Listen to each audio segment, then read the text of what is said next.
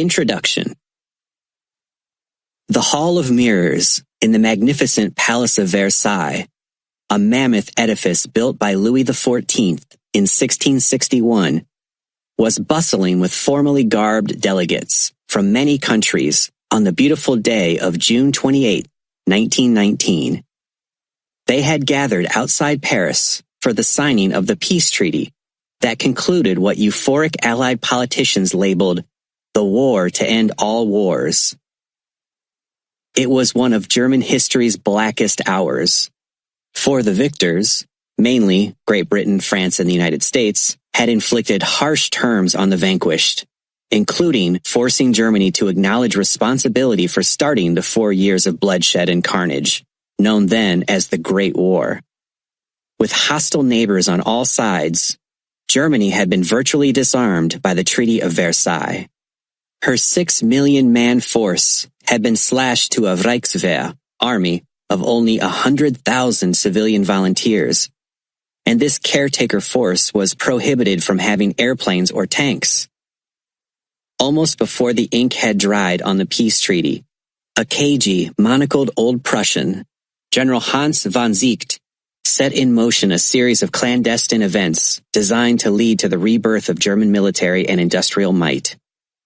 As commander of the Reichswehr, Zicht, known as the Sphinx because of his enigmatic personality, began conspiring to use the authorized 100,000-man force as a cadre for future rapid expansion.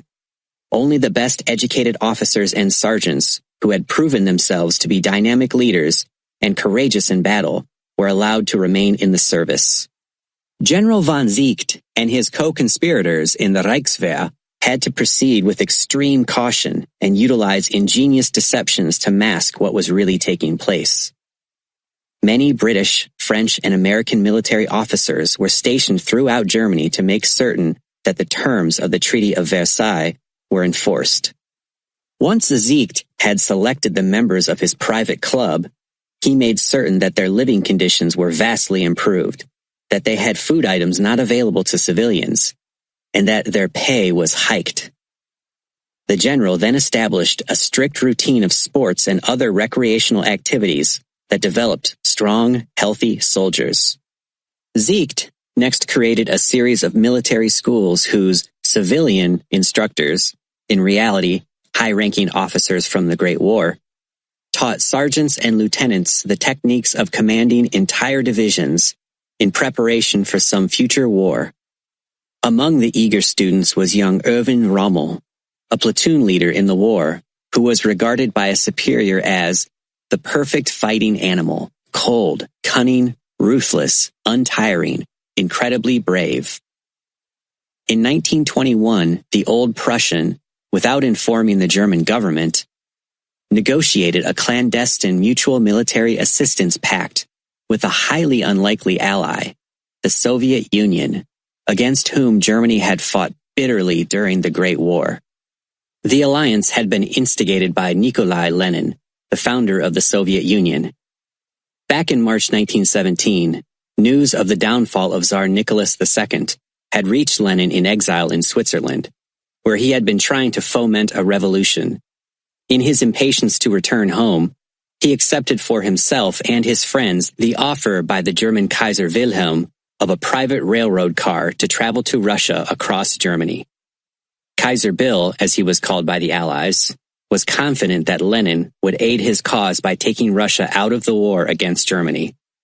But Lenin's own aim was to make not only Russia, but the entire world, Germany included, communist countries. Arriving in Petrograd, as St. Petersburg was then called, in April, Lenin called on the Russian masses to join him in overthrowing the moderate government and replacing it with a communist one.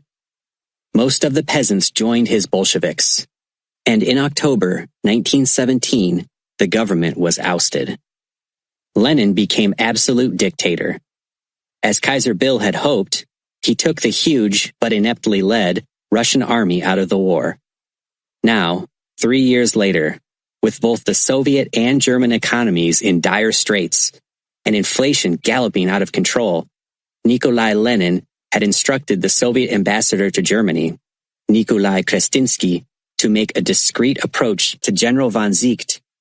The result was the secret alliance between the two nations. If it was not a shotgun marriage, it was certainly one of necessity.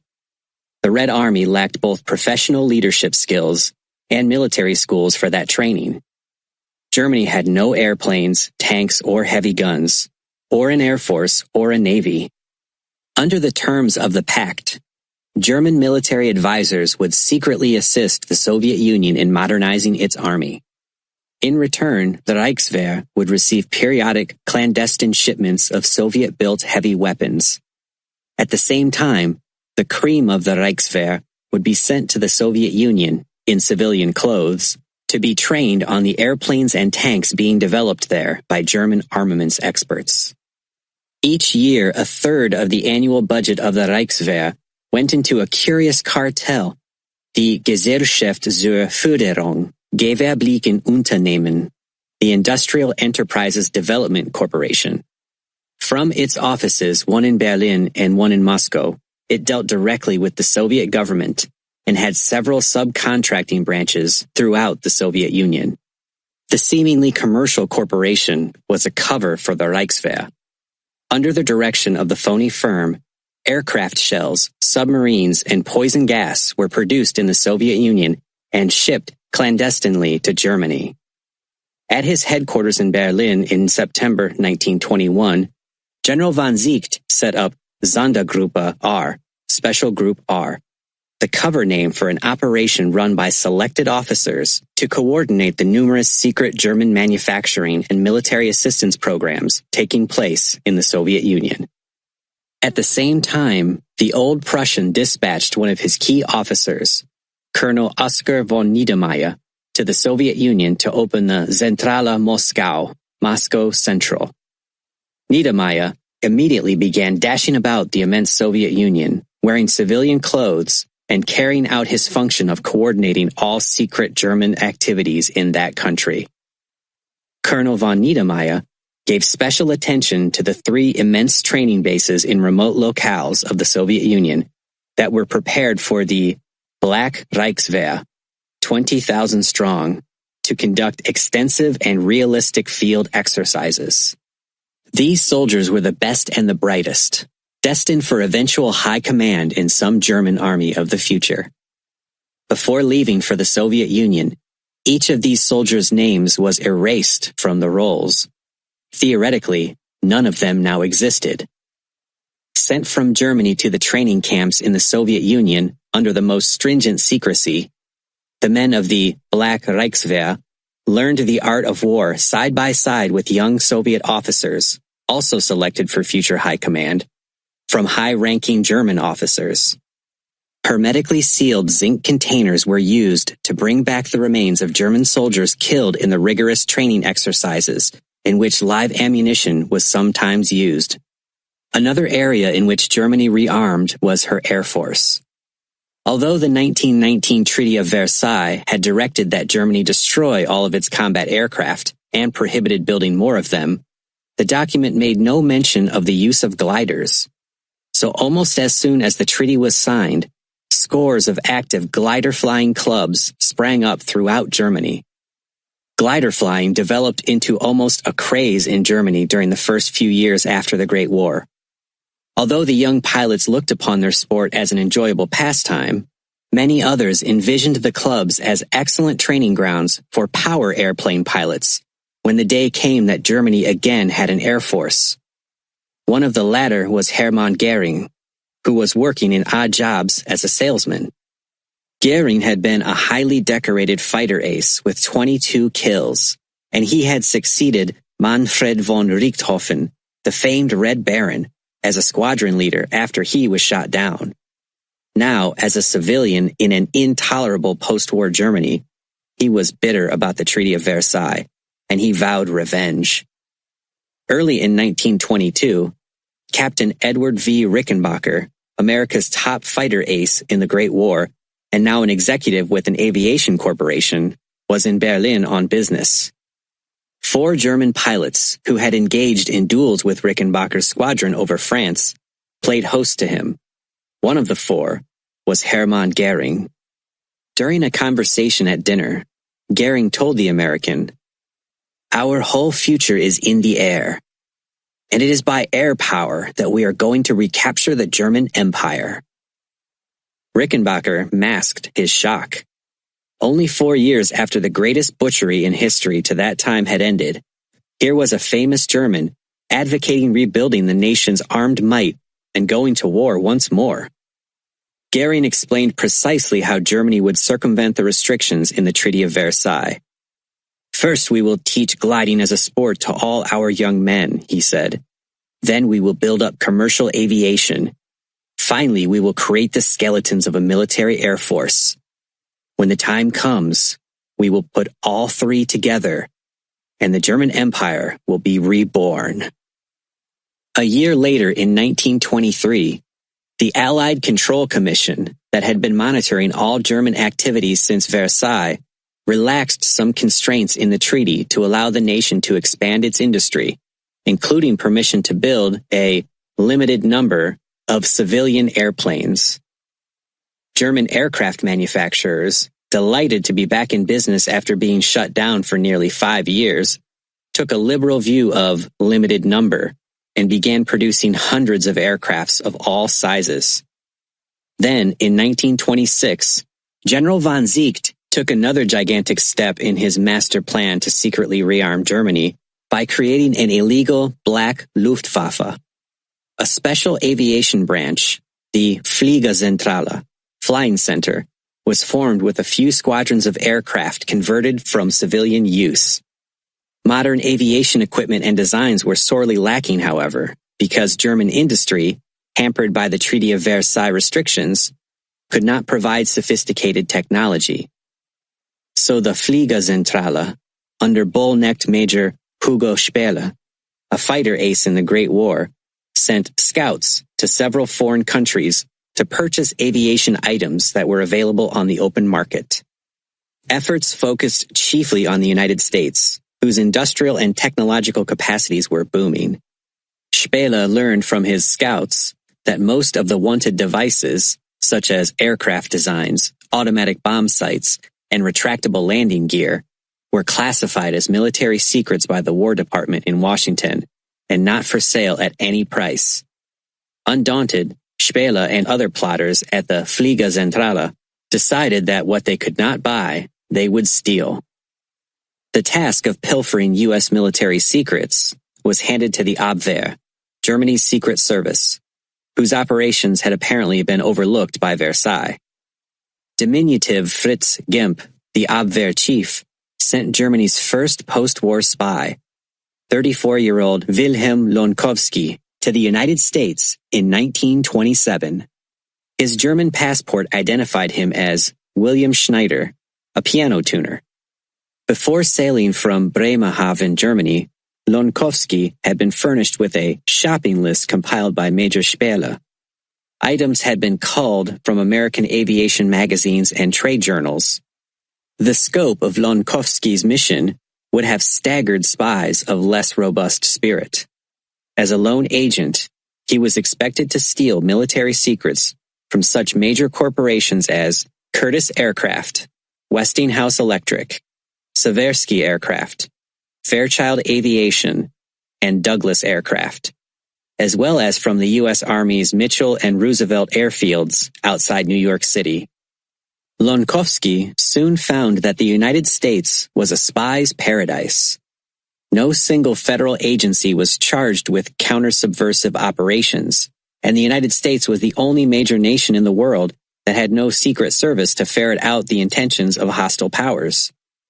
Consequently, unmolested and without fear of detection and arrest, Wilhelm Lonkowski rapidly recruited a network of domestic spies and began reaping a harvest of America's military secrets. Meanwhile, back in Germany, the Sphinx, General Hans von Ziegt, was continuing to use his guile to expand the Reichswehr's clout. Devising a deliberately misleading name, he created the Truppenamt, consisting of 60 of his most capable officers. This group's function was to form a new general staff, which had been outlawed by the Treaty of Versailles. Zicht also used evasive means to make sure that Germany would have a large pool of highly trained reserve officers. He achieved that goal by rotating men through the Reichswehr, thereby keeping its strength at 100,000 at any given time. In the early 1930s, when a new leader, Adolf Hitler, told the world that Germany was no longer bound by the Treaty of Versailles and began rapidly to overtly expand its armed forces, it would have a large, motivated, and skilled officer corps, the best in the world. Meanwhile, halfway around the world from Germany, in the late 1920s and early 1930s, Japan was gripped by a secret movement whose goal was a totalitarian state under absolute military control. Numerous covert groups, of which the Black Dragon was the most notorious, advanced the cause through machinations, murders, and mayhem. In 1927, Japanese military leaders secretly drew up the Tanaka Memorial, a blueprint for armed conquest of the Far East and driving the United States and Great Britain out of the Pacific. The dream of the warlords was called Haku Aichiu, the 8 corners of the world under one roof. Japan had spent many years preparing for the inevitable war in the Pacific. From boyhood, young men were taught how to engage in armed combat. Schools were operated much like military units. Some of the teachers were army officers who lectured the impressionable boys that it was their duty to die if necessary to help Japan fulfill its divine destiny of conquest. From 1931 on, each graduating class at the Japanese Naval Academy was confronted with the final examination question: how would you carry out a surprise attack on Pearl Harbor? On September 30th, 1931, Japanese soldiers planted explosives on the tracks of the Japanese-owned railroad in Manchuria, a large province in northeastern China separated from Korea by the Yalu River. The plot to provoke a war with China failed when an express train raced over the dynamite charge without being blown up. Then the Japanese saboteurs killed several nearby Chinese soldiers, and Tokyo fabricated a story that the Chinese had tried to derail a Japanese train. Based on that fraud, General Senjuro Hayashi, a Haku Aichiu disciple, rushed his army in Korea across the Yalu into Manchuria and seized control of the province. Militarists continued to consolidate their power in Japan by the expedient of getting rid of inconvenient persons. In 1932, a clique of Navy officers murdered 75-year-old moderate Prime Minister Tsuyoshi Inukai. When the Minister of Finance refused to increase funds for the military, he was killed by army officers. In an effort to incite the militarily weak United States into a war, a plot, ultimately unsuccessful, was hatched to murder Hollywood superstar Charlie Chaplin, then visiting in Tokyo, and U.S. Ambassador Joseph C. Grew, a Harvard graduate who devoted most of his time toward keeping Japan and the United States from an armed conflict. All the while, the Japanese warlords had been building one of the mightiest war juggernauts that history had known. Part 1. Heading Toward the Abyss. Sinister plots in the New Germany.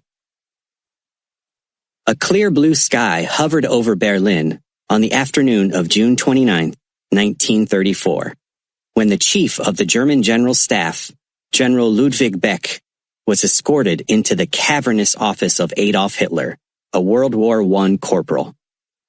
Hitler had seized absolute control of the government after being appointed chancellor 17 months earlier by aging, senile President Paul von Hindenburg. The 54-year-old Beck was highly regarded at home and abroad as the most efficient and humane German soldier of his generation. He had sought the appointment because of mounting evidence that the new German leader was planning on rearming the nation of 80 million persons to launch a war of conquest. In measured terms, Beck told Hitler that he did not intend to build an army to conquer other countries. His purpose was to create an efficient army to defend Germany. Hitler, noted for a quick temper, replied testily, "General Beck, it is impossible to build up an army and give it a sense of worth if the object of its existence is not the preparation for battle. Armies for the preparation of peace do not exist. They exist for triumphant execution in war." Before he departed, Beck told Hitler that another war would become a multi-front conflict that Germany could not survive. Only minutes after returning to the imposing building on the Bendlerstrasse that housed the headquarters of the General Staff, Beck received a telephone call from Admiral Wilhelm Canaris, a cagey and highly productive spy in World War I, whom Hitler had appointed chief of the Abwehr, the German Secret Service, 6 months earlier on Canaris's 47th birthday. A slight, prematurely white-haired man who spoke with a lisp, Canaris was well educated and could speak the languages of Germany's potential enemies, England, France, and the Soviet Union. He, too, feared Hitler was embarking on a warpath that would eventually destroy Germany as a nation. Speaking in guarded tones, Canaris told Beck that the dictator was preparing to launch a purge to wipe out all sources of opposition to his Nazi regime. Among the officers on the hit list were General Kurt von Schleicher, Hitler's predecessor as Chancellor, and Schleicher's close friend and assistant, General Kurt von Breuer, who had once held a high post in the Abwehr. Canaris told Beck that Hitler was convinced that Schleicher was conspiring with the French ambassador to get rid of the Nazi regime by restoring the Hohenzollerns, descendants of the traditional royal family, to the throne of Germany. Beck knew that Hitler's suspicions were well-founded, and he sent a trusted aide to warn Schleicher of the danger. Schleicher, however, seemed unconcerned. At high noon on June 30th, less than 24 hours after Beck had clashed with Hitler, 5 men in civilian clothes barged into General Schleicher's villa. They went to the study where Schleicher was working on some papers, pulled out pistols, and shot the former chancellor. Frau von Schleicher, who had been in another room, rushed to the study. She, too, was shot and killed. 2 hours later, General von Breuer was at the Hotel Adlon in Berlin drinking tea with a French diplomat when a messenger from General Ludwig Beck brought him an envelope with a short note telling him that Schleicher had been murdered. Breuer's face flushed in anger. Turning to the Frenchman, he said with a snarl, "I wonder why the pigs haven't killed me yet." Breuer told his companion that Schleicher was the only man who could have saved Germany. "He was my leader. Now there is nothing for me," he declared. Breuer took a taxi to his home, and just past 5 o'clock that afternoon, he answered a ring at his front door. 2 men whipped out pistols and riddled the general with bullets, killing him almost instantly. Adolf Hitler had launched one of the bloodiest purges that European history had ever known. He realized that war was the last thing most of his generals wanted, and he was convinced that they were conspiring to restore the Hohenzollerns. Hitler had set into motion a series of sinister plots to not only eradicate suspected foes bodily, but also to besmirch their honor. That approach began promptly when the war minister, General Werner von Blomberg, ordered that Schleicher and Breuer were to be regarded as traitors, and that no general or admiral was to attend their funerals. Despite the risk to their careers, or even to their lives, General Ludwig Beck and Admiral Wilhelm Canaris ignored the strict order and dressed in full uniform and carrying Schleicher's medals on silk cushions, they walked behind the cortege to the cemetery. At the gates, they were halted by a group of black-uniformed Schutzstaffel, SS, an elite corps that served as Hitler's bodyguard and was fanatically loyal to him. On August 2nd, 1934, a month after Schleicher and Breuer were branded as traitors and buried, the long senile, 87-year-old President Paul Ludwig von Hindenburg died at his estate in East Prussia. Earlier, Hitler had obtained a political testament from the old warrior that named Hitler to succeed him as president. Now Hitler moved swiftly. He had no interest in merely being president of a great nation. Only minutes after Hindenburg died, Hitler proclaimed himself Führer, supreme leader, and launched a strategy to induce his admirals and generals to swear allegiance to him. No doubt acting on the Führer's orders, War Minister von Blomberg directed all of Germany's generals, some 300 of them, to assemble at 3 o'clock that same afternoon at the foot of the Siegessäule, the towering column of victory in Berlin. Unknown to the high brass, Hitler was preparing to inflict a coup d'etat that would give him total control of Germany and the armed forces. The generals had been told that they were to participate in ceremonies to honor the dead president Hindenburg. Cannons were fired. A band played mournful tunes. There were 2 minutes of silence. Then General von Blomberg stepped forward to take the Fahneneit, the blood oath of the Teutonic Knights.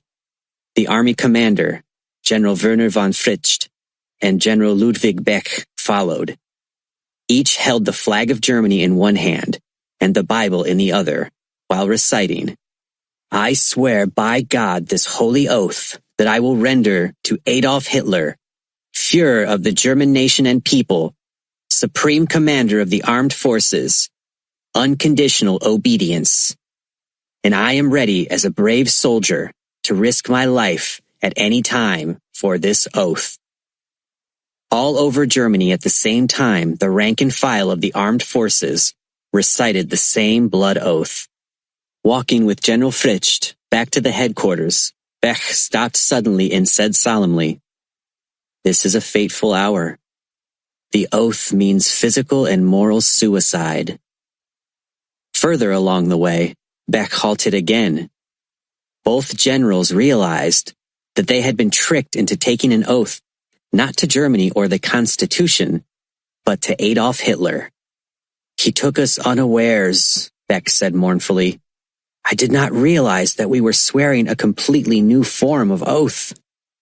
Führer Hitler, in the months ahead, continued to rearm Germany. But to carry out his plans for widespread conquest, he would have to rid himself of all those on the general staff who might oppose him and replace them with those who would do his every bidding without argument or hesitation. Strangely, perhaps, one of the first targets was Werner von Blomberg, the war minister, who had been the first general to be elevated to field marshal by the Führer. Blomberg was known in the officer corps as the Rubber Lion, one willing to bend whichever way the Führer desired. In December 1937, Blomberg, 59 years old and a widower, asked Hitler's permission to marry a 26-year-old typist. The Führer gave his blessing and was a witness at the wedding ceremony. Blomberg and his new wife departed for a honeymoon on the romantic Isle of Capri. A longtime crony of Hitler, General Hermann Goering, immediately began to hatch a scheme to oust the war minister. Known behind his back as Fat Hermann, Goering deeply coveted Blomberg's job.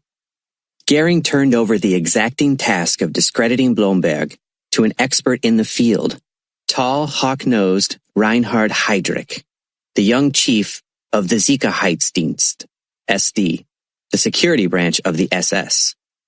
Brilliant and with the instincts of a barracuda, the highly ambitious Heydrich and his underlings began poking into Blomberg's private life and found that he was quite fond of women.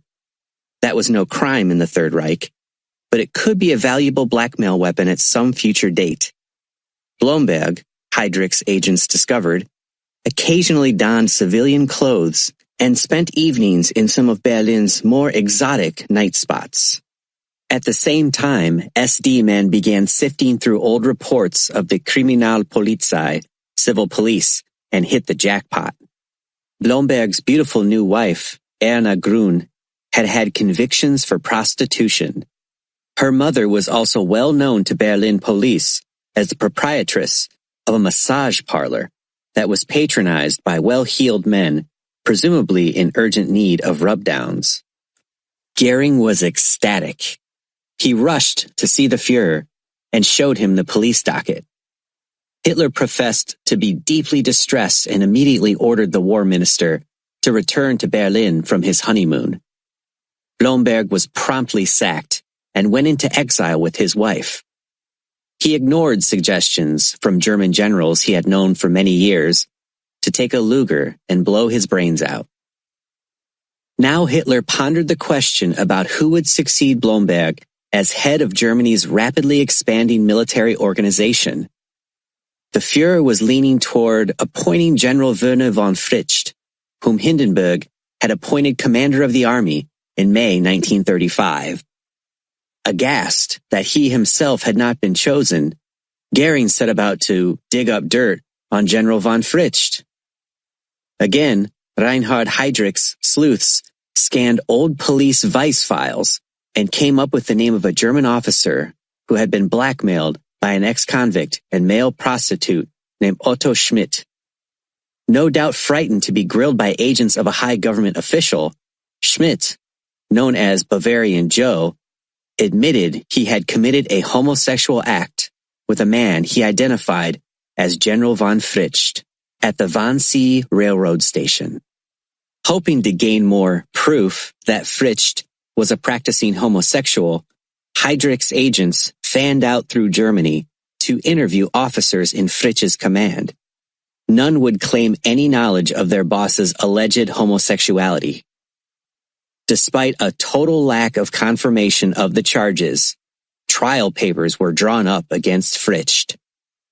Learning of the trumped-up charges, Fritsch was apoplectic, and he demanded an immediate interview with the Führer. Unknown to the general, Hermann Goering had arranged for Bavarian Joe to be present. In the library of the Reichskanzlei, Chancellery, Bavarian Joe repeated his story in front of a frowning Hitler. Schmidt had been well coached. The notorious ex-convict claimed that an elderly gentleman wearing a monocle, a short coat with a fur collar, and carrying a silver-headed cane entered the railroad station. In the lavatory, Bavarian Joe picked up the military officer and went with him to a nearby dark lane, he claimed. Fritsch protested that he had not been in the Wannsee railroad station for many years and that he had never owned a silver-headed cane. A soft-spoken man, innocent of political throat-cutting, Fritsch played right into Goering's hands by not reacting violently to Bavarian Joe's story, the only evidence against him. Consequently, Hitler immediately sacked the high-ranking general. When it was later discovered that Bavarian Joe's true client had been an obscure cavalry officer with a similar last name, Achim von Frisch, the Führer refused to restore the disgraced general to his former rank. Meanwhile, Hitler vastly reorganized the armed forces to make certain that when he was ready to go to war, the general staff would have to comply to orders without argument. The Führer created the Oberkommando der Wehrmacht, OKW, the supreme command of the armed forces. All unit staffs would be subordinate to the OKW. Hitler took the title of Supreme Commander. His two top aides were both Führertreu, totally loyal to him. They were General Wilhelm Keitel, who would be Hitler's chief of staff, and General Alfred Jodl, who was designated to be Hitler's chief of operations. On February 4th, 1938, Radio Berlin, which, like every institution in Germany, was controlled by the Führer, broadcast a long statement from the Oberkommando der Wehrmacht. Field Marshal von Blomberg and General von Fritsch had retired for health reasons, it was stated. Then the names of 35 other illustrious generals, who may not have been considered Führertreu by Hitler or Hermann Goering, were read by the announcer. They, too, had gone into early retirement because of health reasons. Word of the failing health epidemic that had riddled the ranks of Germany's generals was flashed throughout the world by the newswire services. In the capitals of Europe, it was clear, through a series of crafty schemes and ruthless maneuvers, the Führer had gained total control of 80 million people and the now powerful Army, Navy, and Luftwaffe. Burglars call on a Japanese spy master. Lieutenant Commander Ellis M. Zacharias, who was assigned to the Office of Naval Intelligence, ONI, in Washington, D.C., had become convinced that Imperial Navy Captain Tamon Yamaguchi was the Japanese espionage leader in the United States. Yamaguchi, the Japanese military attaché, was suave and charismatic. He spoke English fluently and seemed to enjoy the social life in Washington. Because of his suspicions, Zacharias made it a point to have personal contact with Yamaguchi as often as possible. On one of these occasions, in January 1936, Zacharias and his wife were guests at a gala party given by Yamaguchi in the Chinese room of the ornate Mayflower Hotel. Sipping casually on a cocktail, the 44-year-old Zacharias, one of the few Jewish Naval Academy graduates of his generation, noticed that two German military attachés, Vice Admiral Robert Withoff Emden and Lieutenant General Friedrich von Botica, had become quite friendly with Yamaguchi. This development surprised the ONI sleuth.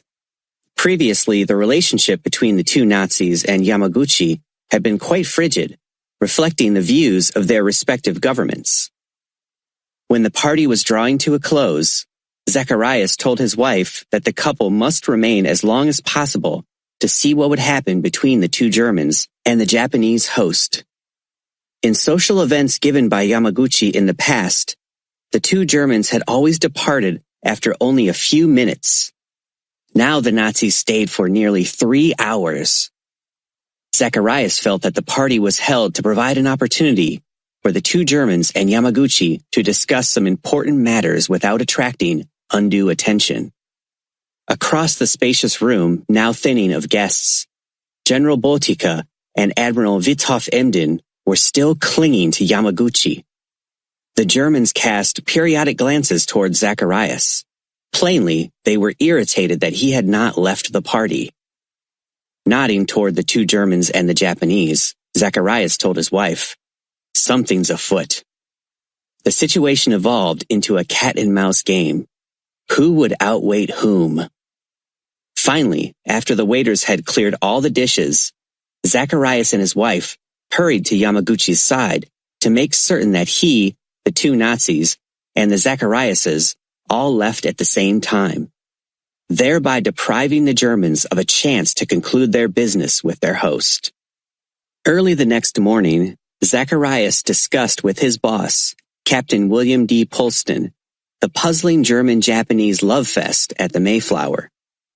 Because the principal mission of military attachés at embassies is to be espionage agents, the ONI officers agreed that the German and Japanese intelligence agencies were now working in close alliance.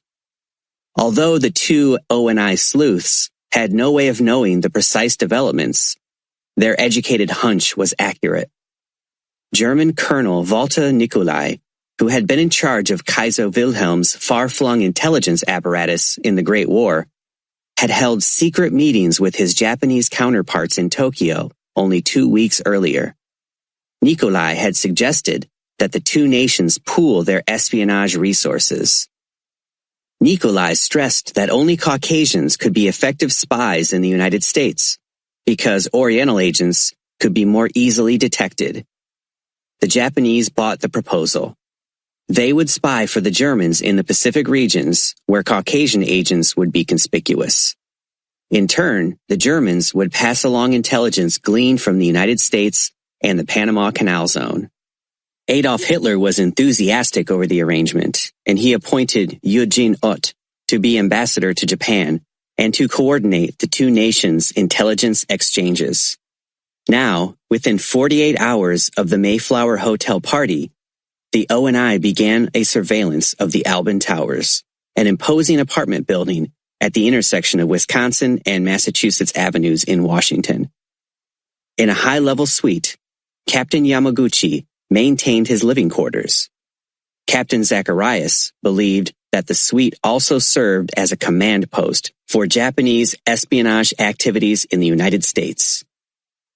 On the first night of surveillance, ONI technicians, huddled in an enclosed truck parked near the Albin Towers and using electronic devices, picked up mysterious noises somewhere in the building. Zacharias concluded that these sounds were being generated by a machine that encoded messages to be sent to Tokyo by sacrosanct diplomatic courier pouch or by radio transmittal.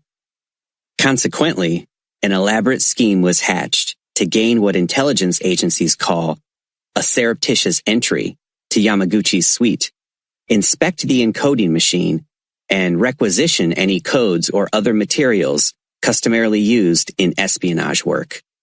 A major concern was that Yamaguchi might be home and catch the ONI cat burglars in the act, thereby igniting a major hullabaloo between the governments of Japan and the United States. Zacharias came up with the perfect answer. He and Mrs. Zacharias would invite their good friend Yamaguchi to have dinner at their home in suburban Washington on the night scheduled for the caper. When Yamaguchi, smiling and courteous as always, arrived at the Zacharias residence, the ONI officer excused himself, went into another room, and telephoned his headquarters. He recited one code word that meant the Japanese had arrived and the burglars could go to work. Meanwhile, earlier in the evening, Navy Lieutenant Jack S. Holtwick, a cryptanalyst, one who breaks codes, and a Navy radio expert named McGregor, donned civilian electricians' outfits. Then they drove to the Albin Towers in a van with the name of a phony firm painted in large letters on the side. Explaining to the doorman that they had been called by a tenant, the two men took an elevator to Yamaguchi's floor, tiptoed down the corridor to his suite, and listened for any sound that might indicate there were armed guards inside. Working swiftly and with ears tuned to any noise that might mean the approach of someone, the two intruders used a special instrument to open the door without leaving a telltale mark. They conducted a thorough search, being careful not to betray their presence by moving objects. No electronic encoding device was found. After pocketing numerous documents from Yamaguchi's desk, hopefully he would believe he had only misplaced them, the electricians took the elevator to the lobby, walked past the bored doorman, and drove off in their van. The source of the ominous clicking noises in the building continued to mystify Zacharias.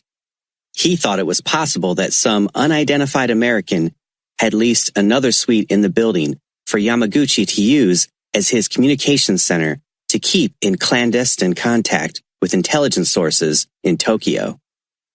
ONI continued its surveillance of the Albin Towers, and it became clear that Yamaguchi's suite was now the command post for the combined Japanese-German espionage alliance in the United States. Several months later, on November 25, 1936, the cozy relationship between Adolf Hitler's Nazi Germany and Emperor Hirohito's Japanese Empire became publicly known. In an elaborate ceremony in Berlin, Japanese and German diplomats signed what was called the Anti-Comintern Pact, binding both nations to counter what was described as subversive activity all over the world. 2 years later, Taemon Yamaguchi was called back to Tokyo, promoted to Rear Admiral, and assigned to the Navy Ministry as a principal aide to Admiral Isoroku Yamamoto, chief of the combined Imperial Fleet. In that capacity, Yamaguchi played a key role in developing a top-secret project, a sneak attack on the U.S. Pacific Fleet at Pearl Harbor, Hawaii. 10 moles in Hitler's high command. Switzerland, a small country high in the snow-capped Alps, and with a population of some 5 million, is a land of beautiful scenery. The calm, hard-working people produce the world's finest watches and raise the choicest cows. But their most precious asset is their neutrality. The Constitution of the Swiss Federation dictates absolute impartiality in case of any war in which their own country is not invaded. Because Switzerland had for decades been an island of peace and is located in the cockpit of continental Europe adjoining the great powers, Germany, France, and Italy, it became a mecca for spies for many nations beginning in the late 1930s.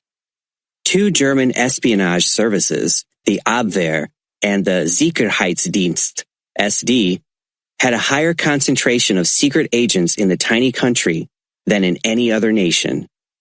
Leaders of these two competing German spy agencies had, quite correctly, presumed in advance that any internal opposition to Adolf Hitler and his regime would center in Switzerland. Therefore, these organizations established branches in Stuttgart, 80 miles north of the Swiss border, to deal specifically with matters in Switzerland. The secret offices in Stuttgart had 20,000 files on Swiss citizens who might be of use to the Third Reich. Each year, emissaries from Stuttgart slipped into Switzerland and recruited agents who were trained in the Reich and then sent back to their own country to enlist accomplices. At the same time that Nazi espionage agencies were beefing up their operations in Switzerland, Alexander Radolfi, a respected Hungarian geographer, arrived in Geneva with his wife, Helena. He told neighbors that he was seeking a new challenge, and the couple opened a map publishing business, GeoPress. Actually, the company was a cover. Radolfi was a colonel in the Soviet army, and he had been sent to Geneva with instructions to build a large espionage network in Switzerland to report on rapidly rearming Germany. Born in Hungary, but trained at Sikh-Joidnya, a school operated by the Soviet intelligence service just outside of Moscow, Rado, as he was known to friends, had spent the past few years working for the Comintern, the Soviet Communist Party leadership, fomenting revolutions in Hungary, Poland, Czechoslovakia, and Germany. Rado's primary source of intelligence during his early months in Switzerland in 1937 was a keen-witted spy, Otto Punta, codenamed Pakbo, who had set up his own small espionage net, Rot, in southern Germany with natives hostile to the Nazi regime. A former Swiss journalist, Punta had been a staunch communist secret agent since July 10, 1930, when he had taken part in an airplane flight over Milan, Italy. Thousands of printed pieces denouncing the new dictator there, Benito Mussolini, had been scattered over the city. A couple of years after Rado settled in Geneva, another Soviet agent, Alexander A. Jim Foote, came to the city. 33 years of age, he was a big man, 6'3", handsome and charming. An offspring of a comfortable British middle-class family, he had been a failure in several business enterprises and blamed everyone but himself. In 1936, when the Spanish Civil War had erupted, pitting the loyalist army of the existing regime against the rebel nationalist forces of Generalissimo Francisco Franco, who was provided arms, funds, intelligence, and volunteer German combat units by Adolf Hitler, Foote had finally found a cause worth fighting for. Within weeks, he was near Madrid as a member of the British battalion of the Communist International Brigade on the side of the current government. With the Spanish regime collapsing in September 1938, Foote returned to London and was invited to the Communist Party headquarters on King Street. There he received a surprise. Douglas Springhall, who had been the political commissar of the International Brigade in Spain, had strongly recommended him for a special post working as a spy for the Soviet Union in Switzerland, with Germany as his main target. Foote had wanted to be a secret agent since boyhood, so he eagerly accepted the offer and was given instructions. He was to be outside the General Post Office in the Rue de Mont Blanc in Geneva on October 10, 1938. He was to wear a white scarf around his neck and hold a leather belt in his right hand. At noon, a woman would approach and ask him the time of day. In one hand would be an orange, and in her other, a green parcel. Foote's contact turned out to be the alluring Ursula Schultz, codenamed Sonia, a German-born Jewish woman who had been directing her own small Soviet cell operating from Switzerland against Germany since 1936. A tall, shapely, attractive woman of 35, she resided with her 2 children and a housekeeper in a large villa at Caux, an upscale resort overlooking Lake Geneva in the western tip of Switzerland. Sonia lived in comfort on her monthly salary of 1,000 Swiss francs, the equivalent to about $3,500 in 1999, paid by Soviet intelligence. Concealed from random eyes, a long aerial of her transmitter receiver was set up in the garden, and the set was concealed in a bread box in her dining room. She broadcast to Moscow at regular intervals every 2 weeks and received information from a handful of her agents in Germany. Sonia gave Foote the hefty sum of 2,000 Swiss francs, then ordered him to travel to Munich in southern Germany, search out useful military information, and return to Geneva in 3 months. On January 10, 1939, they rendezvoused, this time in front of the post office in Lausanne. The Englishman was bursting with excitement. He had discovered that when Adolf Hitler was in Munich, the birthplace of the Nazi Party, he often dined at Osteria Bavaria, a chic restaurant near Karlsplatz. Why not have someone set a time bomb and blow up the Führer? Sonia was shocked. Hitler was always so closely guarded that the perpetrators most certainly would be detected, probably resulting in the Soviet spy network in Switzerland being unmasked and its agents in Germany caught and shot. After cooling his assassination scheme, Sonia told Foote to go back to Munich. She said that one of her agents would contact him in April and give him more funds. At the designated place, Foote was surprised to see that his contact was an old friend, William Phillips, also an Englishman. The two had served together during the Spanish Civil War in the International Brigade. 3 months later, in August 1939, Sonia ordered her 2 British spies to return to Switzerland. Rumors were rampant that Germany was preparing to go to war soon. Meanwhile, 2 middle-aged men in civilian clothes got off a train in Lucerne, Switzerland, and went to the home of an old friend, Rudolf Rosler. The visitors were German generals who, along with 8 other high-ranking officers in the Oberkommando der Wehrmacht, High Command, in Berlin, were engaged in a conspiracy to prevent Adolf Hitler from carrying out his plans for widespread conquest in Europe. Rosler, a soft-spoken, slightly built man whose horn-rimmed glasses gave him an owlish facial appearance, had fought as a teenager in the German army in the Great War and been honorably discharged as a corporal.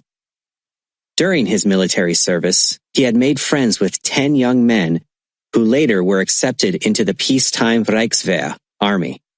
5 of them, including the 2 who were now visiting Rosler in Lucerne, had risen to the rank of general in the German army, while the others had become colonels and majors. Unlike his friends, Rosler had chosen not to be a career officer because he abhorred violence. Instead, he became a pacifist and viewed with deep concern the rise of the brown shirts, as the early Nazis were called, under the firebrand former army corporal Adolf Hitler. Rosler decided he would do all he could to awaken the Herrenvolk, German people, about the danger of Nazism. So he took a job as a reporter with the Augsburg Post-Zeitung and wrote scathing articles about the brown shirts. Soon he became a marked man. All the while, he was meeting with his 10 old army friends and discovered that they, too, were deeply alarmed about the rise of Nazism. In the summer of 1934, 18 months after Hitler became Chancellor of Germany and began cracking down on his enemies, 36-year-old Rudolf Rosler and his wife Olga, a pretty woman much younger, had fled to Switzerland. In Lucerne, he established a book publishing firm, Vita Nova, New Life. Now the two German generals in disguise got right to the point. One of them told Rudolf Rosler, "War will break out in a matter of weeks." They urged their old friend to play a key role in the conspiracy to keep Nazism from spreading throughout Europe by force of arms. The generals explained that the 10 conspirators could readily obtain in advance the Führer's strategies because they were among the officers whose job it was to draw up the plans. One of them in Rosler's home was the top aide of General Erich F. Fjellgiebel, who was the Wehrmacht's chief of communications. So the aide had ongoing access to the huge broadcast center of the Oberkommando der Wehrmacht in Berlin, where there was almost incessant noise from the nearly 100 transmitter receivers. The wireless operators simply sent thousands of coded messages and likewise jotted down, with no knowledge of their meaning, the deluge of dots and dashes they received. One general explained to Rosler that the Berlin moles wanted to radio him top-secret information. The conspirators would always do the encoding, so the wireless operators would never suspect anything. "Give the information away or sell it as you see fit," one visitor said, "but preferably to the staunchest enemies of Hitler and Nazism." Rosler pondered the proposal for several moments, then solemnly agreed to it. At great personal risk, the two generals had brought with them to Lucerne a small trunk containing the newest design shortwave radio. The transmitter receiver was in many parts, as each component had been sneaked out of the Wehrmacht Communications Center in Berlin. Did Rosler have a friend in Switzerland whom he could trust to assemble the pieces and who knew Morse code well enough to be his operator? Rosler knew just the man, a German national, Christian Schneider, who was passionately anti-Nazi. "Das ist gut," one general said. Before leaving, the visitors turned over codes and procedures for regular communications between the 10 moles in the German High Command and Rosler in Lucerne. Now Rosler was confronted by the most momentous decision of his life. To whom should be given the mass of secret intelligence that would soon be pouring over the radio into his home? Should he discreetly make the rounds of Allied embassies, his wares in a briefcase? No diplomat would take him seriously. He finally decided that his priceless intelligence would be offered to his adopted country, Switzerland.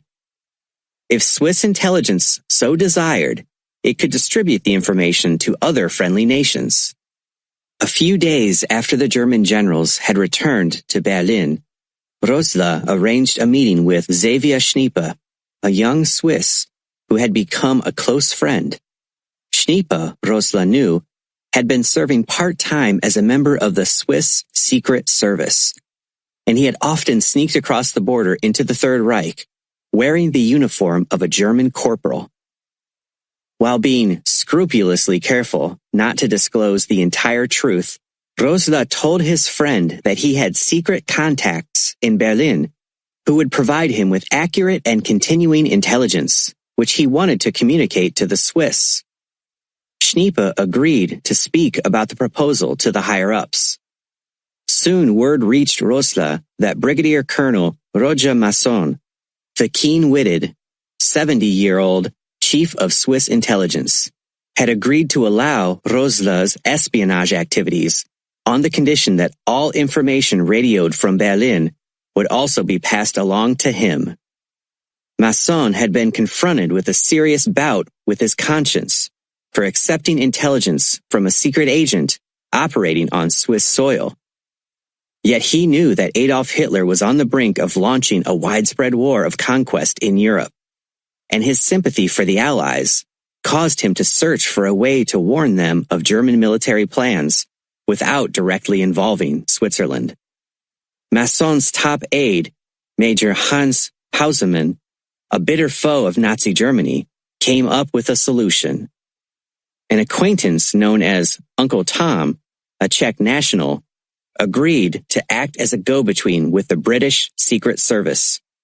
Actually, he was Colonel Tomasz Sedlacek, who would continue in that undercover role for more than 5 years.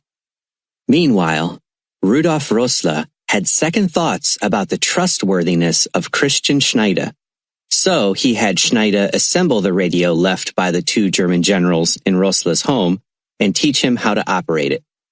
He himself would send messages to and receive them from the co-conspirators in Berlin.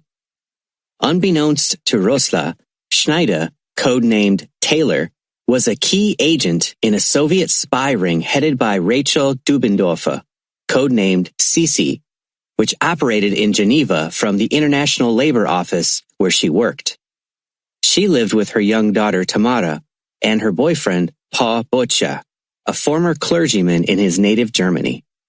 Early in May 1940, the conspirators in Berlin radioed Rossler that Hitler was about ready to launch Case Yellow, a massive invasion of France, Belgium, and the Netherlands.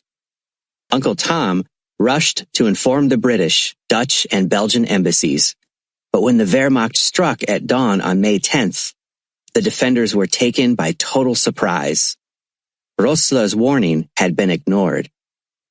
In only 6 weeks, the powerful German juggernaut conquered much of Western Europe and was poised to leap the British Channel and invade nearly defenseless Great Britain.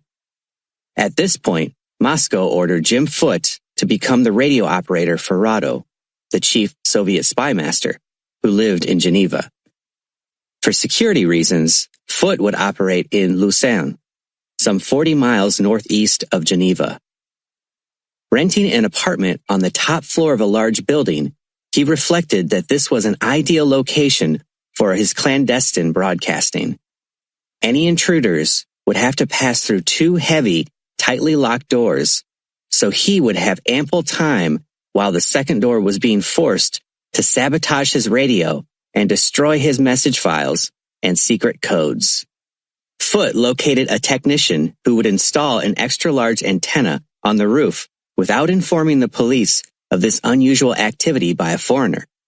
The oversized aerial was crucial for him to contact Moscow. Foote achieved his goal by convincing the installer that he was an eccentric British millionaire trapped in Switzerland by the outbreak of war who wanted to pick up the news broadcasts on BBC Radio from London. There was another reason why Foote needed the large aerial: to ensure that his messages could reach London. While masquerading as a staunch communist, he actually was a double agent employed by the British Secret Service to penetrate the Soviet espionage networks in Switzerland and to radio London with information about Nazi Germany. Back in 1938, after returning to London from fighting in the Spanish Civil War, Foote had soured on communism, so he had contacted Claude Dancy, deputy chief of MI6, the British Secret Service responsible for overseas operations, who recruited him as a spy. When Dancy instructed him to accept the offer made by the Communist Party headquarters on King Street to ostensibly work for the Soviet Union in Switzerland, Foote had become a double agent. In November 1940, Foote's boss in the Soviet spy ring, Sonia, told him that she had fallen in love with her other British agent, William Phillips, and the two were going to London to live. Foote was stunned. He knew that the highly efficient British counterintelligence service painstakingly screened anyone entering the country, so he drew a startling conclusion. Sonia and Phillips had also been working for the British as double agents. 3 days before Christmas, the couple left for England by way of Lisbon. In the meantime, at Lucerne, Rudolf Roessler had been getting a steady flow of high-grade intelligence from his Berlin friends. A few days after Christmas 1940, he received a blockbuster message, spread out over a period of 48 hours. It took him 12 hours more to decipher it. When his work was done, he had a complete copy of Operation Barbarossa, Hitler's planned invasion of the Soviet Union. The attack was to kick off in the spring of 1941.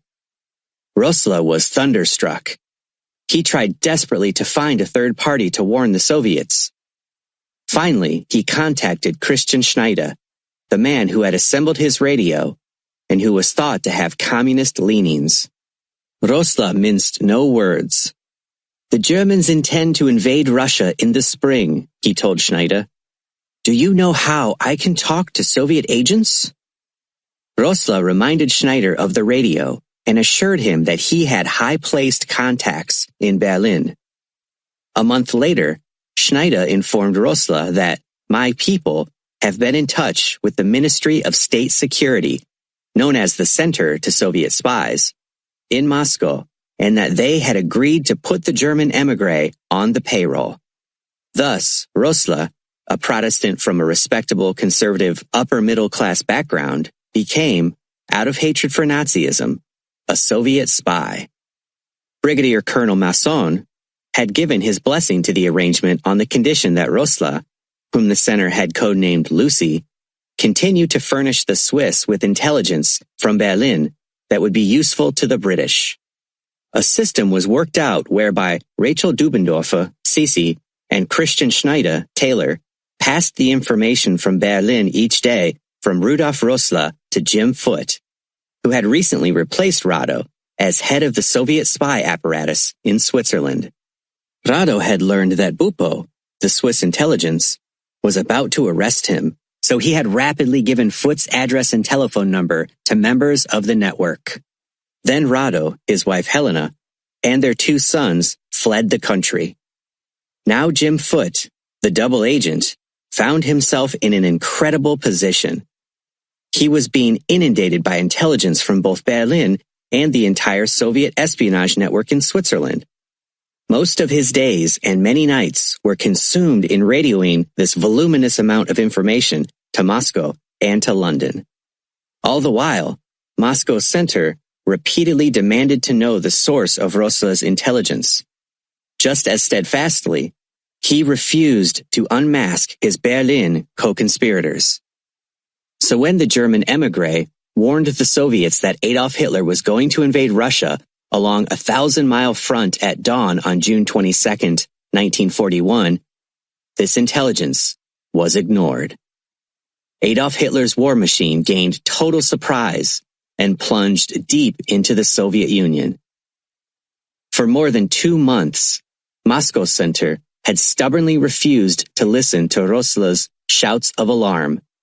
Now, 24 hours after the Wehrmacht struck, he had gained instant credibility, and the center offered him more money than it had ever paid a secret agent. A monthly salary of 7,000 Swiss francs, about $16,000 US in 1999. During most of the remainder of the war, Roessler, through his superbly placed contacts, supplied the intelligence that permitted Joseph Stalin's army to stay one crucial jump ahead of the Wehrmacht.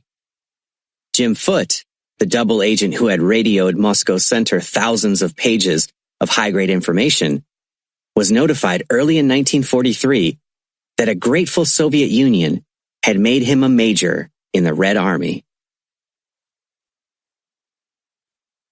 A scheme to declare Hitler insane.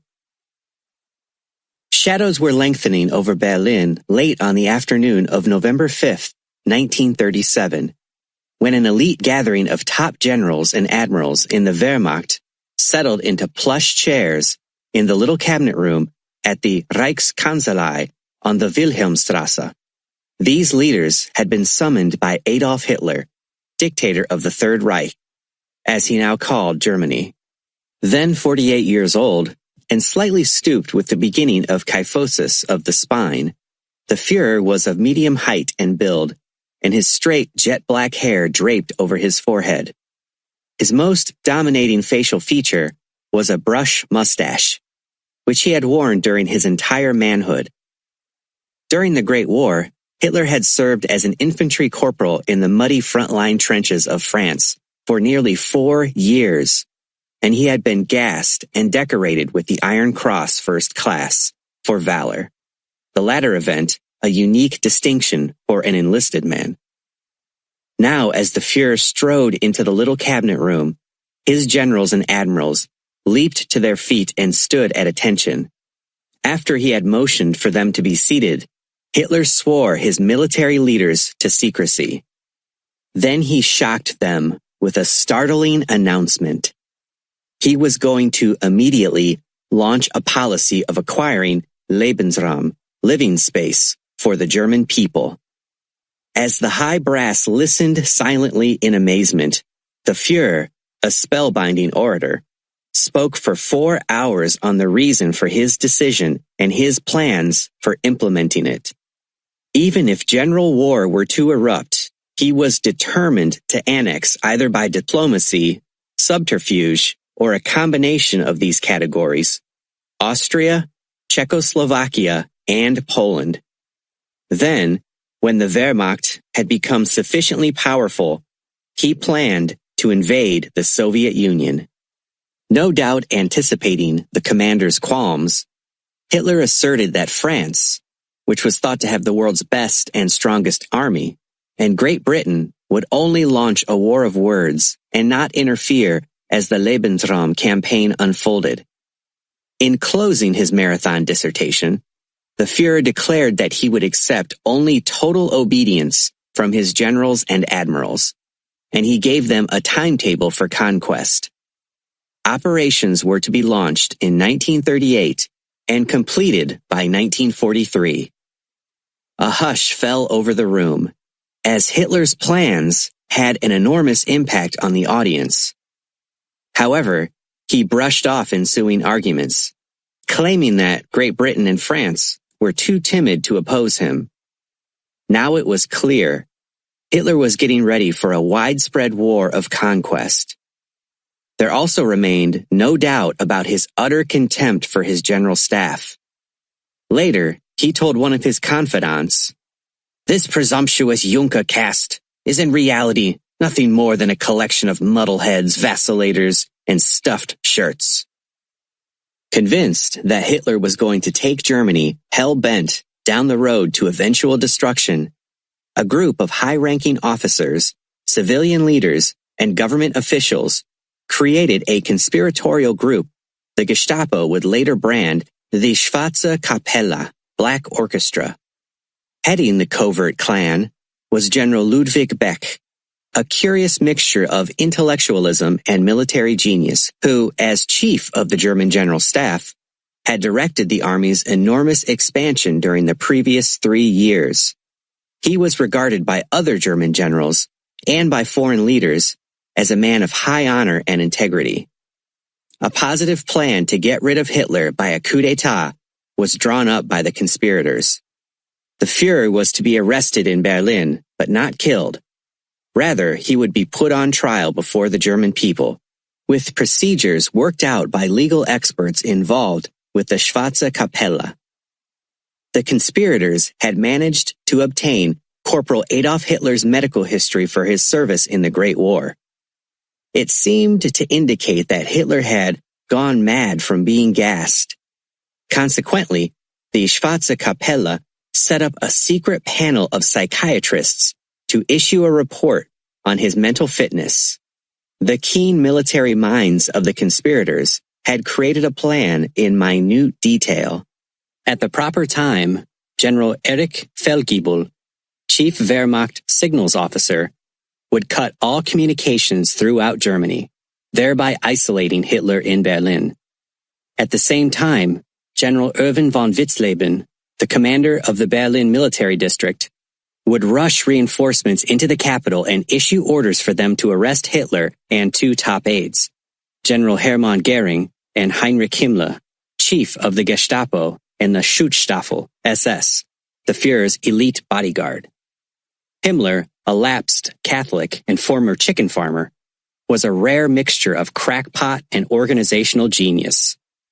As commander of Hitler's SS bodyguard and the Gestapo, he would have to be neutralized if the conspirators' plot were to succeed. Hitler, Himmler, and Goering and other Nazi leaders were to be rushed southward to Bavaria by a heavily armed contingent of General Witzleben's soldiers and locked up securely in the dungeon of an ancient castle near Munich. At his trial, according to the established scenario, Hitler was to be exposed as criminally insane and unfit to hold the office of Führer. His madness had prompted him to create grandiose plans for world conquest that would destroy Germany forever as a nation. Once the trial judges ruled that Hitler was insane, he would be safely ensconced with heavily armed guards around the clock in a mental institution. Then a civilian of prominence and respectability, not yet selected, was to form a new German government along democratic lines. Now the leaders of the Schwarze Kapelle were confronted by a knotty problem: when to strike. Although German generals and admirals were almost unanimous in their contempt for the one-time army corporal, they were confronted by the fact that Hitler had the undeniable love and trust of most of the Herrenvolk and the support of the rank and file of the Heer army and Kriegsmarine navy. Titans of industry also were firmly in the Führer's corner. His huge military buildup was making arms manufacturers extremely wealthy men of enormous influence. Reluctantly, the Schwarze Kapelle decided to bide its time, waiting for Hitler to perpetrate some sort of disaster that would turn many of the German people against him. The blonde beast's ruse backfires. Seated at his desk in Berlin in March 1937, Reinhard Heydrich, at age 33, a general in the elite Schutzstaffel, SS, and one of the Third Reich's most powerful figures, was poring over a report he had just received from Nikolai Skoblin, a former general in the Russian White Army who was now an agent in Paris for the Sicherheitsdienst, SD. Brilliant and ruthless, Heydrich was chief of the SD, the intelligence branch of the black-uniformed SS, Adolf Hitler's private army. Skoblin said in his report that a Soviet group, led by Mikhail Tukhachevsky, the Red Army's youngest marshal, was conspiring to assassinate dictator Joseph Stalin. Heydrich mulled over the startling disclosure, then hatched a plot to convert the scheme into a highly favorable scenario for the Führer, Adolf Hitler. Documents would be skillfully concocted to make it appear that the Soviet generals were conniving with German generals to murder Stalin. The evidence would then be planted in the Kremlin. Then the Führer and the other top Nazi officials could watch gleefully from afar as Stalin wreaked bloody revenge on the conspirators. Moving with typical alacrity, General Heydrich gave the task to a trusted aide, Alfred Naujoks, who had been assigned to many of Heydrich's most brutal missions, including kidnapping and murder. Naujoks rapidly collected a group of skilled forgers, several of whom had served prison terms for practicing their trade. Near Berlin, Naujoks located an engraver who could precisely reproduce signatures, in this case, those of Soviet officials. From musty archives, team members obtained copies of correspondence from the past 15 years when the Soviet and German armies had secretly collaborated to reach rearmament goals. Within a few weeks, Naujoks and his task force had produced a thick file of damning evidence, all fraudulent. There were typed documents containing signatures of top Soviet military leaders and government officials, notes scribbled in longhand in the margins of the reports, and secret stamps and seals to inject bureaucratic authenticity. Meanwhile, SD agents planted hints about the plot to murder Stalin with sources that would assure that the information reached the ears of the leaders of the NKVD, the Soviet intelligence agency. Reinhard Heydrich's devious scheme worked to perfection. When sources friendly to Moscow disclosed that the dossier could be had by the NKVD for a heavy price, Stalin's Secret Service operatives sneaked into Berlin and paid for the phony dossier. Heydrich, whose ruthlessness had earned him the nickname of the Blonde Beast among German officers, soon learned that his endeavor had achieved its purpose far beyond his wildest expectations. Stalin ordered the execution of not only young Marshal Mikhail Tukhachevsky, but also of 7 other generals. Later, 7 of the 9 judges who had presided at the trial of the doomed officers were also murdered. But these actions were only the beginning. Before the wave of executions of Red Army military men had concluded, the death toll reached 30,000, including 3 of every 5 marshals. The highly ambitious Reinhard Heydrich regularly kept Adolf Hitler informed about the ongoing bloodbath that Stalin was inflicting. Because the Führer's plans called for the eventual invasion and conquest of the Soviet Union to wipe out the menace of communism, the leader of 90 million Germans showered his disciple with praise for the clever machination that greatly weakened the Red Army. Neither Hitler nor Heydrich would live to learn that it had not been Stalin, but the Blonde Beast who had been victimized by the Soviets' own crafty ruse. After the war, evidence would be uncovered disclosing that Stalin had been planning to launch the bloodbath against the Red Army leaders many weeks before Naujokt's forged dossier reached the Kremlin. Moreover, Nikolai Skoblin, the former White Russian army general who had triggered Heydrich's scheme, was actually a double agent for the NKVD. Did his generals sabotage the Führer? On March 11, 1938, Hitler announced the Anschluss, the union of the Third Reich and Austria, whose 8 million people were largely ethnic Germans. General Ludwig Beck, the Schwarze Kapelle leader, issued orders for the invasion of Austria to army and SS troops assembled at the locale where the Danube and Inn rivers join. Hitler's plan was for the invading force to fan out over Austria to establish constitutional conditions.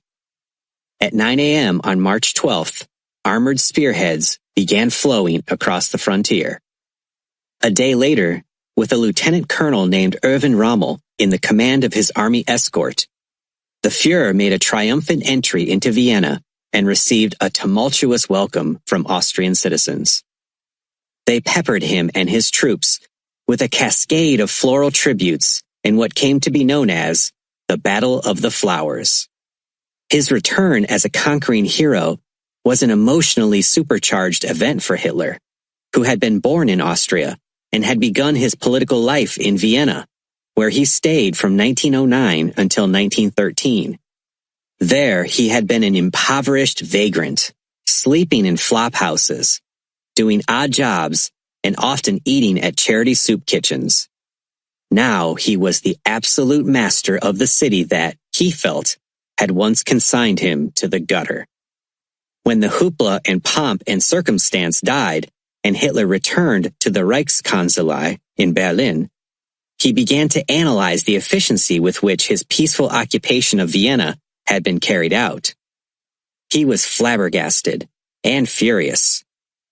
Although the German officers who had drawn up the tactical plan were highly skilled in their profession, the operation had, in fact, been botched. The main road leading from Salzburg to Vienna had been littered with tanks and trucks that had broken down en route, and there had been confusion at times in the armored spearheads. Had the weak and outgunned Austrian army resisted, the Führer might well have suffered an embarrassing setback that would have opened the door for the Schwarze Kapelle to launch its scheme to get rid of him. The entire invasion indicated sabotage. Only the barrage of flowers from wildly enthusiastic Austrians, instead of shells and bullets, may have saved the day for the Führer, who was now a greater idol than ever in Germany. Her Serene Highness plots with Goering. A Teutonic Falstaff, tipping the scales at 290 pounds, General Hermann Goering was known behind his back as Der Dicke, Fatty. He had been Führertreu, extremely loyal to Hitler, since hearing the future leader of Germany speak in 1922 in a Munich beer hall. However, he was secretly aghast over his leader's plans for conquest. On February 4, 1938, Adolf Hitler announced that he was taking over as commander of Germany's armed forces. His jawbreaker title would be Der Führer und oberster Befehlshaber der Wehrmacht des Großdeutschen Reichs. At the same time, he rewarded his faithful right-hand man Goering with the rank of Field Marshal. Through ruthless manipulations, Der Dicke had become one of the Third Reich's wealthiest men. No one, of course, dared complain about his sharp financial practices, and Hitler was too busy to notice. With the shameless use of government funds, Goering converted a former imperial hunting lodge on 100,000 acres, 25 miles north of Berlin, as his personal residence and playground. He called his estate Kattenhol.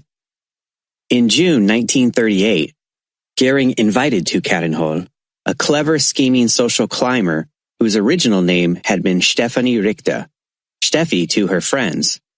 Daughter of a Viennese lawyer, red-haired, statuesque Steffi had married Prince Friedrich François Augustin Marie Hohenlohe-Waldenberg. The couple was divorced in 1920. She charged adultery. Steffi retained her royal title and encouraged everyone to continue to address her as Your Serene Highness. Over the years, Steffi had been a familiar figure flitting about the capitals of Europe, entertaining lavishly with funds provided by an elderly British admirer and living the high life. Her Nazi sympathies had become well known, and she had been enthralled on being introduced to Adolf Hitler, a bachelor with a gift for mesmerizing many women with his charm. During a lengthy conversation at Kattenhol, Goering told Princess Stefanie of his pet scheme for easing mounting tensions in Europe. He personally would work secretly to gain British concessions advantageous to the Third Reich, and thereby avoid a bloody war.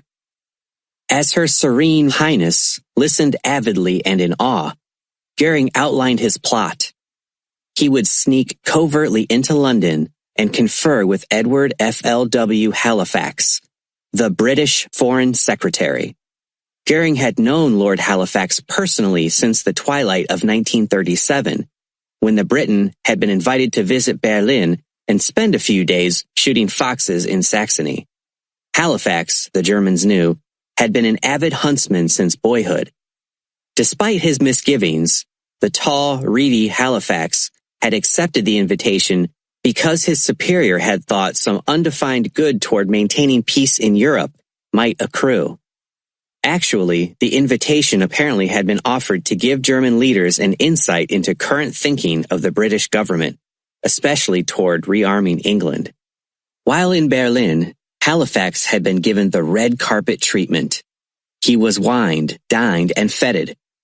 Meetings were held with Adolf Hitler, propaganda minister Joseph Goebbels, and Goering, who threw a lavish party for his British guest at Kattenhol.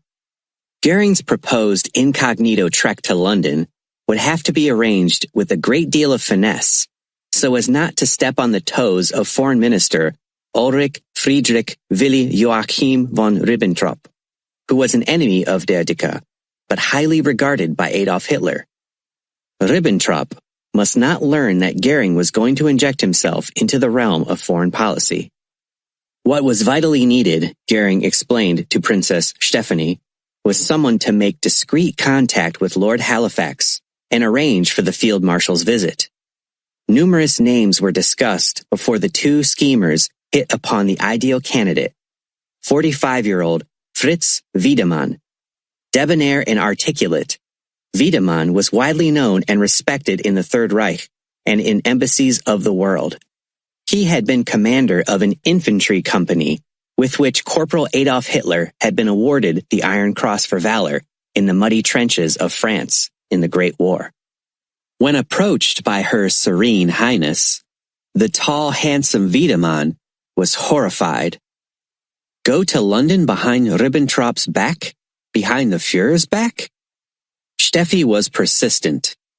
Finally, Wiedemann agreed to take on the task, but only after obtaining Hitler's approval. Surprisingly, to Wiedemann at least, Hitler gave him the green light.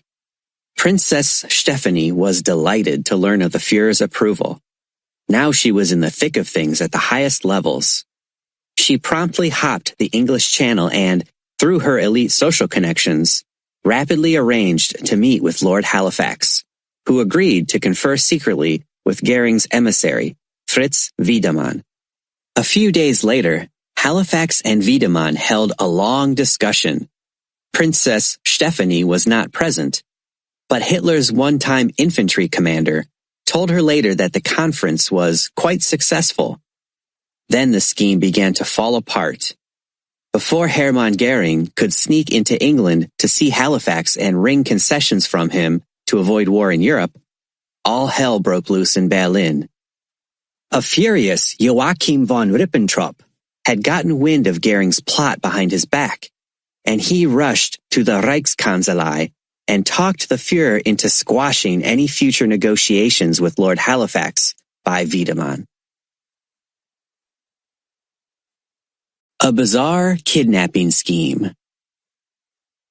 Kapitän Leutnant Erich Pfeiffer, chief of the Abwehr-Nebenstellen, Nest, in Wilhelmshaven, Germany, and directly responsible for espionage in North America, began putting the heat on his spies abroad to obtain more military secrets.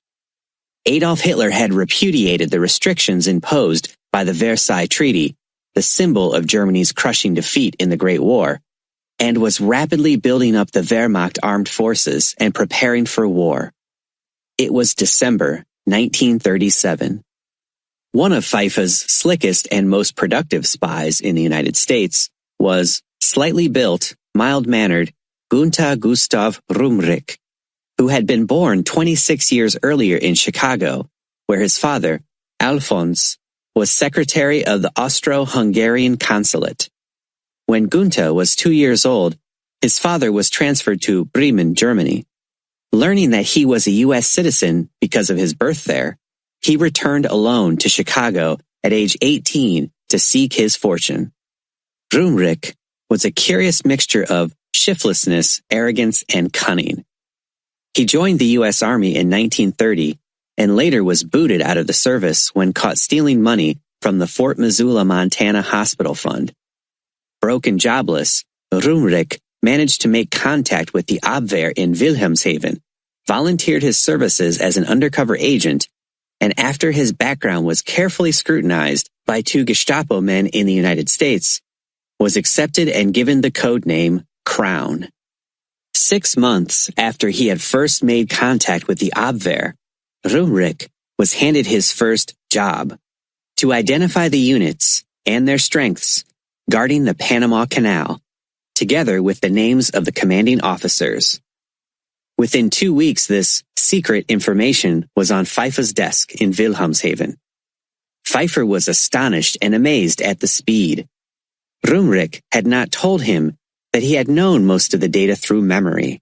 He had served in the Panama Canal Zone on Army duty. In the months ahead, Crown shuttled a bonanza of military intelligence to Wilhelmshaven. Then, in January 1938, Pfeiffer handed Crown an incredible mission: to steal secret plans for the defense of the eastern seaboard of the United States. Undaunted by the seemingly impossible assignment, Rumrich set about devising a bizarre scheme. His target was Colonel Henry W.T. Eglin, commander of the 62nd Coast Artillery, an anti-aircraft outfit at Fort Totten in New York City. A former corporal in the U.S. Army who was familiar with military terminology agreed, for a hefty fee, to write bogus orders over the signature of Major General Malin Craig, the Army's Chief of Staff in Washington. The phony orders would direct Colonel Eglin to gather all the Eastern Seaboard defense information and bring it to a secret meeting at the McAlpin Hotel at Broadway and 34th Street in Midtown Manhattan. Another Crown contact with a military background would then telephone Craig's orders directly to Eglin at Fort Totten. Eglin would be instructed not to divulge the nature of the secret conference to anyone, to arrive alone at 12:20 p.m. on a specified day, and to wear civilian clothes. On arrival at the McAlpin, the colonel was to take a seat in the main lobby and await being paged by Thomas W. Conway, after which he would identify himself by that name to a bogus Army officer, a Crown associate, in civilian clothes. This officer would lead Eglin into a trap. A guest room where two of Crown's men posing as window washers would overpower the colonel and flee with his secret papers. As an added touch to convince New York City police that the mugging, or murder, had been pulled off by communist agents, the strong-arm men would leave the window washers' garb behind together with a copy of The Daily Worker, the communist newspaper, published in New York. Meanwhile, across the Atlantic, MI5, Great Britain's highly efficient counterintelligence service, acted on a tip from a suspicious postal carrier and began intercepting mail sent to Mrs. Jenny Jordan, a 51-year-old hairdresser at No. 1 Kinloch, Dundee, Scotland. Surveillance disclosed that the correspondence bore the signature Crown and was postmarked in New York City. Mrs. Jordan removed sealed envelopes inside Crown's letters, which were written to an N. Spielman, and using her own return address, mailed them to a post office box in Germany, from where the letters were shuttled to N. Spielman. At the time, MI5 knew that N. Spielman was obviously a Nazi master spy, but was unaware that N. Spielman was one of the numerous aliases used by Dr. Erich Pfeiffer, the chief at the Wilhelmshaven Abwehrnest. After intercepting Mrs. Jordan's mail, the British sleuths steamed open the N. Spielman envelopes, made copies of Crown's letters, then carefully resealed the covering and allowed the mail to continue to Germany routinely through the mail system. Captain Guy Liddell of MI5 flew copies of the incriminating series of letters to Washington and turned them over to the Federal Bureau of Investigation.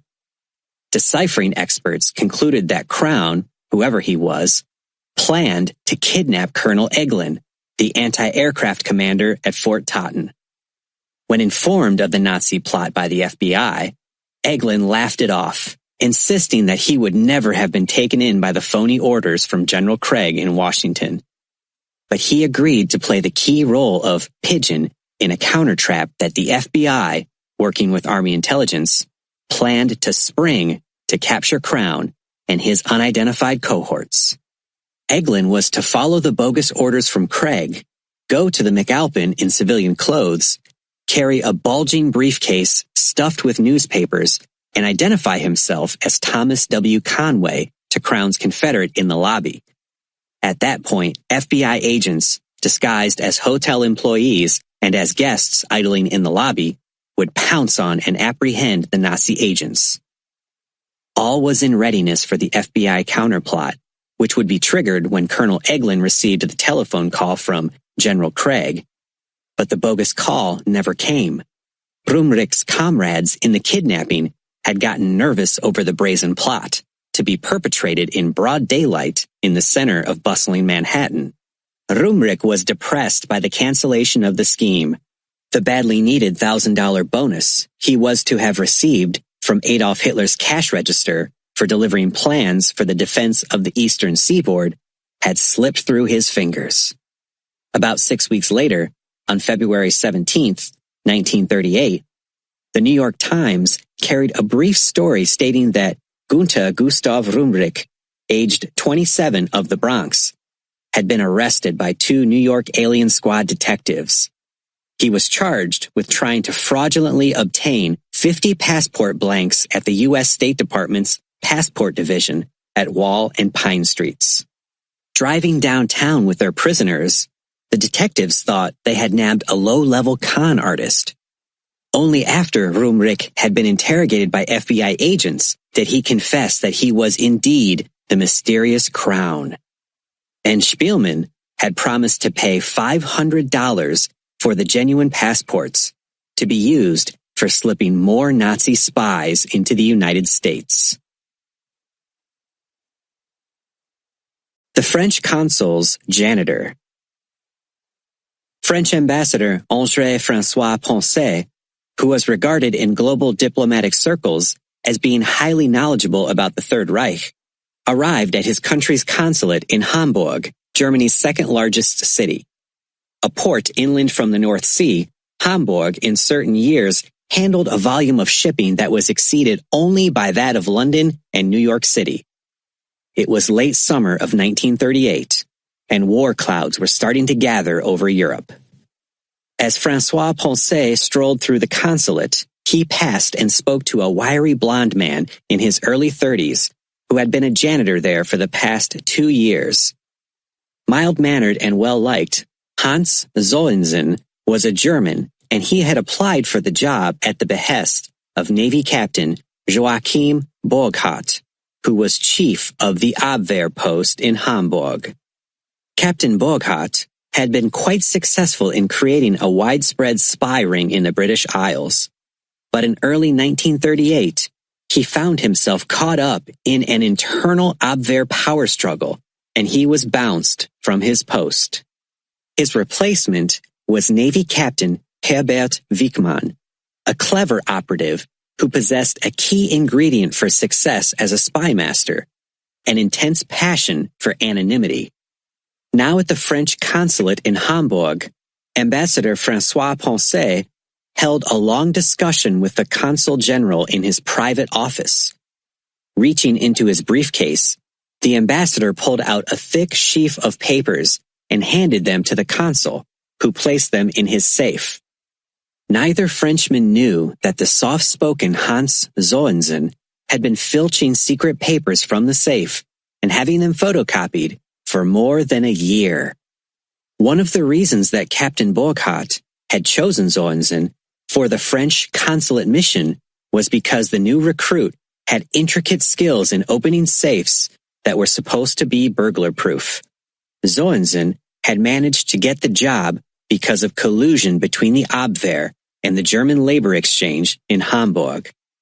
After only a few weeks, Zollensinn discovered that the consul had a strictly regimented lifestyle. Each Sunday at precisely the same minute, he left to attend Mass. When he had departed, the janitor stole upstairs to the consul's office and, within minutes, opened the safe. He rapidly sifted through the documents, removing any that seemed to have a high security classification and others that appeared significant. On a pocket-sized pad, he carefully wrote down the location of each document. On a few previous Sundays, the spy had cautiously trailed the consul to church, and he noted that Mass always ended at almost the same time. Then the consul habitually drove back to the consulate, coming through the front door at 11 a.m. After removing the documents, Zollensinn would climb on his motorcycle, specially provided by the Abwehr for the task, and race through the quiet Hamburg streets to the Abwehr office on Zophine Terrace. There, the photography experts were always on duty. They took the documents, disappeared into their darkroom, and photographed all the papers. Then, Zollensinn sped back to the consulate in plenty of time to return the documents to their proper place in the safe. For many months, Zollensinn had been supplying the Abwehr and the Oberkommando der Wehrmacht with a choice selection of French secret documents. Now he sensed, with the arrival of Ambassador François Poncet, that there would be the most secret papers yet in the burglar-proof safe. A new factor entered the equation. With the ambassador in the consulate, The consul's customarily punctual lifestyle was altered. That night, the ambassador and the consul left to attend a social function, and Zoenzen hurried to the safe. He extracted what looked like new documents that the ambassador must have brought with him. Once again, the Abwehr spy went through the routine of getting the papers photographed. He was in the process of returning them to the safe when a chill raced through him. There was the unexpected sound of an automobile outside. Moments later, the two French officials, chattering loudly, came inside the building. Hastily, the spy closed the safe door, then stole downstairs to his bedroom. He was deeply worried, convinced that he had not replaced the documents in the same places they had been when he had extracted them. If the consul examined the safe, he most certainly would know that someone had been inside. All that night, the Abwehr agent tossed and turned in his bed, expecting French security police to barge in at any moment. Zoenzen convinced himself that the consul had been in the safe. But in the morning, the two French officials said nothing to him. Were they playing some sort of cat-and-mouse game to trick him into confessing that he was a German spy? Finally, he decided that he would have to create a cover story for having been in the safe. As soon as he had the chance, he slipped into the consul's office, opened the safe, and took from it the 10,000 marks he had noticed the previous night.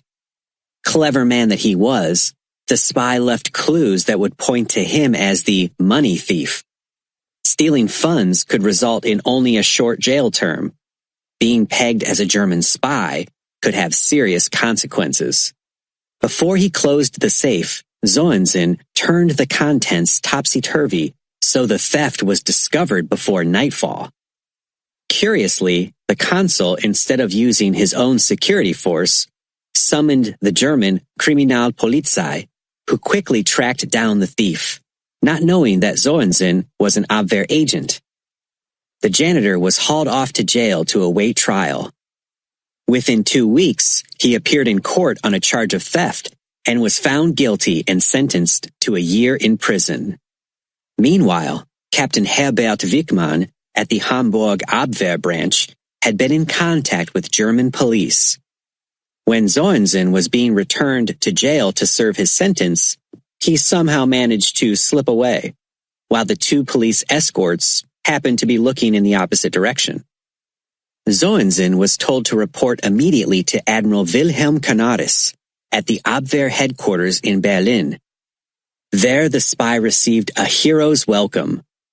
One of the French ambassador's documents he had photographed turned out to be an intelligence bonanza. A top-secret list of the names of all the French spies operating in the Third Reich. Canaris, a cagey operative long schooled in the nuances of intelligence operations, merely filed the list.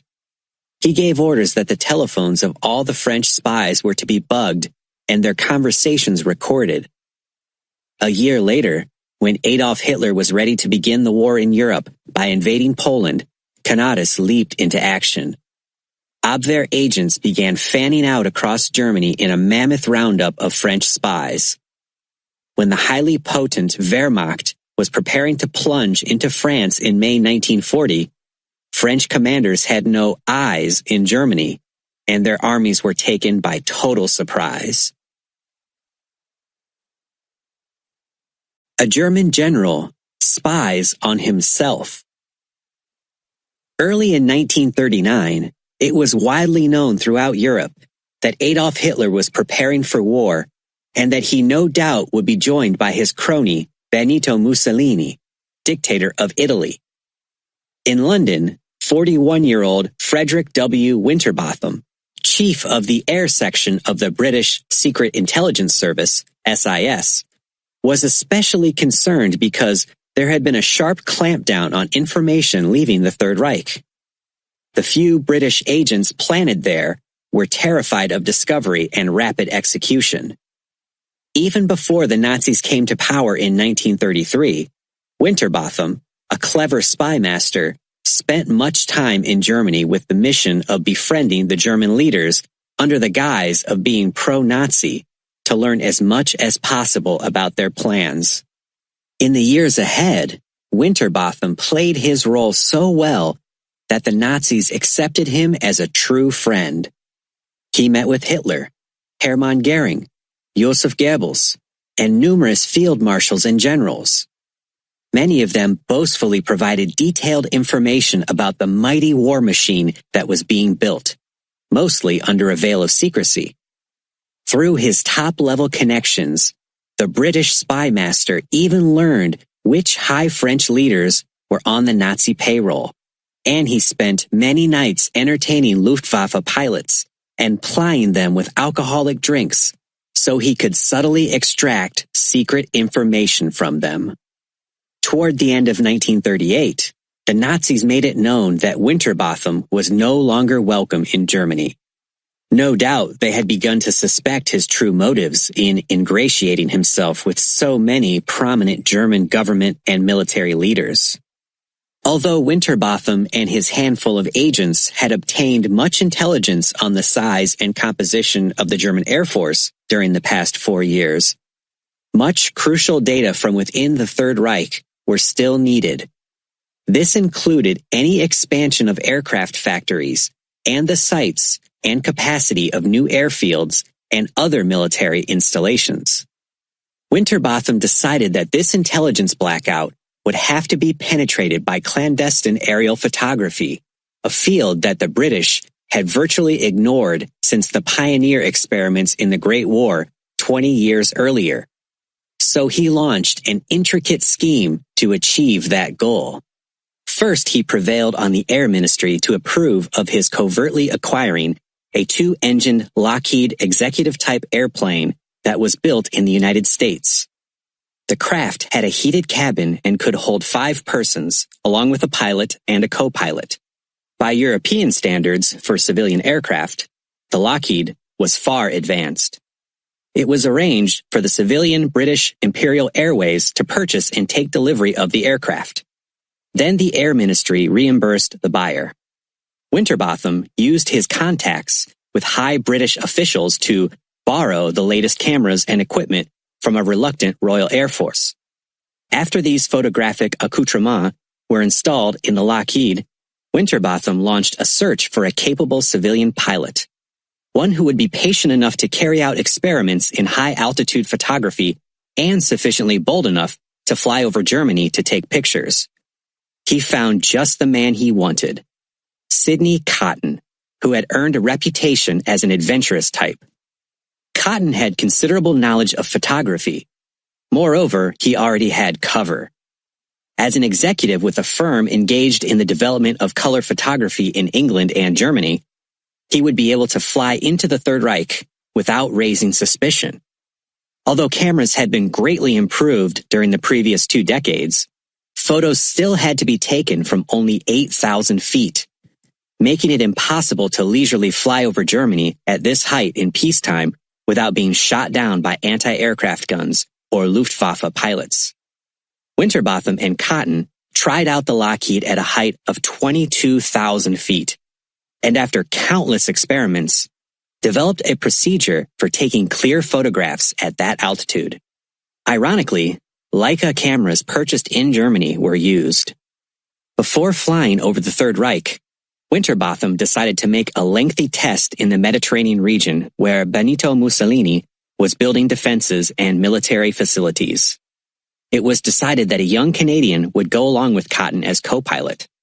Forged documents were made for Cotton in which he was portrayed as a wealthy movie tycoon making a survey of locations for a film. His co-pilot's papers identified him as a movie director. Cotton left England in April 1939 and, flying at 22,000 feet, he photographed every Italian air facility and naval base on the North African coast and did the same thing along the northern Mediterranean Sea. It had been an intelligence bonanza. Now Winterbotham was ready for the main event, penetrating the tightly guarded Third Reich. Cotton made several flying trips to Berlin without the camera equipment. Ostensibly, he had come to talk with the executives on the German side of his color photography development firm. On the ground, German security men inspected the Lockheed cabin, but soon they became used to the Briton's arrival and paid no attention to his plane. Then, the sophisticated cameras, German-built cameras, were installed in the aircraft. Cotton now varied his route to Berlin, refueling at Frankfurt, Hamburg, Aachen, or other airfields, a procedure that gave his cameras a shot at new landing fields or factories turning out war materials. As the Germans believed that aerial photos could not be taken above 8,000 feet, they apparently never suspected that Cotton was snapping hundreds of pictures. To reinforce his phony image as a wealthy tycoon, gallivanting around Europe in his own expensive private aircraft, Sidney Cotton flew to the annual summer Frankfurt Air Show in Germany. He left the cameras in place, knowing that the Germans did not believe photos could be taken above 8,000 feet. The Lockheed executive aircraft gained much attention, including that of General Albrecht Kesselring, who commanded the Luftwaffe's Air Fleet I, which was already earmarked to pace Adolf Hitler's looming invasion of Poland a few weeks in the future. Perhaps hoping to obtain a similar executive aircraft, Kesselring asked Cotton if he could take a ride in the Lockheed. Cotton agreed. Soon the plane was winging along above the Rhine River when the general accepted Cotton's invitation to take over the controls. Knowing that there were several important airports and other facilities along the Rhine, the Briton flipped on the camera. Green lights began flashing in the cockpit, indicating that photographs were being taken. Mildly curious, Kesselring asked the meaning of the green lights. Cotton replied nonchalantly that they merely indicated that the fuel was running evenly to the engine. It was a peculiar episode. One of the top 3 commanders in the Luftwaffe was piloting a British spy plane in which German-built cameras were furiously snapping photographs of secret German facilities. In essence, Kesselring was spying on himself. A baseball player's foresight. Morris Mo Berg was an extraordinary individual by any yardstick. Tall and ruggedly handsome, Berg graduated Phi Beta Kappa from Princeton and spoke German, French, Italian, Russian, and Japanese. In an era when hardly any of his compatriots had even attended college, he was a catcher on the Boston Red Sox Major League Baseball team. Noted mainly for his defensive ability behind home plate, Berg, the son of a Newark, New Jersey pharmacist, was once kidded by a teammate, "Mo, all them college degrees ain't gonna help you hit a curveball." Berg was also a patriot, believing that he owed a debt to the country that had been so kind to his immigrant Jewish parents. So, in the late 1930s, with war clouds gathering around the globe, he apparently agreed to act as an undercover agent for the U.S. government when leaving for a short-time assignment as a lecturer at the University of Tokyo in February 1939. For more than 10 years, the generals and admirals who had an iron grip on the Japanese government held that an armed conflict with the United States was inevitable. So the warlords had drawn up a secret plan called the Tanaka Memorial. It was a blueprint for military conquests of vast expanses of the Western Pacific and for war with America. President Franklin Roosevelt suspected that the Japanese were preparing for an armed clash with the United States, but he had virtually no specifics. Incredibly, the United States was the only industrialized country that did not have a global intelligence service. Roosevelt, therefore, was flying blind, having to make crucial decisions with regard to Japan without knowing what that nation was doing behind its bamboo curtain. After reaching the Japanese capital, Berg's nimble brain and scientific approach to problems resulted in his going to a large civilian hospital, ostensibly to see the U.S. consul's wife, who had undergone surgery.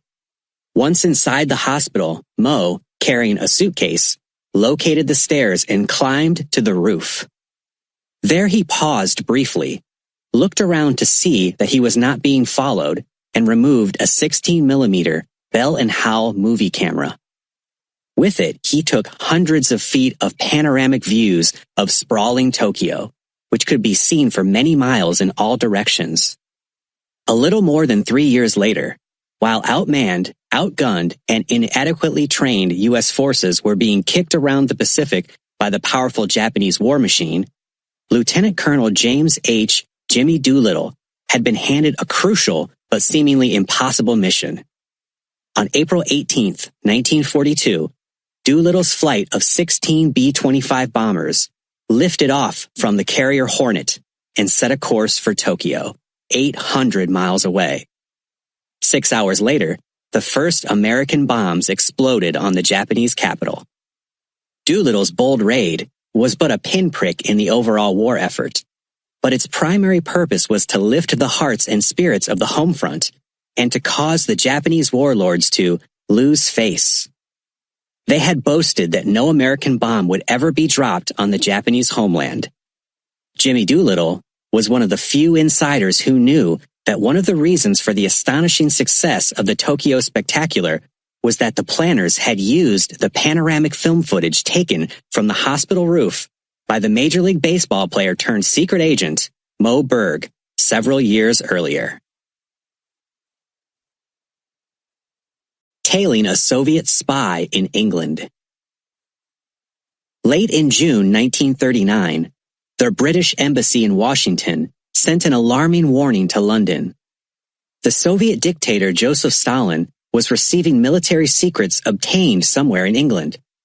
So agents of MI5, the security service handling counterintelligence within Great Britain, began surveillance of all known Soviet citizens, including A.A. Dashenka, an official of the Soviet trade delegation in London. In early August, Dashenka boarded a train and got off at the sleepy hamlet of Leighton Buzzard, 35 miles north of London. The two MI5 men tailing him were puzzled about what kind of legitimate business a high Soviet trade official could have in a tiny town like Leighton Buzzard. After leaving the train, Dashenka began walking casually along Grand Union Canal, unaware that he was being followed. A short time later, the Soviet was joined by another man, whom the MI5 agents did not recognize. The stranger was seen slipping some papers to Dashenka, and the two men parted, walking away in opposite directions. One British agent followed Dashenka, who was going to the Leighton Buzzard railroad station for the return trip, and the other MI5 man tailed the stranger back to Bletchley Park, a serene village a few miles away. Subsequent investigation disclosed that the man who had rendezvoused with Dashenka was a British citizen employed at the Foreign Office's Communications Department and its top-secret Government Code and Cipher School, GC&CS, at Bletchley Park. His job was handling Foreign Office coded messages, giving him access to secrets being sent to British embassies around the world. Because of his sensitive position, he had more information at his fingertips about the Foreign Office's plans and views than did most high-ranking officials in London. A rash of nervous tics erupted among the handful of British government and military leaders who were privy to one of the nation's most jealously guarded secrets. Leading British scientists, mathematicians, and cryptanalysts had been laboring in an old Victorian mansion at Bletchley Park to develop an apparatus that would intercept and decode German wireless messages sent on a machine called Enigma. Previous to the arrival of the machine cipher system, enciphering had been done slowly by human hand. Now Enigma could produce an almost infinite number of different cipher alphabets merely by changing the keying procedure. Even if the British were to crack the Enigma code, the German messages would be safe because a new key was used each day. That meant that the odds were perhaps 1 billion to 1 that a snooper could decode Enigma signals. Because Enigma was considered to be impenetrable, it had been adopted for use throughout the Army, Navy, Luftwaffe, and was used to encipher Hitler's communications and those of the Oberkommando der Wehrmacht. U-boats and even small ships liable to capture were equipped with the machine. For the seizure of an Enigma by an enemy, would not be sufficient to enable him to read encoded messages, the Germans were convinced. As the months passed and Europe drifted closer to armed conflict, the brainy Britons, struggling with the seemingly hopeless task at Bletchley Park, began to despair. But they persevered. In August 1939, while Adolf Hitler was massing his mighty legions on the Polish border, ready to launch Case White, the invasion of that neighboring nation, the efforts of the British specialists were crowned with success. The astonishing revolutionary development was nicknamed the bomb by its creators. It was able to match the electrical circuits of Enigma, permitting the bomb to imitate each daily change in keying procedure by the Germans. The bomb would prove to be an intelligence bonanza of unprecedented magnitude. Coded German messages intercepted and decoded by it would be called Ultra. From this point onward, the British, and later the Americans, had a pipeline into German headquarters at all levels. Often, British commanders and government leaders would learn of German plans before the orders reached the Wehrmacht generals and admirals. Meanwhile, after the espionage rendezvous at Leighton Buzzard, MI5 sleuths knew that A.A. Dashenka's position as a Soviet trade delegation official was a cover for his true mission, obtaining information about the Foreign Office's communications activities at Bletchley Park. That conclusion deeply worried the high British leaders who knew about the Ultra development.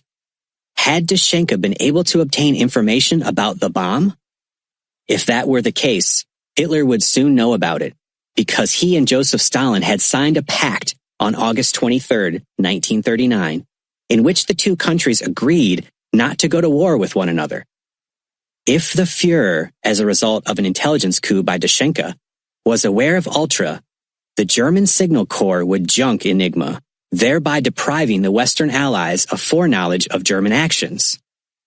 On September 27, 1939, about 3 weeks after Great Britain declared war on Germany following the Wehrmacht invasion of Poland, MI5 agents arrested the British citizen who was working for the Foreign Office at Bletchley Park.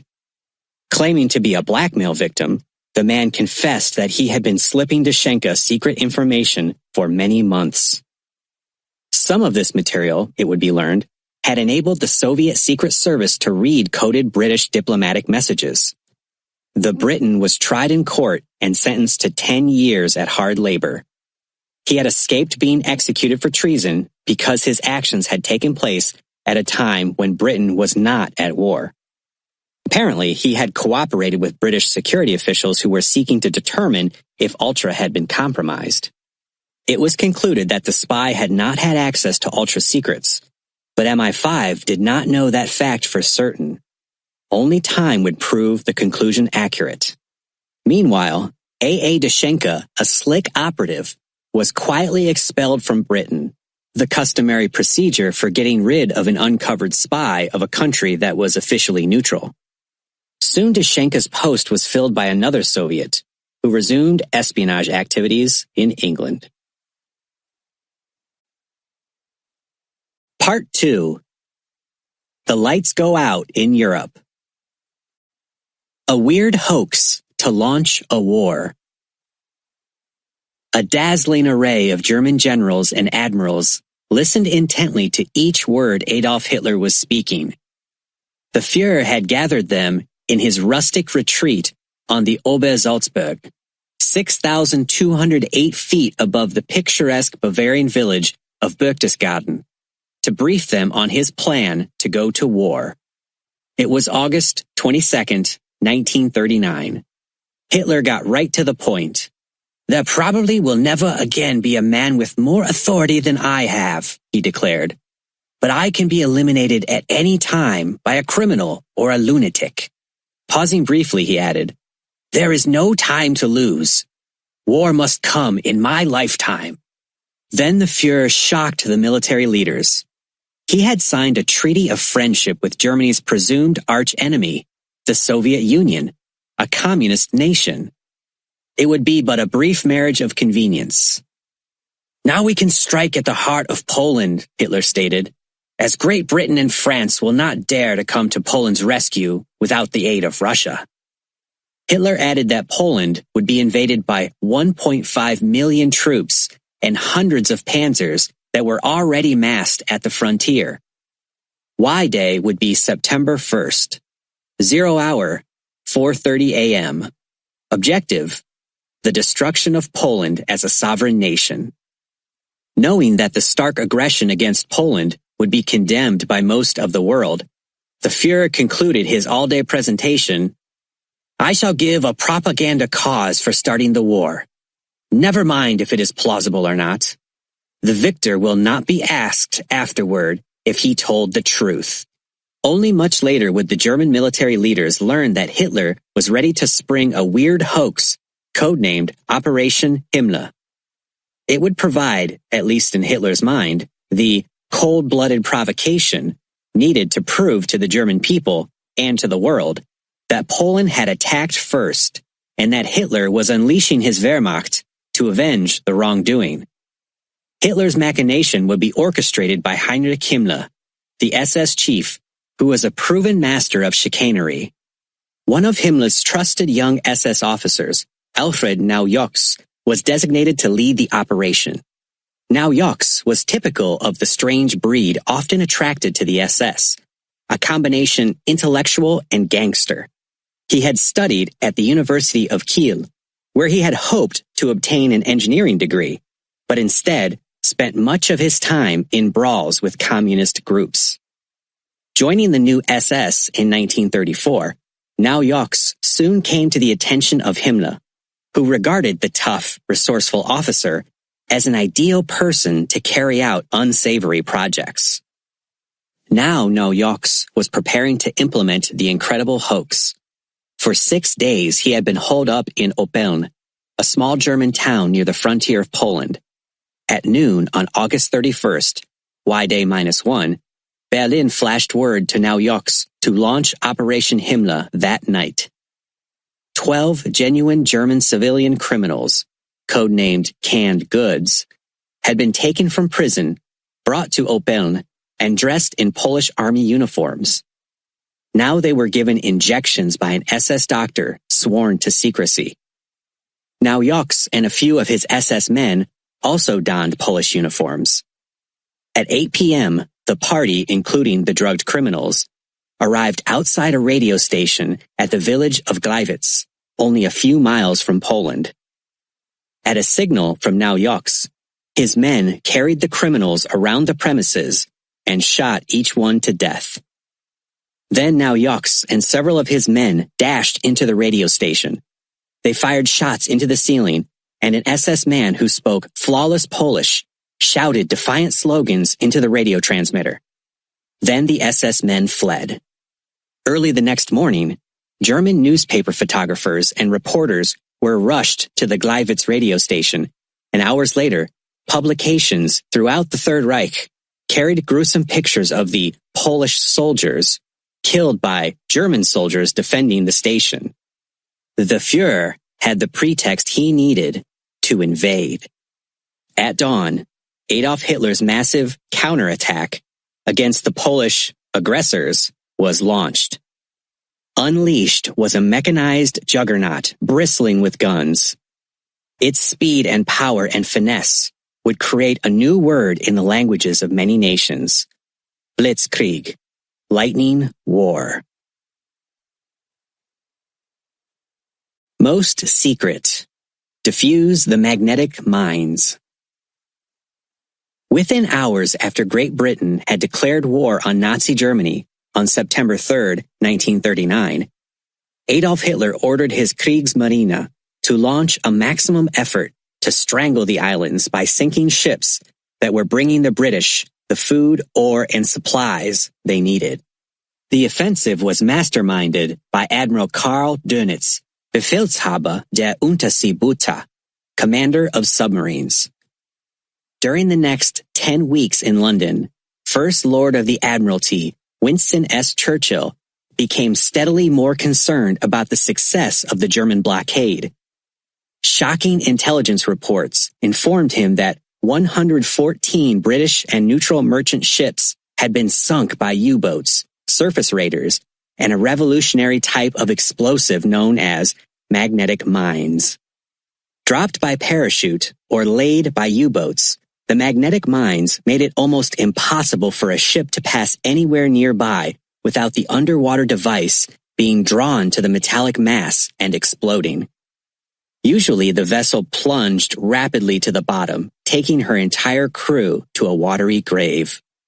The Germans sowed hundreds of these fiendish devices off the coasts of England, around the entrance to British naval bases, and in the broad estuary of the Thames River, which flows into London with its many miles of docks and bustling ship traffic. Within 3 months, 59 merchantmen were sunk by magnetic mines. Playing it cagey, Hitler's propaganda genius, Paul Joseph Goebbels, issued communiques boasting of the mighty feats of the U-boats, implying that their torpedoes, not a new secret weapon, were sinking ships wholesale. On the night of November 22nd to 23rd, 1939, the gods of war smiled on the British. A German bomber dropped a magnetic mine off Shrewsbury-ness in the Thames estuary. The large, deadly missile landed on a mudflat and was discovered at low tide after dawn. Royal Navy scientists and technicians rushed to the site. They had never seen a mine such as this one. So the cardinal question was, how can this lethal device be rendered safe so that its secrets could be uncovered and countermeasures taken? Lieutenant Commander J.G.D. Ouvry, knowing that he would be undertaking a highly perilous task, volunteered to defuse the mine. Gingerly beginning the job, Ouvry was connected to a radio several hundred yards away on shore by a throat microphone, into which he calmly described what action he was about to take. If he were suddenly blown into powder, the next man to attempt to defuse a magnetic mine would have the peace of mind of knowing what not to attempt. With a final delicate turn of a small tool, Ouvry succeeded in disarming Adolf Hitler's secret weapon. Later, Ouvry was decorated with the Distinguished Service Order for Gallantry by King George VI. Had it not been for Ouvry, the impact of the magnetic mines could have been disastrous for Britain. As soon as the infernal device had been disarmed, it was rushed to a British scientific laboratory to discover its secrets and create countermeasures. All of this, including Ouvry's feat, were kept most secret, the highest British security category. 2 techniques were developed for neutralizing the magnetic mine. In one, a Wellington bomber was fitted with a huge Doral hoop, almost as large as the aircraft itself, which produced a strong magnetic field when energized. When flying low over shipping lanes, the Wellington would detonate any magnetic mines over which it flew. At the same time, the Britons began degaussing ships as a protective measure. Degaussing involved stringing a cable around the vessel and passing an electric current through it, which neutralized the ship's magnetic field, thus preventing the ship from drawing up any mine over which it might pass. By the spring of 1940, the Royal Navy had won the secret war against Hitler's magnetic mine threat. But the carnage in the Atlantic, the English Channel, the North Sea, and the Mediterranean would continue to rage on and below the surface for another 3 years, with both sides suffering appalling losses in ships and men. Mystery explosion in a Nazi shrine. Adolf Hitler was delivering a fire and brimstone speech before hundreds of the Nazi Old Guard, those zealots who had supported him during the 1923 Putsch uprising, his first attempt to seize power in Germany, and one that had landed him in prison.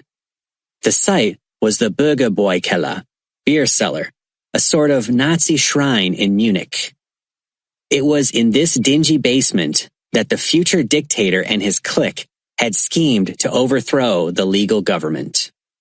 It was November 8th, 1939, about 2 months since Hitler had invaded Poland and since England had declared war on Germany. The Führer had arrived at the hall at 8 p.m., and he began speaking 10 minutes later, 20 minutes ahead of time. After ranting and raving against Great Britain for nearly an hour, a much shorter speech than was his custom, he hurried out of the cellar with his bevy of aides. Only 7 minutes after the German supreme leader had departed, a time bomb planted in a pillar a few feet behind where he had been speaking exploded, killing 7 and wounding 63 of the Nazi Old Guard, including the father of Hitler's girlfriend, Eva Braun.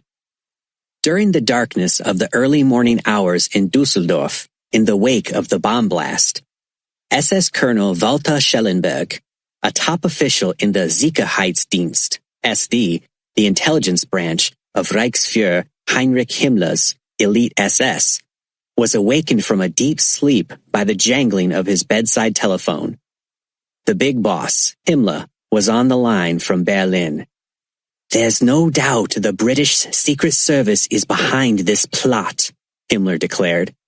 "The Fuhrer says, and this is an order, when you meet the 2 British agents for your conference tomorrow in Holland, you are to kidnap them and bring them to Germany. This may mean a violation of the Dutch frontier, but the Fuhrer says that is of no consequence."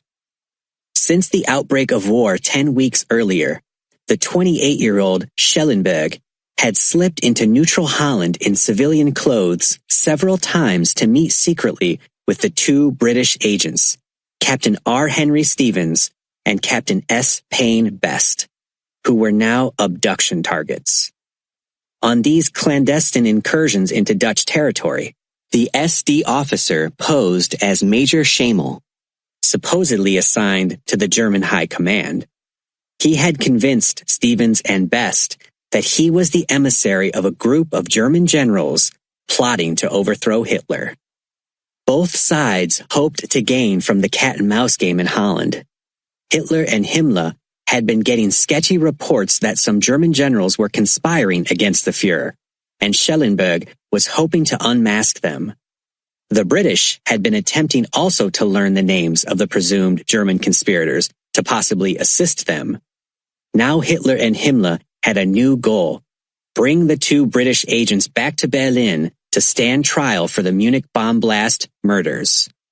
In mid-afternoon the next day, Schellenberg was sipping wine on the terrace of a cafe in Venlo, Holland, a stone's throw from the German border. The 2 British agents, accompanied by a Dutch Secret Service agent named Klopp, drove up in a Buick, parked the car behind the cafe, then were greeted by a hail of bullets fired by 12 German agents Schellenberg had brought with him. Klopp was killed instantly with a bullet through the head. Best and Stevens were overpowered before they could alight from the vehicle and were pitched, along with the dead Dutchman Klopp, into a car. Moments later, the big Mercedes was racing across the German border. The entire kidnapping operation had taken but 5 minutes. In Berlin, meanwhile, Joseph Goebbels, the regime's propaganda genius who controlled all German newspapers, magazines, and radio stations, launched a ferocious campaign that accused the British Secret Service of the Munich murders. Blaring headlines in German newspapers demanded revenge. A reward equivalent to $200,000, some $3 million in 1999, was offered for information leading to the arrest of the culprits who had done the British bidding. Because the Munich blast had been perpetrated with such stealth and professional skill, Hitler and other Nazi leaders would have been flabbergasted to know that the lone perpetrator had been a 36-year-old German carpenter named Georg Elsa. Elsa came from a poverty-stricken family, and his drunken father used to boast that he had never beaten my wife with a chair or a club. The boy quit school and went to work when 14 years of age. Over the years, he held a series of menial jobs. In 1938, after the Fuhrer sent his Wehrmacht into Czechoslovakia, the slightly built Elsa pledged to himself to rid the world of Adolf Hitler. In planning the assassination, Elsa had been confronted by a major problem. Where would Hitler be certain to appear without fail and at a specific date and time? Soon he was struck by an obvious answer: the Bürgerbräukeller in Munich, where the Fuhrer appeared each November 8th to meet with the Nazi Old Guard. It was too late in 1938 to implement his scheme, so he targeted 1939. This would give him a year to prepare. First, he would have to inspect the beer cellar and the neighborhood, because he had not been in Munich in 19 years. So he climbed aboard a train in his hometown of Königsbrunn for the 80-mile trip to Munich. After inspecting the Bürgerbräukeller, Elsa was convinced that he had selected the ideal place for the assassination. He noticed a large pillar running from the ceiling to the floor, only a few feet behind the rostrum from which Hitler would be speaking. Elsa decided that he would build a time bomb and plant it in the pillar. In early April 1939, he returned to Munich and headed for the Bürgerbräukeller for a detailed reconnaissance of the premises. He strolled as nonchalantly as possible through the front entrance, past the small dining room packed with guests, and through the swinging doors that led into the great hall where the Old Guard met to swizzle copious jugs of beer and sing the praises of Adolf Hitler. Elsa spent a week in Munich and made it a point to eat several meals in the Bürgerbräukeller to get on friendly terms with the waitresses. At his request, they posed for his camera in front of the rostrum where the Führer spoke each November 8th. Not by happenstance, the pillar behind the young Fräuleins would be clearly visible in the finished photograph.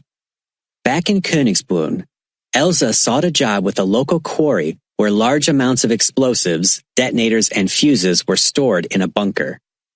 After being hired, he returned to the site late at night on 5 or 6 occasions, pilfering small amounts of the ingredients he needed to make a time bomb.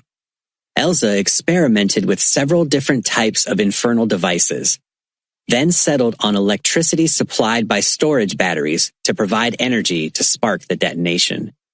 A clock would be set to close the electrical circuit at the time Hitler was speaking. On August 5th, Elsa boarded a train at Königsbrunn, lugging along a large, heavy-duty wooden box weighing some 150 pounds. Soon after, he rented a room in Munich and concealed his box of explosives, detonators, and fuses. He received a tool kit he had mailed to himself before leaving home. Each night, he ate a leisurely supper in the beer cellar dining room. At about 10 o'clock, he paid his bill, picked up his knapsack holding tools, and strolled casually through the doors leading into the dark and empty festival hall where Hitler would speak. Then he would hide until the dining room closed at 11:30 p.m. Using the dull beam of a flashlight, Elsa, an expert craftsman, removed a panel from the pillar and began chipping away. After working for 3 or 4 hours, always mindful of telltale footsteps, he replaced the panel, swept up evidence of his work, then fell asleep in a chair. Just past 8 a.m., when the eating facility opened, Elsa strolled out the front door and returned to his rooming house. In the nights ahead, the tedious work and the enormous tension continued. Using steel hand drills, chisels, and hammers, he laboriously chipped out a cavity from the brick, stone, and cement of the pillar. Each tap of the hammer on the chisel reverberated through the empty hall, sounding like a pistol shot. Always, he carefully replaced the panel. Nearly a month after Elsa began his work, war broke out in Europe when Adolf Hitler sent his mighty Wehrmacht plunging into neighboring Poland on September 1st, 1939. While work on the pillar continued, the conspirator spent his days in his rented room working on the apparatus to trigger the explosive charge. The mechanical aspect was complicated, but he finally designed a system that would permit him to time the explosion up to 150 hours after starting the device.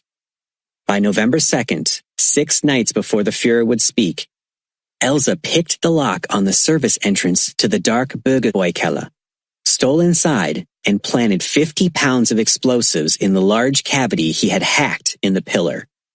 60 pounds more were brought in and placed on the following night. Just past midnight on November 8th, Elsa, for the last time, slipped into the deserted beer hall, and by the dim flashlight beam, he inserted the clockwork mechanism inside the pillar and hooked the wires to the 2 detonators. Then came the crucial part of the plot.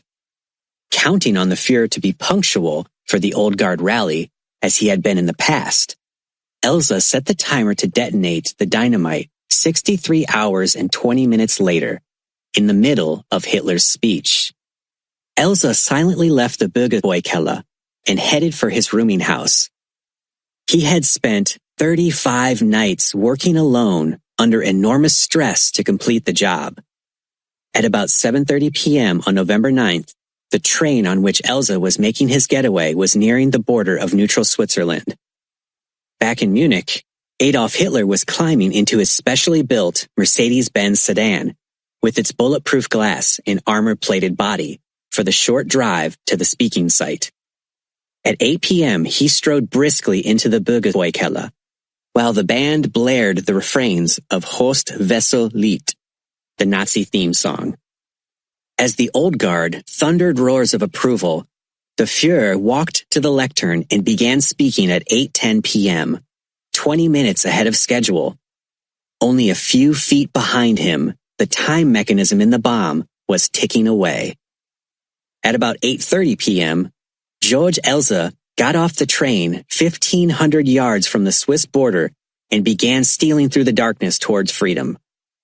Suddenly, 2 German frontier police emerged, pointing their weapons at Elsa, and hauled him off to their guardhouse. Searching the prisoner, the police found a clock spring and a picture postcard of the interior of the Bürgerbräukeller. When Elsa could offer no plausible reason for trying to sneak across the border into Switzerland, the police took him to a nearby Gestapo headquarters. At first, the interrogating Gestapo agent thought Elsa was a small fry hoodlum engaged in some illegal transaction. The prisoner remained calm and explained that he was on his way to visit a friend's home when he got lost. The Gestapo official was about to release Elsa when he was handed an urgent telegram. An attempt had just been made to assassinate Adolf Hitler, and border guards were warned to be on the alert for suspicious characters trying to escape to Switzerland. Now the interrogator felt that he had before him one of the culprits. Under brutal questioning, Elsa finally admitted that he had been responsible for the beer hall explosion. The prisoner was rushed to Gestapo headquarters in Munich. Despite intensive grilling that included sessions with professional hypnotists and truth serum injections, Elsa stuck to his story. He had acted alone. In Berlin, Reichsfuhrer Heinrich Himmler was gripped with anger and disbelief. Clearly, no one man could have conceived and implemented such a sophisticated and complicated assassination attempt. The British Secret Service had to have been the mastermind, and its agents must have secretly placed the explosives and timing mechanism. Himmler promptly flew to Munich to confront Elsa. When the prisoner refused to deviate from his story that he had acted alone, the Gestapo chief kicked him in the body, had him beaten badly, then drove his boots hard into the prisoner once more. Back in Berlin, Adolf Hitler was furious. Any idiot would have known that this simple-minded carpenter could not have acted alone.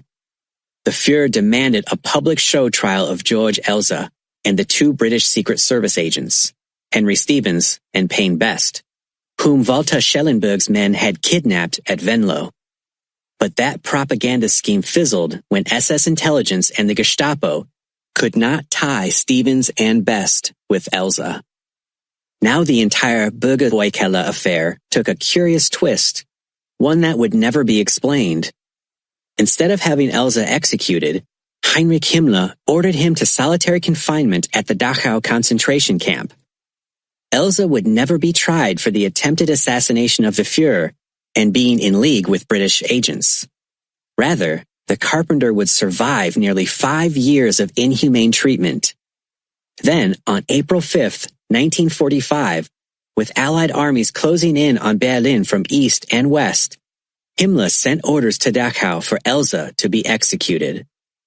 For whatever reason, the Gestapo chief wanted the prisoner to die of massive head injuries from a bomb during the next Allied air raid in the region. 4 days later, George Elsa was dead. Goering hires a rainmaker. In the wake of Adolf Hitler's breathtaking blitzkrieg, which had doomed Poland in 6 weeks in September 1939, the shooting war in Europe had turned into a conflict of propaganda and lame jokes. Along the Western Front, some 2 million German troops faced an equal number of French, British, Belgian, and Dutch soldiers. Few shots were fired. The confrontation was referred to as the Sitzkrieg, or phony war. The Führer's primary offensive weapon during these curious days was his diminutive communications genius, Joseph Goebbels. His task was to launch a propaganda campaign designed to lull the enemy to sleep. The main impact would be directed toward the French soldiers, who were ensconced inside the impregnable Maginot Line.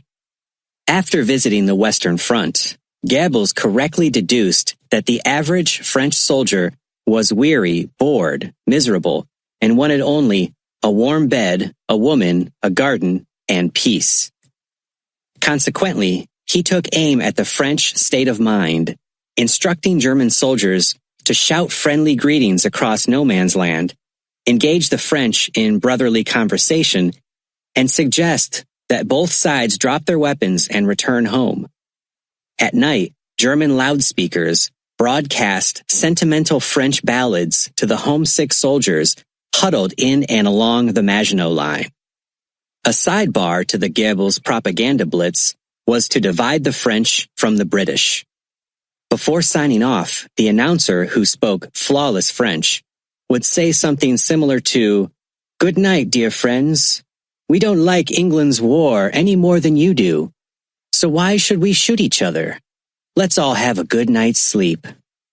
In the daytime, the French troops were showered with leaflets, one of which depicted a soldier shivering in a foxhole while his wife back home was in bed with a British soldier. During the first few months of 1940, Adolf Hitler was waiting for a stretch of 5 clear days during which the Luftwaffe could spearhead a mammoth offensive. Field Marshal Hermann Göring, commander of the Air Force and legal heir to succeed Hitler, anxiously attended the daily weather conferences, during which the chief meteorologist, Heinz Dezing, was badgered to give forecasts longer than 3 days. For the past several weeks, the weather had been unpredictable, sunshiny for a day or two, then a period of cloudiness and rain. Dezing explained that he could give forecasts for 3 days, but that it would be foolish for him to predict the weather for 5 days. Göring was frustrated and irritable.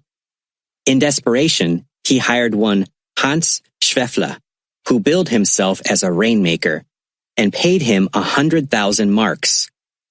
It was not known if the field marshal ordered Schweffler to produce 5 clear days. Whatever may have been the case, shortly after dawn on May 10, 1940, the air over the Western Front was darkened by 2,500 of Göring's warplanes and airborne troops, and ground forces poured across the border into France, Belgium, and the Netherlands.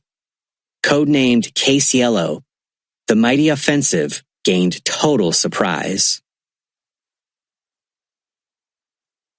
Churchill's amazing gamble. In London, on the morning of May 10, 1940, Prime Minister Neville Chamberlain, who for 2 years had been trying to appease Adolf Hitler, resigned. King George VI promptly summoned First Lord of the Admiralty, Winston Churchill, to Buckingham Palace. After greeting Churchill graciously, he asked him to sit down. Then the monarch looked at the visitor searchingly for several moments and said, "I suppose you don't know why I have sent for you." Adopting his whimsical mood, Churchill replied, "Sir, I simply couldn't imagine why." Laughing, King George said, "I want to ask you to form a government, replace Chamberlain." The offer was eagerly accepted. For an hour, the two men discussed the bleak war picture. Then the new prime minister, in a series of bows, withdrew.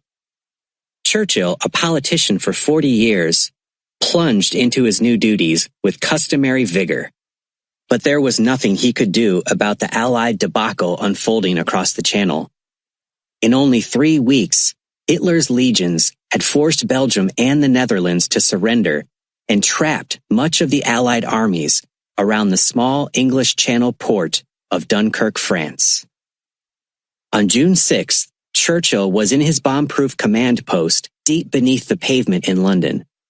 Drawing on a long black cigar and peering through eyeglasses resting near the tip of his nose, he was scanning reports on Operation Dynamo, a rescue mission by some 850, mainly civilian vessels, to evacuate to England 337,131 British and French troops from Dunkirk. Churchill was stunned. Crossing the Channel with the soldiers were only 25 tanks, 12 artillery pieces, and a handful of machine guns. Left behind at Dunkirk were 120,000 vehicles, 2,300 artillery pieces and mortars, 8,000 Bren guns, 90,000 rifles, and 7,000 tons of ammunition and shells. Great Britain had suffered one of the worst military disasters in her history. A few weeks later, France surrendered. Now Great Britain stood alone against the awesome might of Hitler's war juggernaut deployed along the English Channel coast in France, Belgium, and the Netherlands.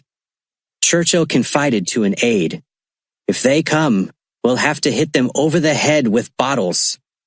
That's all we'll have to fight with." In this hour of mortal danger for Great Britain, the Prime Minister ordered a plan developed to whisk the royal family and government leaders to Canada if the Germans invaded. The war against Hitler would be continued from there. Then Churchill called in his cabinet and briefed them on an amazing gamble he codenamed Operation Fish. $7 billion worth of Britain's gold and securities would be transferred clandestinely to Canada, starting immediately. At the outbreak of the war in September 1939, British citizens had been required to register with the government treasury all their securities, both foreign and domestic. Utilizing his unique wartime powers, or what he conceived to be his powers, the Prime Minister now commandeered the section of the British Treasury that had the list of securities. In a finely tuned maneuver, government agents swooped down on banks in Great Britain and grabbed the citizens' securities, an action that was the only one of its kind in history. Then these tons of documents were packed into thousands of large boxes and rushed to regional collection centers. Within only a few days, heavily guarded trains, their crews, sworn to secrecy under penalty of long prison terms, raced northward with government gold and citizens' securities. At Greenock, a port on the Firth of Clyde in southwestern Scotland, the heavy cargo was unloaded at night onto the British cruiser Emerald. Below decks, away from prying eyes, were 2,230 heavy boxes, each holding 4 gold bars. Stashed away elsewhere on the cruiser were nearly 500 boxes of securities, with a value of $400 million, equivalent to some $4 billion in 1999. There was no certainty that the Emerald would ever arrive in Canada. Admiral Karl Dönitz, the German U-boats commander, had his submarines prowling the sea lanes between Scotland and Canada, some 3,000 miles to the west. In that month, 57 Allied ships had been sunk in the North Atlantic. Under cover of darkness on June 24, 1940, the Emerald slipped down the Clyde and into the Atlantic, where she rendezvoused with an escort of several destroyers. The convoy would be the first of several similar ones to follow. Captain Francis C. Flynn, the Emerald's skipper, scanned the latest weather report. Storm demons were shrieking over the Atlantic up ahead. A few hours later, a warning was received from the Admiralty. 2 U-boats were lurking in the sea lane the Emerald was to take. Had spies in England or Scotland notified Berlin of the exceptional cargo aboard the ship? Had German intelligence cracked the British naval code and learned precisely the route to be taken by the Emerald? Flynn kept his forebodings to himself, but no doubt he was greatly relieved when no contact was made with the U-boats. During the next 48 hours, the ocean was so violent that the Emerald and its escort of destroyers had to cut their speed. Crewmen became violently ill. On the third day, the weather cleared, the ocean calmed, and on the morning of July 1st, the Emerald reached its destination, Halifax, Nova Scotia. Armed sentries from the Emerald blocked off the dock to outsiders. Almost immediately, the unloading process began. Each box of gold and securities was checked off the Emerald by officials of the Bank of Canada, then rechecked as it was put into a car of the special train that had been waiting on a railroad spur beside the dock. Only 12 hours after the Emerald had reached Halifax, the treasure train pulled away and headed for its first stop, Montreal. Waiting at Bonaventure Station there were Sidney J. Perkins of the Foreign Exchange Control Board and David Mansur, Secretary of the Bank of Canada. As soon as the train halted, guards sealed off that portion of Bonaventure Station. Then the cars carrying the securities were cut loose, and the train, with its fortune in gold bullion, raced on toward Ottawa, seat of the Canadian government. Before the treasure train had arrived in Montreal, Sidney Perkins and David Mansur were confronted by a gargantuan problem. Where could the hundreds of boxes of securities be safely hidden?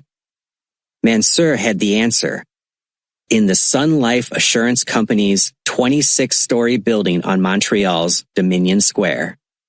The structure had 3 subterranean levels, the lowest of which would be designated the United Kingdom Security Deposit. Shortly before midnight, Montreal police blocked off the streets between Bonaventure Station and the Sun Life building.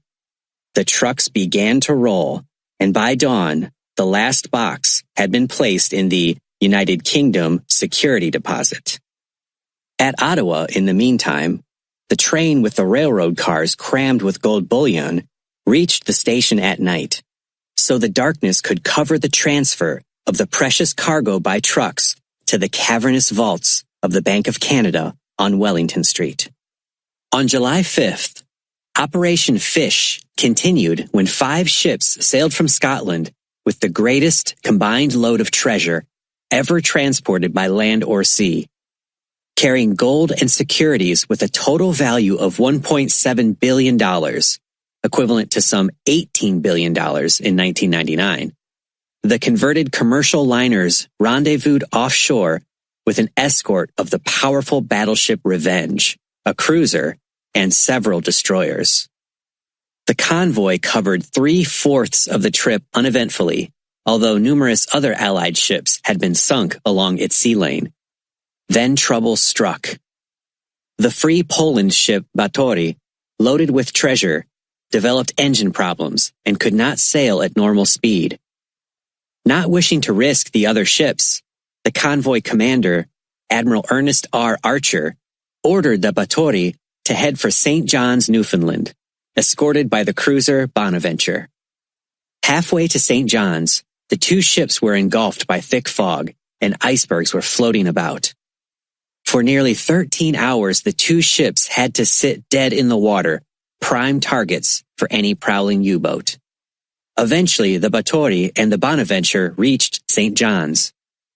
8 days after leaving Scotland, the first 3 ships in Admiral Archer's convoy sailed into Halifax Harbor, where they were joined in a few days by the repaired Batory and the Bonaventure. 5 trains were required to carry the gold bullion on to Ottawa. Within days, thousands of 27-pound ingots were piled to the ceiling in the 60 by 100-foot vault in the Bank of Canada. Only at Fort Knox in the United States was there a greater amount of gold.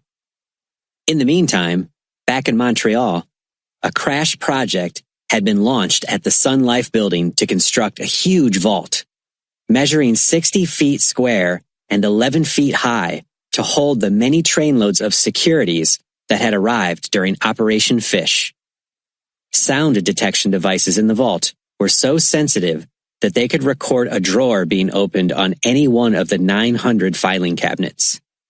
David Mansour recruited 125 Canadians, retired bankers and brokerage house and investment firm employees, and swore them to secrecy.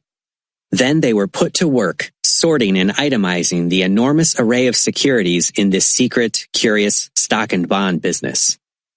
When the unprecedented project was completed, the Admiralty determined that gold worth more than $2.5 billion had been shipped to Canada. Astoundingly, during the 3 months when 134 Allied and neutral ships had been sent to the bottom by German action in the North Atlantic, not one treasure-carrying vessel was sunk or even attacked. An even more astonishing aspect of Fish, however, was that as many as 1,000 persons on both sides of the Atlantic were involved in the transfer of Great Britain's treasure, and the secret was kept from Adolf Hitler. A covert weather war. Off the southwestern coast of lava-covered Iceland, about 520 miles northwest of Scotland in the Arctic climes of the North Atlantic, British Major General Robert Sturgis stood on the bridge of the cruiser Berwick and peered intently through high-powered binoculars at Reykjavik, the large island's only major city. Searching for any sign of German military activity, Sturgis detected nothing to cause concern. 2 hours later, the Berwick tied up at a Reykjavik dock, and a contingent of Royal Marines and crewmen of the cruiser, all heavily armed, hurried down the gangplank. Then they split into groups and fanned out in the bleak city on pre-designated missions. Within a few hours, Sturgis's men had taken into custody the Nazi consul general, rounded up 2 spare U-boat crews, and seized a weather reporting station that radioed forecasts to Berlin. It was May 10th, 1940. In the week ahead, the British invaders of Iceland, which had been made an independent kingdom in personal union with Denmark during World War I, secured the island and began setting up a weather intelligence post to send information to London. This operation had been the opening round in what would become a deadly, covert weather war that would rage unnoticed by the outside world for the next 5 years. Even before the outbreak of the conflict in Europe 8 months earlier, both the British and the German high commands had recognized that accurate weather forecasts would be crucial in planning strategy and day-to-day tactics in the western part of Europe. Precise weather intelligence could be the deciding factor in which adversary would win. For the beleaguered British in particular, it was critical that the powerful German war machine be denied as much weather intelligence as possible. Between the eastern tip of northern Canada and the western coast of Scotland, most European weather originates. Once Iceland was secure, at least for the present, the British rapidly moved against Greenland, a huge island some 200 miles west of Iceland, captured several German weather reporting stations, and converted them into British operations. Deprived of land-based outposts, the Kriegsmarine tried to establish a network of weather reporting trawlers, small vessels used for fishing. However, the trawlers were located when the British intercepted and decoded German messages, and in April 1941, 3 British cruisers and 4 destroyers were dispatched to the Iceland-Greenland region to wipe out the floating weather stations. After tracking the German trawlers München and Lohenburg by wireless intercepts, the British warships caught and sank them. Meanwhile, under the orders of President Franklin D. Roosevelt, the United States, while officially remaining neutral, was becoming steadily more involved in the war in Europe. On April 9, 1941, Roosevelt announced that Greenland, most of which lies within the Arctic Circle, was to be a U.S. protectorate. Although separated by 1,300 miles of ocean from Denmark, Greenland was a crown colony of that tiny nation. Within a few days, green American soldiers, most of them draftees, eager only to get out of the army and return home, landed in Greenland.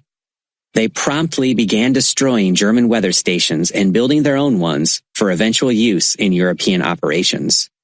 In a secret pact with British Prime Minister Winston Churchill, President Roosevelt agreed that the United States, although not at war with Germany, would patrol the seas around Greenland to prevent the Nazis from returning to the island, which is about 1/4 the size of the United States and which today is known as Kalalit Nunaat. On September 13, 1941, the U.S. Coast Guard cutter Northland spotted the German trawler Busko off southern Greenland. Through his binoculars, Commander Edward Smith, the Northland's skipper, saw that the Busko was painted in swatches of ice blue and white, camouflage to help hide the vessel when it would lay silently next to one of the giant icebergs floating in the region. Smith also saw that the trawler was equipped with an array of aerials and powerful wireless paraphernalia. Smith had to reach a critical decision. Should he sail on or halt the Busko and take its German crew into custody? Any hostile action on his part, he knew, could very well drag the neutral United States into the European conflict. His mind was made up. He ordered a shot to be fired across the trawler's bow. Moments later, the Busko hoisted a flag indicating her captain was halting his engines. Then the Northland edged alongside the German vessel, and a party of its crew boarded the trawler. Its members soon returned and told Smith that there were 27 men and 1 woman in the Busko's crew, and that their papers showed them to be Norwegian trappers and Danish hunters. Smith knew the papers were phony, and he ordered the Busko to sail to Mackenzie Bay, where the American skipper boarded the trawler and told the crew that it was under arrest for espionage. Smith also learned from a crew member that the Busko had put 2 parties, each equipped with wireless transmitters, ashore near the entrance to Franz Josef Fjord on the northeastern coast of Greenland. Leaving a few of the Northland crew to guard the trawler, Smith headed his cutter on a beeline for Franz Josef Fjord to capture the men put ashore from the Busko. A landing party armed with rifles, Tommy guns, and grenades scoured the region. Just past midnight on September 14th, the Americans discovered a shack that had antenna on the roof and smoke pouring out of a makeshift chimney. The shack was surrounded, then several muscular types burst open the door with their shoulders. Inside, huddled around a pot-bellied stove, were 3 startled Germans who were taken into custody. After Adolf Hitler declared war on the United States on December 11, 1941, the U.S. Coast Guard greatly increased the number of its cutters and trawlers patrolling the Greenland coasts to keep the Germans from re-establishing weather posts on the thinly populated island. Danes and Eskimos living in Greenland were recruited to search for any kind of German activity in remote regions. So crucial was weather data to the Wehrmacht in pursuing its campaign of conquest in Europe that repeated efforts were made to set up reporting stations in Greenland. Consequently, the covert weather war in the North Atlantic was fought on the strangest of battlefields, one often lit eerily by reflected arcs of the aurora borealis, whose flickering frost-white beams and ever-changing hues seemed to move as if in a breeze. It was bitterly cold in much of Greenland. Wind chill factors as low as 60 degrees Fahrenheit below zero, and icy storms with winds of 150 miles per hour made it painful for a man to inhale. When he exhaled, clusters of ice beads formed on his beard. Many lives, ships, and airplanes on both sides were lost during the savage, frigid struggle. In mid-December 1942, the U.S. Coast Guard trawler Natsek commanded by Lieutenant Thomas S. Lafarge, set sail from Greenland for Boston with a crew of 27. Soon it began to snow, and the wind reached gale force. Then black ice began to form, a strange phenomenon that had sunk many a ship in the North Atlantic. Layers of this ice soon weighed scores of tons. Desperately, the crew used picks and chisels to fight the black ice for 3 days and nights. Always the knapsack was in danger of capsizing. Steam was tried. It was useless, the steam itself freezing after being sprayed over the ice layers.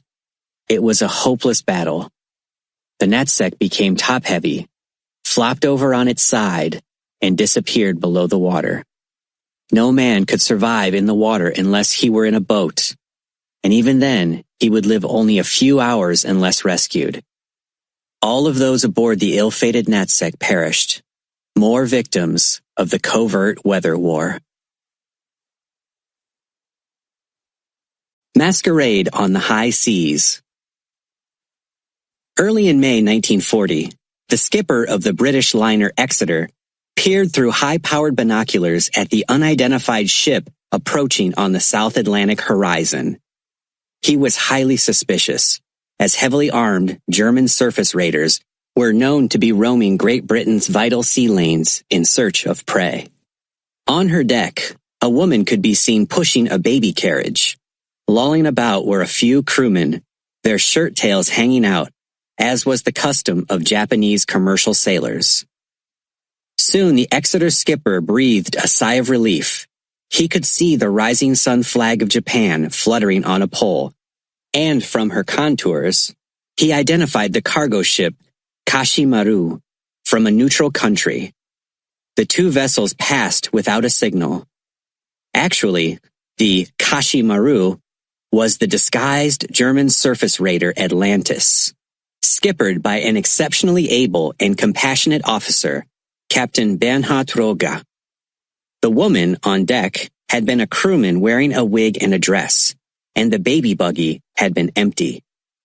Because he had recognized that the Exeter was carrying a large number of civilian passengers, Roga had decided not to sink her, which he could have done easily.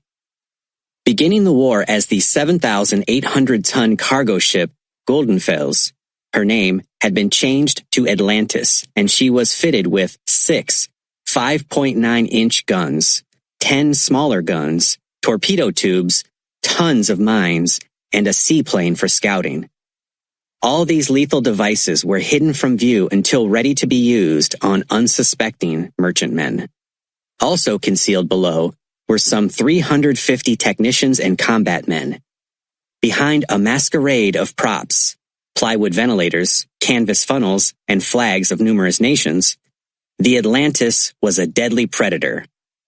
By the time the captain of an approaching ship decided that Roga's vessel was not Soviet or Japanese or Norwegian, it was too late.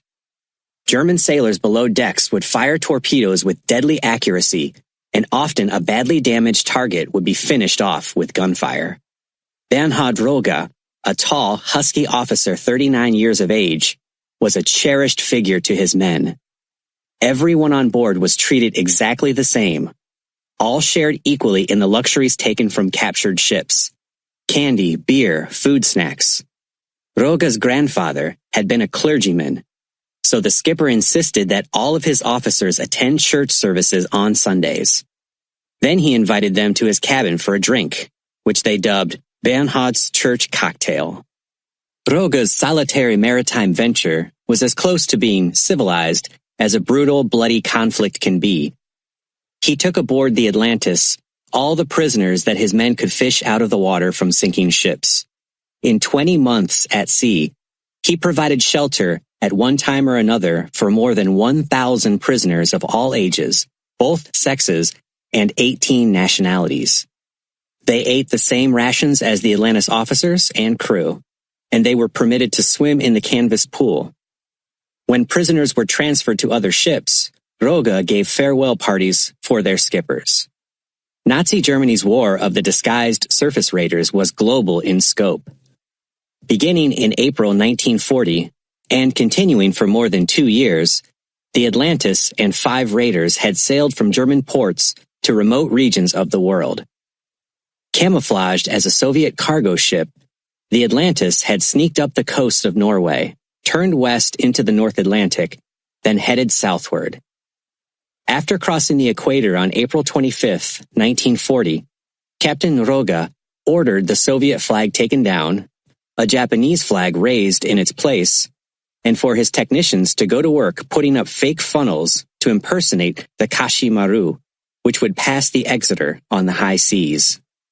Another disguised German surface raider, Comet, had made the Northeast Passage with the aid of Soviet icebreakers, skirted Siberia, and reached the Pacific, where she took a heavy toll of unwary ships. Penguin wrought havoc with Allied and neutral ships off the Antarctic ice pack, then captured 3 Norwegian whaling ships. In an amazing feat of seamanship, the skipper of the Penguin managed to avoid British sea patrols and bring the Norwegian vessels a few thousand miles back to Germany. Yet another masquerading surface raider, Thor, was involved in an episode that could have changed the course of the war in the Pacific. In the Indian Ocean, halfway around the world from Germany, Thor captured the unarmed British freighter Nankin, which was en route from Wellington, New Zealand, to Ceylon, India. On board the Nankin were top-secret Royal Navy mail bags. Without being opened, these bulging containers were transferred to Thor's supply ship, Regensburg, which docked at Yokohama, Japan, on July 18, 1942, more than 7 months after America had been bombed into the war at Pearl Harbor. At Yokohama, the mail bags eventually were dumped at the German embassy in Tokyo. There, Rear Admiral Paul Vinica, Adolf Hitler's astute naval attaché, began sifting through the documents in the mail bags and immediately recognized their importance. Vinica was especially interested in the weekly summaries of the Combined Operations Intelligence Center, COIC, of the New Zealand Armed Forces. After sending the details to Berlin, Vinica was given permission to hand the documents over to the Japanese. U.S. intelligence sources at Pearl Harbor had supplied COIC with a large amount of highly sensitive data. Some of it was labeled top secret and circulated to only 22 officers, including Admiral Chester Nimitz, the commander of the U.S. Pacific Fleet. This information was a bonanza for the Japanese. It specified the positions of all Allied warships and the estimates of the Japanese dispositions in the Pacific by Nimitz's intelligence officers at Pearl. If the Thor skipper and other German officers who had handled the Nankin's secret mail had turned it over promptly to the Japanese instead of waiting 9 months, even the most dull-witted intelligence officer would have recognized at once that the Americans had broken the Japanese naval code and that U.S. intelligence was reading Japanese messages gained from radio intercepts. In that event, Admiral Isoroku Yamamoto, commander of the combined fleet, would have immediately installed new operational codes, thereby depriving Admiral Nimitz of his gargantuan intelligence advantage of knowing in advance details of Japanese naval plans in the Pacific. Meanwhile, Captain Bernhard Roga had been marauding through the South Atlantic, then around the Cape of Good Hope and into the Indian Ocean. A few days later, the Atlantis radio operators intercepted a British warning that a German surface raider, disguised as a Japanese cargo ship, was roaming the Indian Ocean. Immediately, Roga put his prop men and set decorators into action. They took off the Atlantis's kimono, and she became the Netherlands ship Abekerk. Captain Roga continued to pile up the victims, sinking numerous ships and capturing others. Messages found by Atlantis crewmen in the wastebasket of one vessel paid off big. The information permitted the Germans to break the British merchant naval code. Another British ship, Automedon, surrendered when a shell killed everyone on her bridge. A German boarding party turned up an intelligence goldmine, mail for the British Far East High Command, and a top-secret War Cabinet report. The Atlantis's activities spread near panic among Allied skippers of merchantmen. Every ship spotted on the horizon was suspect, a friend or an enemy masquerading as a friend. British warships, badly needed elsewhere, were sent out to track down the Atlantis. Captains of Allied cargo vessels lost much time when they zigzagged along long routes when Roga's Marauder was hundreds of miles away. Cargo ship crews were hard to recruit, and they demanded hazardous duty pay. With time, Bernhard Roga had begun to conjecture that he was operating on borrowed time. Admiral Erich Raeder, commander of the Kriegsmarine, had sent out 6 masquerading raiders a year and a half earlier, and most of them had met with disaster. On May 8, 1941, off Somaliland, the Penguin was surprised and sunk by the British cruiser Cornwall. On November 19th, the Cormoran, while prowling off the western coast of Australia, was involved in the equivalent of that rarity in the boxing ring, a double knockout.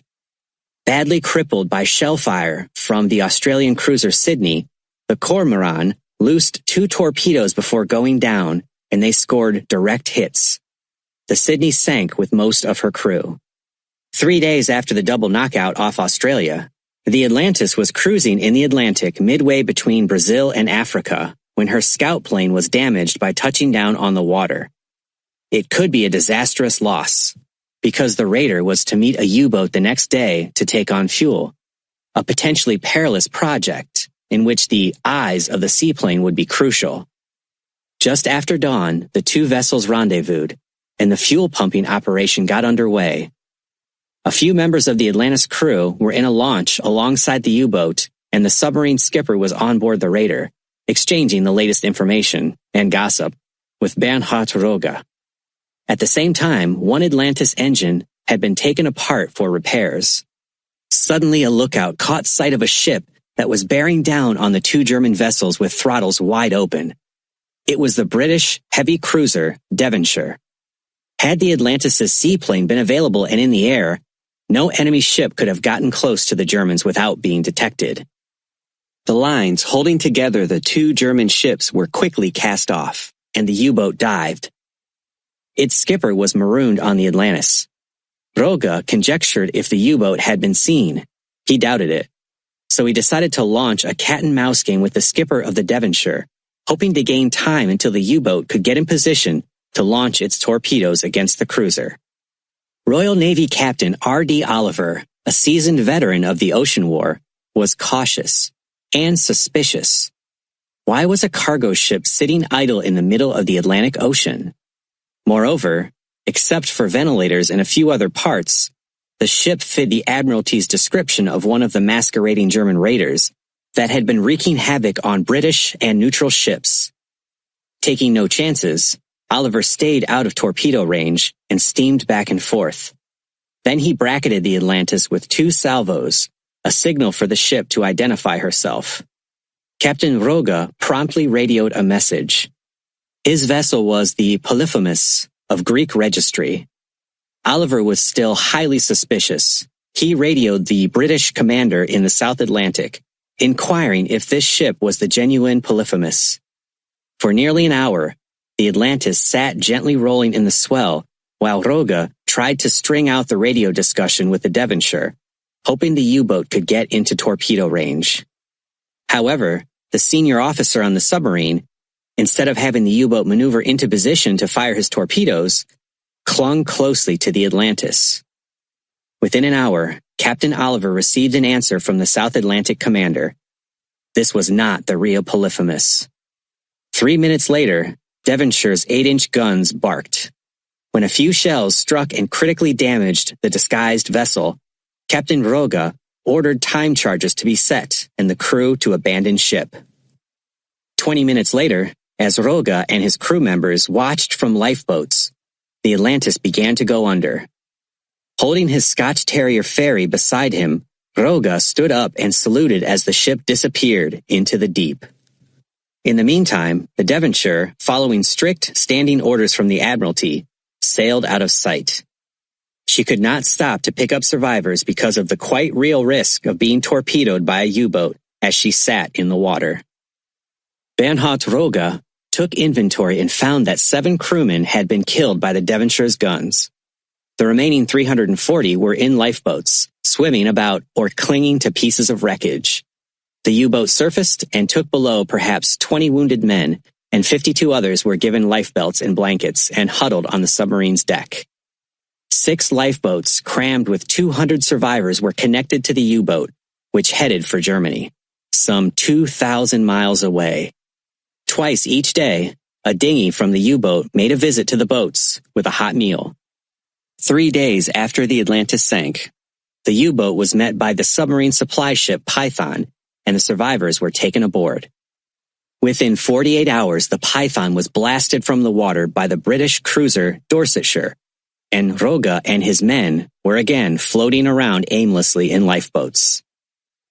5 weeks after the Atlantis met her doom, the survivors finally went to shore at Saint-Nazaire, France, from German and Italian submarines. Arriving in Berlin just after New Year's Day, 1942, Bernhard Rogge was given a hero's reception and promoted to Rear Admiral. Nazi spies in the U.S. Capitol. All through the first half of 1940, George Sylvester Viereck had been dashing between his plush Fifth Avenue apartment in New York City and the hallowed halls of Congress in Washington, D.C. Despite the Capitol's notorious sweltering summers, Viereck began commuting twice weekly during June. His Abwehr contact in Washington had handed him an urgent mission: prevent a huge weapons bill to help rearm the United States from passing Congress. Viereck was a clever Nazi spy. In Berlin, Abwehr Chief Admiral Wilhelm Canaris, who spoke with a trace of a lisp, had described the United States as being one of our key targets in the Cloak and Dagger Agency's worldwide operations. The USA is a sleeping giant and must be regarded as the decisive factor if it enters the war, the spy master declared. The capacity of its industrial power is such as to assure victory, not merely for the USA itself, but for England and any other country with which it may be associated. Everything possible had to be done to keep the United States from building up its woefully weak military, the admiral stressed. Each waking moment, Canaris was playing a dual role: Adolf Hitler's trusted spy master and a leader in the Schwarze Kapelle conspiracy to eliminate the Führer. George Viereck was born in Munich, Germany, in 1884 and came to the United States in 1901. Glib, crafty, and energetic, he may have been the world's highest-paid propagandist. Each month he was pocketing $500, equivalent to about $5,000 in 1999, from Dr. Otto Kiep, the Nazi consul general in New York. But that fee was peanuts compared to the additional $1,750 per month he was being paid by a New York publicity firm under contract to the German Tourist Bureau. As U.S. correspondent for a Munich newspaper, Münchner Nachrichten, whose editor was Dr. Giselher Wirsing, a confidant of Nazi propaganda chief Joseph Goebbels, Viereck was paid the $500 per month. Wirsing was especially interested in having his correspondent probe into U.S. plans to expand its armed forces. And the Nazi propaganda agency in the United States, which was operating under the cover name German Library Information, located at 17 Battery Place, New York City, slipped Viereck yet another $500 monthly. Viereck's machination to sabotage the impending arms bill would be a semi-public secret mission. He set up his propaganda mill in the Capitol suite of Senator Ernest Lunding, a devout isolationist from Minnesota. Although the lawmaker was reputed to have contacts in Nazi Germany and made speeches to German-American groups, he apparently knew Viereck only as a freelance journalist and considered him to be a consummate publicist and speechwriter. Viereck was totally at ease working in the suite of a U.S. senator. Neither he nor Lundin made an effort to conceal the fact that they were collaborating to keep the United States out of the war in Europe and to halt heavy congressional spending for weapons and for aiding besieged Great Britain militarily. Wiedeck dictated speech drafts to Phyllis Spielman, a secretary to Lundin, and he would break off his delivery on occasion to telephone the German embassy in Washington for needed information. A short time later, a messenger would arrive with an envelope bearing the return address of Dr. Hans Thomsen, the chargé d'affaires and master spy at the embassy. Hundreds of thousands of reprints of Senator Lundin's Senate floor "Keep Out of the War" speeches, reprints of anti-Roosevelt and anti-war editorials, transcripts of Keep America Neutral radio broadcasts, newspaper and magazine clippings, and anything else with an isolationist theme were put in the mails by Wiedeck, all at the expense of the U.S. taxpayers. Included in the bulk mailings were articles that Wiedeck himself had authored under a phony name, then connived to get published. Soon it became clear that Senator Lundin's suite had a serious flaw. Its mailing facilities were inadequate for the millions of reprints Wiedeck wanted to send out, so arrangements were made for the bulk mailing to be done in room 1424 of the House Office Building. Room 1424 was the suite of Representative Hamilton Fish, who had known Wiedeck for several years and, like Lundin, was a strident isolationist. Fish, a New York legislator, introduced Wiedeck to 45-year-old George Hill, a mild-mannered clerk in the congressman's office. A thin, nervous man with a trace of a mustache, Hill was told by his boss that Wiedeck wanted to send out reprints of Lundin's speeches and for Hill to use Fish's frank, free mailing privilege, and the mailing list of the National Committee to Keep America Out of Foreign Wars, whose chairman was Hamilton Fish. Hill was apprehensive. Use taxpayers' money to send out massive amounts of what he called politically motivated propaganda? But an order was an order. The first mailing was to 125,000 names on a list to receive the Keep Out of the War speech that Wiedeck had written and Lundin had delivered on the Senate and House of Representatives floor. Hill had to hire an extra crew of women to get the job done on time. When the mailing task was completed, Wiedeck covertly slipped 2 rolled-up $50 bills into Hill's hand and gave the jittery clerk a sly wink. From that point, unpretentious George Hill, a hapless, confused family man, was trapped by Dame Fate in a high-stakes game of espionage poker. He would be sucked deeper and deeper into Wiedeck's high-powered capital propaganda mill. At Wiedeck's instigation, Hill and Lundin got most of the material to be mailed inserted in the Congressional Record, a daily compendium of every word spoken and action taken on the Senate and House of Representatives floor. This ploy permitted Hill to get hundreds of thousands of free reprints from the U.S. government printing office. Hill arranged for U.S. postal trucks to be used to haul tons of Keep America Neutral mailings to the Washington Post Office. Not only was Congressman Fish's franking privilege used, but also those of 24 other isolationist members of Congress who were allegedly collaborating in the propaganda project, or who were Wiedeck's dupes. Despite the vigorous efforts of George Wiedeck, the world's highest-paid propaganda virtuoso, his U.S. taxpayer-sponsored campaign ended in defeat.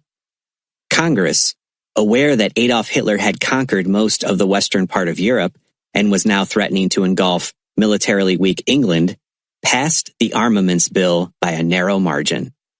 Dispensing Nazi propaganda was a perfectly legal method for a U.S. citizen to make money, provided he or she told the federal government everything he was doing and who was paying him to do it. However, based on information collected by the FBI, a New York City grand jury concluded that Wiedeck had suffered a convenient loss of memory in failing to disclose the hefty fees he was receiving from numerous German sources. So he was indicted on 5 counts. Wiedeck, who had gotten rich tooting a Nazi trumpet in the adopted homeland that had been so good to him, soon was occupying a cell in a federal prison. A jury had found that operating a propaganda mill for Adolf Hitler in the U.S. Capitol was not a legitimate activity for an American author and journalist. Fiedek would serve a term of 2 to 5 years. At about the same time Fiedek was being tried, a jury in another Washington courtroom returned a guilty verdict against frail, introverted George Hill, who had been doing Fiedek's bidding. Hill, a pitiful figure, received a sentence of 2 to 6 years. 2 tiny tots escape to England. June 20th, 1940, was a lovely warm day in France, and one of the blackest in that nation's long history. In a railway car in a clearing in Compiègne Forest, north of Paris, German dictator Adolf Hitler and his military chiefs looked on with gloating satisfaction as French officials signed a document of surrender. It had taken the mighty Wehrmacht only 6 weeks to crush the vaunted French army. The surrender terms called for German troops to occupy more than half of France, including the entire Atlantic coastline in the west.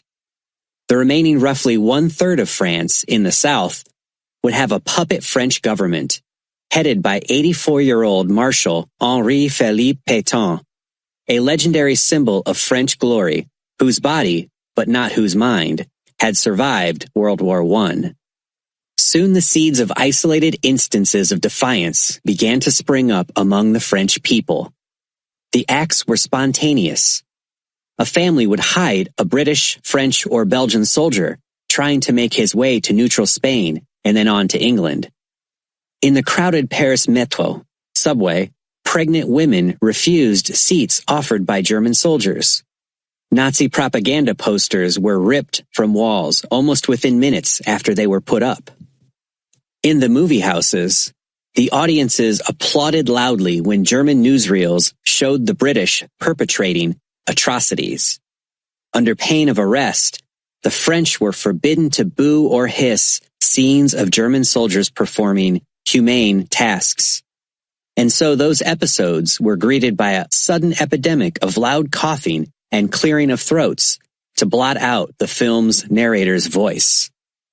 With each tiny success, the French people grew bolder, and a measure of self-respect was restored. An organized resistance movement began to mushroom in France. One of those growing increasingly rebellious was Jean-Marc Saladin, a slight boy of 13 who lived with his parents in Brittany, on the English Channel coast. Despite his tender years, Jean-Marc committed petty sabotage almost daily, letting the air out of the tires or soaping the windows of German vehicles. Along with other boys, he strewed nails and broken bottles on roads taken by German convoys. They especially enjoyed giving the wrong directions to convoy officers, knowing that the action would cause long delays. Jean-Marc served as a courier for messages between underground cells, and he regularly distributed defiant leaflets and pamphlets, printed clandestinely in basements by the resistance. But the boy wanted to do even more to damage the hated Boche, a derogatory term for the Germans. From broadcasts over BBC Radio in London, he learned about Frenchmen escaping to England to join the Free French forces and continue the fight against the Nazis. So he and a 10-year-old friend planned to flee to London. The tiny tots had available an 18-foot sailboat belonging to Jean-Marc's father, who knew nothing about his son's scheme. The crossing alone could be hazardous. Channel tides are tricky, and sudden storms could churn up huge waves and swamp the small vessel. Moreover, the trek from Brittany to England would be about 150 miles, and the only navigating device the boys had was a primitive compass that could go haywire without warning. Little by little, the conspirators stalked the boat under the noses of the Germans. Then one day, when the wind, moon, and current were favorable for crossing the English Channel, Jean-Marc left a note on the bed of his parents, who were out of town. It explained that at all costs, he and his younger friend had to join the Free French forces in England. Jean-Marc had to be especially careful. 8 German soldiers had been assigned to live in the first floor of the Salle d'un Homme. At 11 p.m., he climbed out an upstairs window, stole silently across the lawn, and scaled the wall adjoining the road.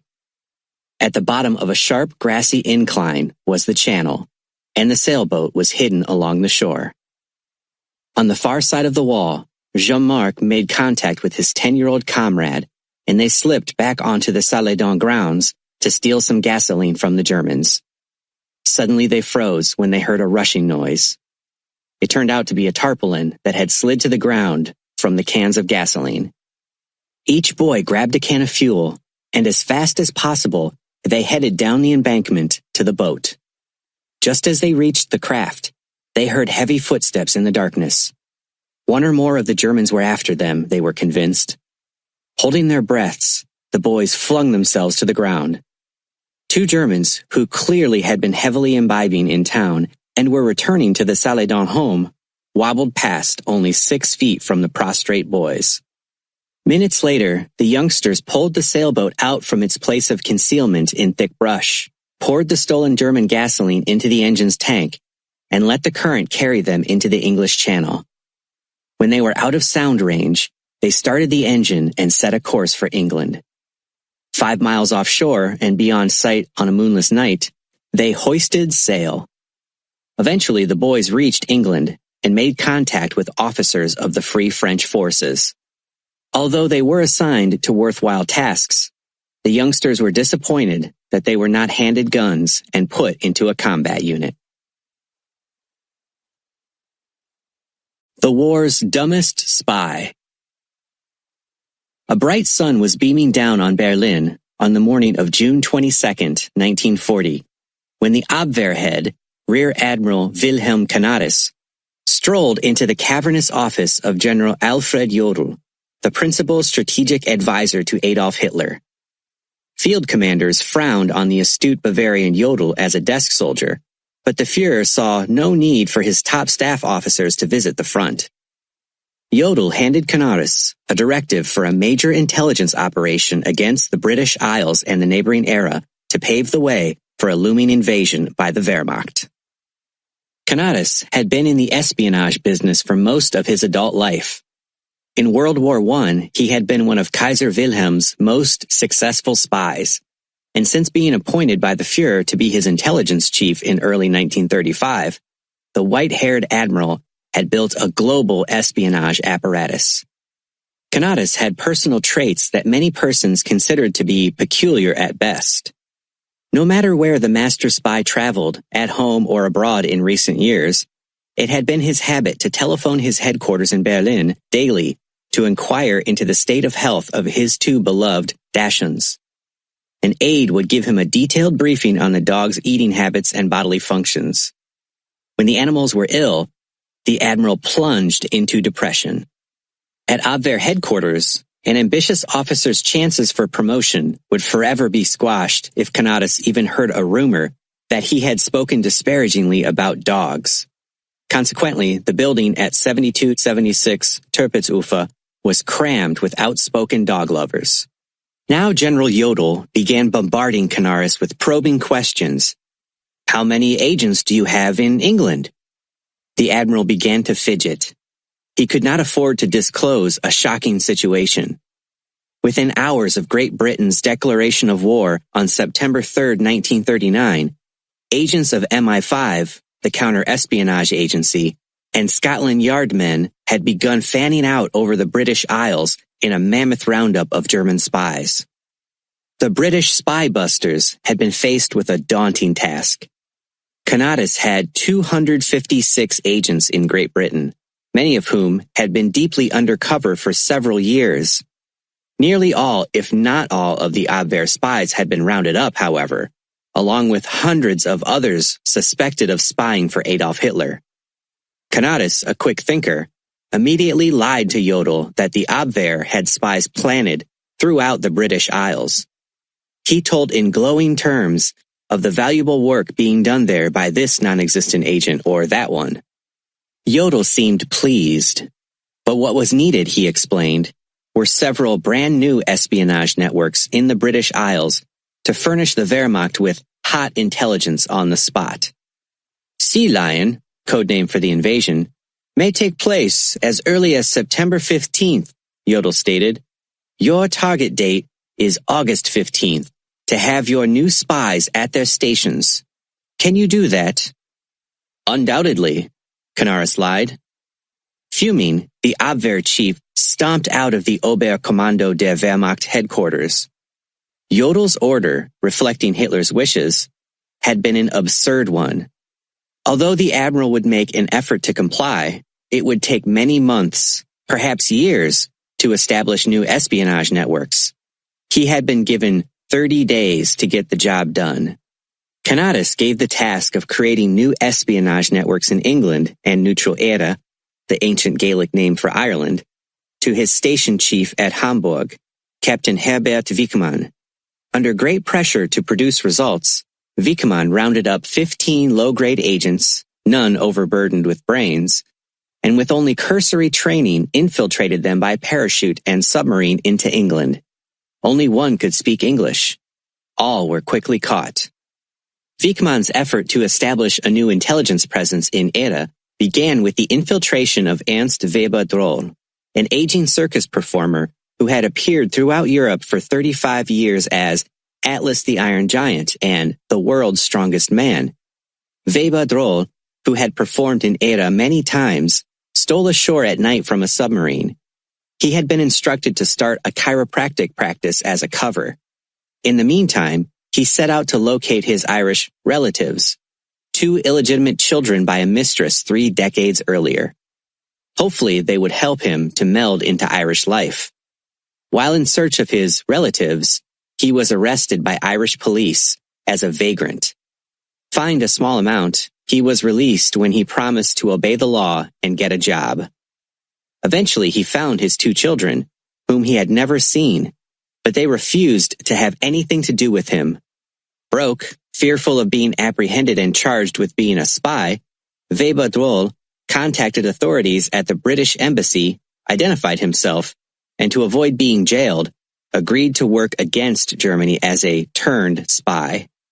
At the same time, Hermann Goetz, a Hamburg lawyer with impeccable manners, was also preparing to be a spy in Era. The seeming quality of Goetz reassured Canaris.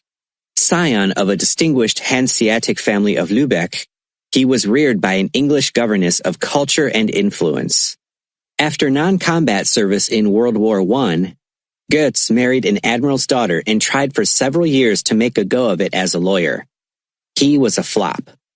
His Abwehr dossier, however, described him as a man with high agent potential, so Canaris had no way of knowing that Goetz would soon establish himself as the war's dumbest and unluckiest spy.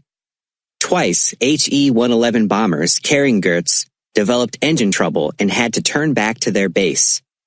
On the third effort, he parachuted into the blackness, landing in a remote pasture. Wearing the heavy flight overall of a Luftwaffe officer and carrying a mixed bag of forged military identity papers, his misfortunes began at once. Goetz was unable to locate a second parachute that brought down a container with his kit, including a radio and a spade. So he could not bury his parachute as instructed because of the missing spade. He set off cross-country. After walking only a mile, he made an alarming discovery. He was not in Era, but in Ulster, later called Northern Ireland, 70 miles from where he was supposed to be, a safe house in Dublin. Soon the batteries in his flashlight gave out, and he had to stumble across the rough terrain, taking repeated pratfalls. He could not risk walking on roads. Goetz hiked through the countryside for 4 days. Although he was wearing a Luftwaffe uniform and high boots, the numerous natives he passed in the daylight did not seem to find it unusual that this stranger was traipsing across the landscape. Had any locals called the police, Goetz's true identity would be clear. Without the knowledge of his Abwehr controllers in Hamburg, he was carrying his medals from World War I. When he came to the swift-flowing Boyne River, he found that soldiers were guarding the bridges. So he plunged into the water and began swimming. Halfway across, he became convinced that he was going to drown because the weight of his uniform caused him to be nearly exhausted. Lying on the far bank and gasping for breath, Goetz found that the swim had cost him the loss of his secret ink, which he was to use to send intelligence reports back to Hamburg. The vial holding the liquid had been sewn into the shoulder padding of his overall. The solution was washed out by the waters of the Boyne. Hungry, tired, and fearful of discovery, Goetz took off his uniform and hid it by the road, planning to return and retrieve it. Then he put on some old clothes found in a barn and continued his trek, a black beret perched on his head. Although Goetz was carrying a hefty sum of British and U.S. currency provided him by the Abwehr, he did not know that British money was readily accepted in Ireland, so he marched 20 hours a day and ate nothing. Eventually, the German lawyer, his feet blistered, his body weary, his stomach pleading for sustenance, took refuge in a villa in Dublin, the home of 38-year-old Stephen Held, a wealthy factory owner. Held had been designated as Goetz's contact. There, Goetz met Stephen Hayes, who was a top leader in the Irish Republican Army, IRA, a bitter foe of Great Britain. A few days after Hayes's visit, 4 IRA men wearing masks bolted into the Held villa and stole all of Goetz's money at gunpoint.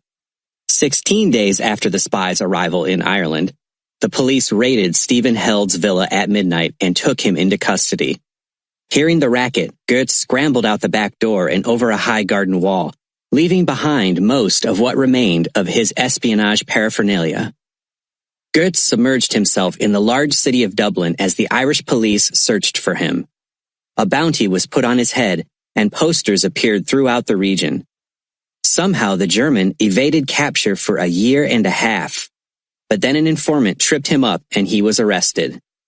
Apparently, giving up hope that anything good would ever happen to him and fearful of his future, he used the only bit of espionage paraphernalia that he retained, biting into a cyanide capsule.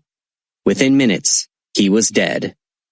This act was the only facet of Hermann Goetz's spying career that he hadn't botched. Global celebrity, a secret agent. 2 old friends were talking. It was the summer of 1940, after France had fallen. Noel Coward, the internationally famed British actor, playwright, and composer for the stage and motion pictures, was pleading with Prime Minister Winston Churchill to let him join an intelligence service. "No, no," Churchill replied, jabbing the air with his lighted cigar for emphasis. "You're far too well known to be a spy." Coward responded, "But Winston, that's the whole point. I'll be so well known, nobody will think I'm doing anything special." Churchill kept shaking his head and emphasizing that a face known around the world could never make a spy.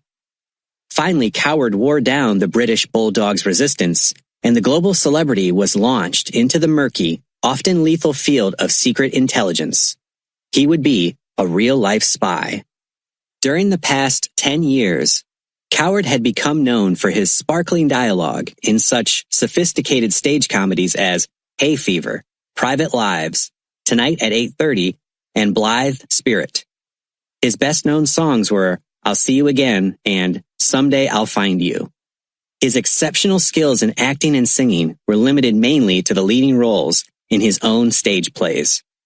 Coward traveled the world, in South America, a hotbed of Nazi spies, Asia, and what was left of unoccupied Europe. He sang his songs and charmed his hosts. His disguise, he would say, was his reputation as a bit of an idiot. When it was suggested that Coward send back reports by invisible ink, he quickly shot down that scheme. "I can't even read my own writing when it's visible." Just as Coward had insisted to Churchill, his show business celebrity status did indeed provide him with remarkable cover and direct contact with influential figures in neutral countries, few of which were truly neutral. He shrewdly reported back to his British controllers the opinions of these top foreign leaders and the political climate among the people of their countries, and deftly planted fake rumors as part of a global mosaic of misinformation. A POW's wife unlocks a code. While Adolf Hitler and his generals were rapidly rearming Germany and drawing up plans for widespread conquest in Europe, they had anticipated a need for a special camp known as a Sonderlager to hold highly important prisoners and those who habitually tried to escape from regular places of incarceration. Subsequently, 400-year-old Colditz Castle, perched on a steep hill overlooking the Mulde River in east-central Germany, was selected. Designated Ofleck, IVC, an abbreviation of Offizierlager, officer's place of detention, Colditz was a towering structure, 6 stories high, beautiful, majestic, and yet forbidding. The outside walls were 7 feet thick. The massive castle was a maze of concealed staircases and intercommunicating doors, of hidden passageways, and hundreds of rooms, nooks, and crannies. Major redesign work was rushed through to make the castle escape-proof. In mid-1940, after Hitler's Blitzkrieg had conquered much of Western Europe, prisoners started arriving at Colditz. They were told by the commandant, "You cannot escape. Sie beißen hier auf Granit. Here you will bite into granite." Intended to hold 200 POWs, the inmate population, Britons, Poles, Dutch, Belgian, and French, soon far exceeded that number. Early on, many became restless and began hatching schemes to escape the brooding castle. Although once outside the walls, it would be 400 miles in any direction to reach the frontiers of the Third Reich. 2 of the leaders in the British contingent, Captain P.R. Reid and Captain Rupert Barry, concluded that no significant number of escapes could be successful without clandestine help from the War Office, the nerve center of the British Armed Forces, in London. Pooling their ideas, Reid and Barry concocted a simple code that could be used in a seemingly innocent letter from a prisoner to a loved one in England.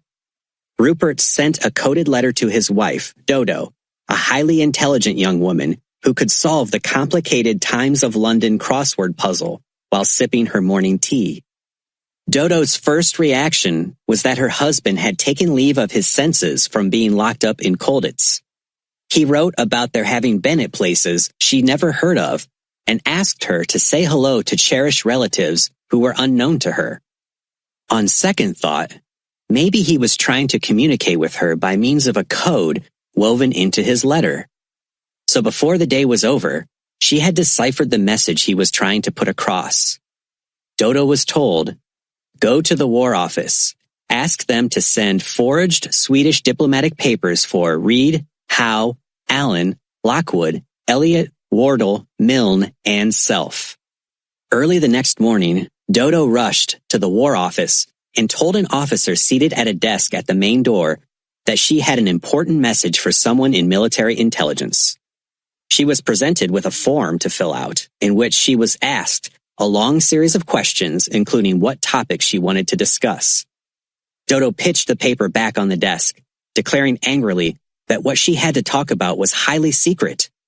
A strident argument erupted when it became obvious that she was not going to be allowed into the building. While the shouting was taking place, another officer happened to walk past, and she explained her situation to him. Could he help? This officer happened to be in military intelligence, and he escorted her to his office. After perusing the letter from Captain Barry and hearing her decipher the message, the officer gave her instructions. She was to write back to her husband in plain language, knowing that the German officers would inspect the letter, and tell him that she had met Rupert's elderly aunt, Christine Silverman, who had not seen him in years. Aunt Christine was deeply saddened to learn that her nephew was a POW in Germany, and she would write soon, Dodo was told to state. 2 weeks later, Captain Barry received a letter from Aunt Christine, and he and P.R. Reid were able to unscramble its simple code. They were crushed by the message. The War Office considered the use of Swedish diplomatic papers to be too dangerous. Undaunted, Barry fired back another coded letter to his wife, who took it to her contact in military intelligence. "We will consider the danger and not the War Office," her husband declared. "Would you please expedite the request?" Barry and Reed found that they were butting their heads against an immovable object, the bureaucracy in the War Office. The Swedish diplomatic papers were never sent, but communication had been established between Colditz and the War Office, thanks to Dodo's astuteness. In a few days, a coded letter from Dodo, written under the direction of the War Office, informed her husband that she was sending him some parcels through the Red Cross network. The innocent-looking packages arrived in 2 weeks. Along with a few items of clothing, one parcel contained 6 handkerchiefs, each with a different colored border. A coded message told the POW captain to place the one with a green border in a bucket of hot water, stir for several minutes, take out, read the message that appeared in secret ink, then destroy. The handkerchief gave instructions for the use of 2 complicated codes. These were to replace Barry's primitive code which, the War Office was convinced, the Germans would eventually detect. These new codes were considered by the War Office to be unbreakable, so the Colditz POWs could ask for anything they wished. Soon items for escape kits were flowing into the castle, concealed in private parcels. The entire scenario was being orchestrated by ingenious minds in MI9, the Escape and Evasion Service in London. MI9 also sent Colditz detailed information about German activities on frontiers, sentry positions, railroad timetables, Gestapo tactics, and food ration stamps. MI9 obtained a detailed architect's blueprint of Colditz Castle, floor by floor, and this crucial intelligence was sent via the magic handkerchief technique. Relentlessly, cat-and-mouse games were played at Colditz. The intransigent POWs pitted their courage and ingenuity against the alertness of the German guards. In attempts to gain freedom, the prisoners sewed fake German uniforms, memorized train routes to Switzerland, scrambled over high walls, dug through yards of rock, scaled battlements, communicated with London by secret code and hidden radios, and forged tools. Efforts to escape ranged from simple bluffs to sophisticated disguises. Because of the efficiency of MI9 in London, almost every officer at Colditz had a compass, detailed maps, and a quantity of genuine German money. Many were equipped with fake but realistic identity papers and other documents that would be required once an escapee got outside the castle walls. These crucial documents were created in a top-secret counterfeiting operation conducted by MI9 in London. It may well have been the world's largest and most sophisticated specialty print shop, with a skilled staff of engravers, artists, retouchers, and offset cameramen. Producing documentation that would pass sharp-eyed Gestapo agents and German police required painstaking research. To obtain current information from within the Third Reich, MI9 operatives closely questioned German prisoners of war, especially those who had just returned to the front after a leave at home. Who issued a certain document? When and where was it likely to be checked? What did each rubber-stamped entry mean? Fake documents required seemingly piddling nuances. A finished document could be too perfect, so it had to have trifling mistakes. Photographs on identity cards had to be aged. Genuine German money could not be new, so thousands of Reichsmarks were poured on the floor of a room in the print shop, and the technicians walked back and forth on the currency for many days until the paper was realistically worn. Meanwhile, at Colditz Castle, Hauptmann, Captain Reinhold Eggers, the security officer, was showing symptoms of tattered nerves. He wrote in his diary, "The prisoners, the British and French in particular, are doing all they can to get me out of camp by making life unbearable for me. They have reason enough. I discovered the church tunnel and their attempts to get out under the stage. I discovered one of their radios." Over a period of 5 years, 130 prisoners managed to escape from Colditz. But of those, only 32 hit home runs, as the POWs called evading death or recapture to cross the frontiers of the Third Reich to a safe haven, and eventual return to their homelands. Among those hitting home runs was Captain P.R. Reed, who, along with Captain Rupert Barry, had concocted the simple code that had triggered the mass of escapes. Canada's covert luxury fleet. Early in July 1941, British intelligence learned, probably through ultra-intercepts, that the Germans were preparing to make a bold move. They would land troops and establish bases on 2 islands off the coast of Canada and in the Gulf of St. Lawrence. The huge gulf becomes a river that carries large ships hundreds of miles inland through the cities of Quebec and Montreal and on to Lake Ontario. If the Nazis succeeded in this scheme, more than 3,000 miles from their closest naval bases in western France, they might succeed in blowing up key facilities along the St. Lawrence that would block passage for long periods of time or create other mischief damaging to the Canadian war effort. Already hard-pressed, the Royal Canadian Navy did not have the ships to patrol the Gulf of St. Lawrence and its approaches, as German intelligence knew. However, U-boat commanders were perplexed by the sudden expansion in the number of Canadian vessels patrolling around the strategic Gulf. Even when a U-boat torpedoed and sank the Raccoon, a Canadian naval vessel guarding the Gulf, German intelligence did not realize that it had the key to the secret in its hands. Actually, the Raccoon was a converted American luxury yacht, one of the 14 similar ocean-going vessels that had suddenly become part of Canada's coastal defense system. A few weeks earlier in Washington, President Franklin D. Roosevelt had been briefed on the German threat to the Gulf of St. Lawrence region. Because the United States was still technically neutral, Roosevelt turned a blind eye to a machination hatched to strengthen Canada's Navy. The 14 yachts had been requisitioned from their American owners, then turned over to Canadian civilians who, in turn, sold them to the government. In this way, the United States had not provided direct aid to a belligerent. On reaching Canada, the yachts were denuded of their luxury trappings, which were replaced by communications equipment and submarine detection gear. This restructuring permitted the luxury fleet to summon genuine warships whenever a U-boat or German surface raider was discovered. Throughout the war, the Canadian luxury fleet continued to expand. Canadian Navy officers, dressed in civilian clothes and masquerading as wealthy businessmen, visited marinas in the United States to pick out suitable ocean-going yachts to augment their fleet. No more was heard about German plans for installing bases in the Gulf of St. Lawrence region. One airplane infuriates the Führer.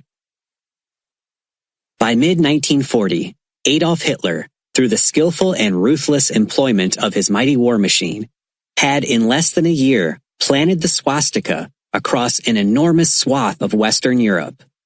German territory stretched all the way from the northern tip of Norway southward to the Pyrenees Mountains on the Spanish-French frontier.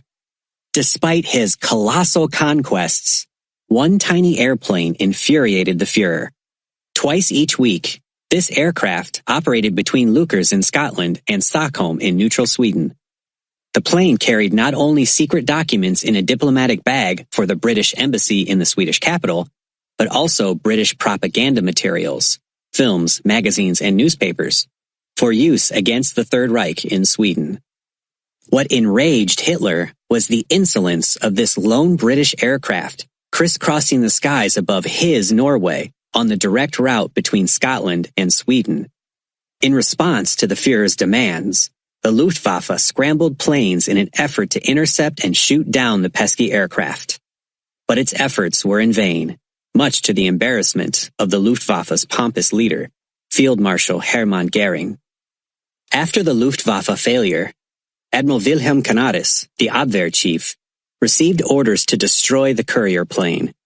Canaris and his top aides were not enthused. The aircraft, along with the other materials, was bringing British newspapers to Sweden, where they were purchased by German undercover agents and rushed to Berlin. These publications were a prime source of information for the Abwehr. Canaris knew that the aircraft was carrying German newspapers back to Britain on each trip, but he felt the exchange was more beneficial to Germany than it was to England. So when Hitler kept demanding action, Canaris, to appease him, ordered the Abwehr's top agent in Stockholm to sabotage the plane when it was parked at the airport just outside the city. This official order had been sent through routine command channels, and a copy of it was sent to the Führer's headquarters. At the same time, Canaris rushed a trusted aide to Stockholm with instructions that the official order to sabotage the British plane not be carried out. The Abwehr, unlike Reinhard Heydrich's Sicherheitsdienst, the SS intelligence service, is not a murder organization, the admiral declared. He stressed that he was against the murder of innocent passengers if a bomb were concealed in the aircraft. Canaris's sabotage of the sabotage did not last long. Soon, Hitler's anger at the British plane evolved into an obsession. So Major General Erwin von Lahausen, head of the Abwehr's Abteilung II, the sabotage division, was forced to prepare a plan of action. Lahausen selected an Abwehr agent, codenamed Citadel, to travel from Germany to Stockholm to blow up the airplane. A 22-year-old Brazilian-born agent was assigned as an assistant. The operational plan, worked out in a Hamburg dockside pub, the Metropola Bodega, called for the two saboteurs to be issued fake Dutch passports, in which they were described as seamen. Then Citadel and the Brazilian contacted two Finns, a sea captain and his first mate. Although natives of a neutral nation, both were Nazi sympathizers. The Finns agreed to hide explosives on their coaster, and the pair of saboteurs signed on as crewmen. The small ship edged through the Kiel Canal in northern Germany and sailed into the Baltic Sea. As soon as the coaster docked in Stockholm, its skipper told Swedish port authorities that the ship had engine trouble and that he estimated it would take 10 days to fix it. Citadel had felt that would be sufficient time to sabotage the British plane. While repair work was feigned, Citadel was told by a local Abwehr agent that the targeted aircraft had arrived. That night, Citadel and the Brazilian reconnoitered the airport and saw the plane sitting on the tarmac behind a heavy barbed wire fence. On the following night, the two young men, wearing dark clothing and with faces blackened, were driven to the vicinity of the airport. They carried pistols, wire cutters, and a time bomb. They decided to approach the field from behind a hangar, knowing that the British plane was parked on the other side. Stealthily, they skirted the hangar, then lay down and began slithering ahead. One agent poked his head around the corner of the hangar and saw the plane with its British markings only 50 yards away. 6 floodlights bathed it in iridescence, and a squad of Swedish soldiers armed with automatic weapons stood guard. Quietly, the two saboteurs retreated from the airfield and returned to the Finnish coaster. Clearly, blowing up the tightly guarded British aircraft would require far more than 2 men. The engines of the coaster underwent an astonishingly rapid repair, and the next day the ship sailed for Hamburg. Adolf Hitler soon was involved with directing what had turned into a global war, and the pesky British plane no longer was an obsession with him. The courier aircraft would continue its flights over German-occupied Norway without hindrance for the remainder of the conflict. In his eagerness to destroy a lone British plane, the Fuhrer apparently had not realized that if the sabotage had been successful, Britain would merely have replaced it with another plane and continued the trips between Scotland and Stockholm. Part 3. Thrusts and Counterthrusts. A cunning forgery pays off. Although the United States public was eager to keep out of the war raging in Europe, when British Prime Minister Winston Churchill suggested that Great Britain be permitted to establish in the United States a center for clandestine operations throughout the Western Hemisphere, President Roosevelt agreed. The whole affair was kept so hush-hush that not even the U.S. State Department was let in on the secret. Adopting the innocuous title British Security Coordination, BSC, the agency's head, William Stephenson, quickly set up his command post at a most unlikely place, the 35th and 36th floors of the International Building in Rockefeller Center in New York City in mid-1940. Stephenson, a wealthy Canadian industrialist, possessed a stout heart, enormous drive, and a keen and devious mind. His organization mushroomed rapidly to major proportions, and the headquarters staff alone would eventually number more than 1,000 persons. A year after Stephenson launched the covert operation, both U.S. and British intelligence agencies became increasingly concerned about widespread German infiltration of Brazil, where the government had become dangerously generous in helping Nazi operations against the United States. Stevenson and his key aides decided that the best solution to the problem would be to plant fake documents to cause the president of Brazil to withdraw from his cozy relationship with Adolf Hitler. The fraudulent letter would have to be a flawless masterpiece, both in its written words, the typewriter involved, and the paper stock. Brazilian experts could be counted on to inspect the document with a microscope, literally, to assess its authenticity. Stevenson flashed a coded message to the British secret intelligence chief in Brazil. We propose to convey to the Brazilian government a letter purporting to be written by someone in authority in Italy to an executive in Brazil. Purpose is to compromise the Italian transatlantic air services, which provide safe passage for enemy agents, intelligence documents, and strategic materials. We would welcome details and specimen head office letter of the LADI airline. Now the BSC secret agents sprang into action. In Italy, a letter was stolen from Aurelio Liotta, president of the airline. It provided a specimen of his handwriting. 24 hours later, a courier delivered the precious item to Stevenson in New York. A follow-up radio message from Rio de Janeiro suggested to Stevenson that the forged letter should be addressed to Comandante Vincenzo Coppola, the airline's regional manager in Brazil, and also a top agent for the Italian Secret Service. Within a few weeks, the fake letter was in production. The paper stock was that normally found only in Europe, stolen there by BSC operatives. The engraved letterhead of the Linea Aereo Transcontinentale Italiana, LADI airline, was reproduced by the BSC's expert counterfeiters. An Italian typewriter with type imperfections that precisely duplicated the old one used in Rome by the head of LADI had been painstakingly constructed.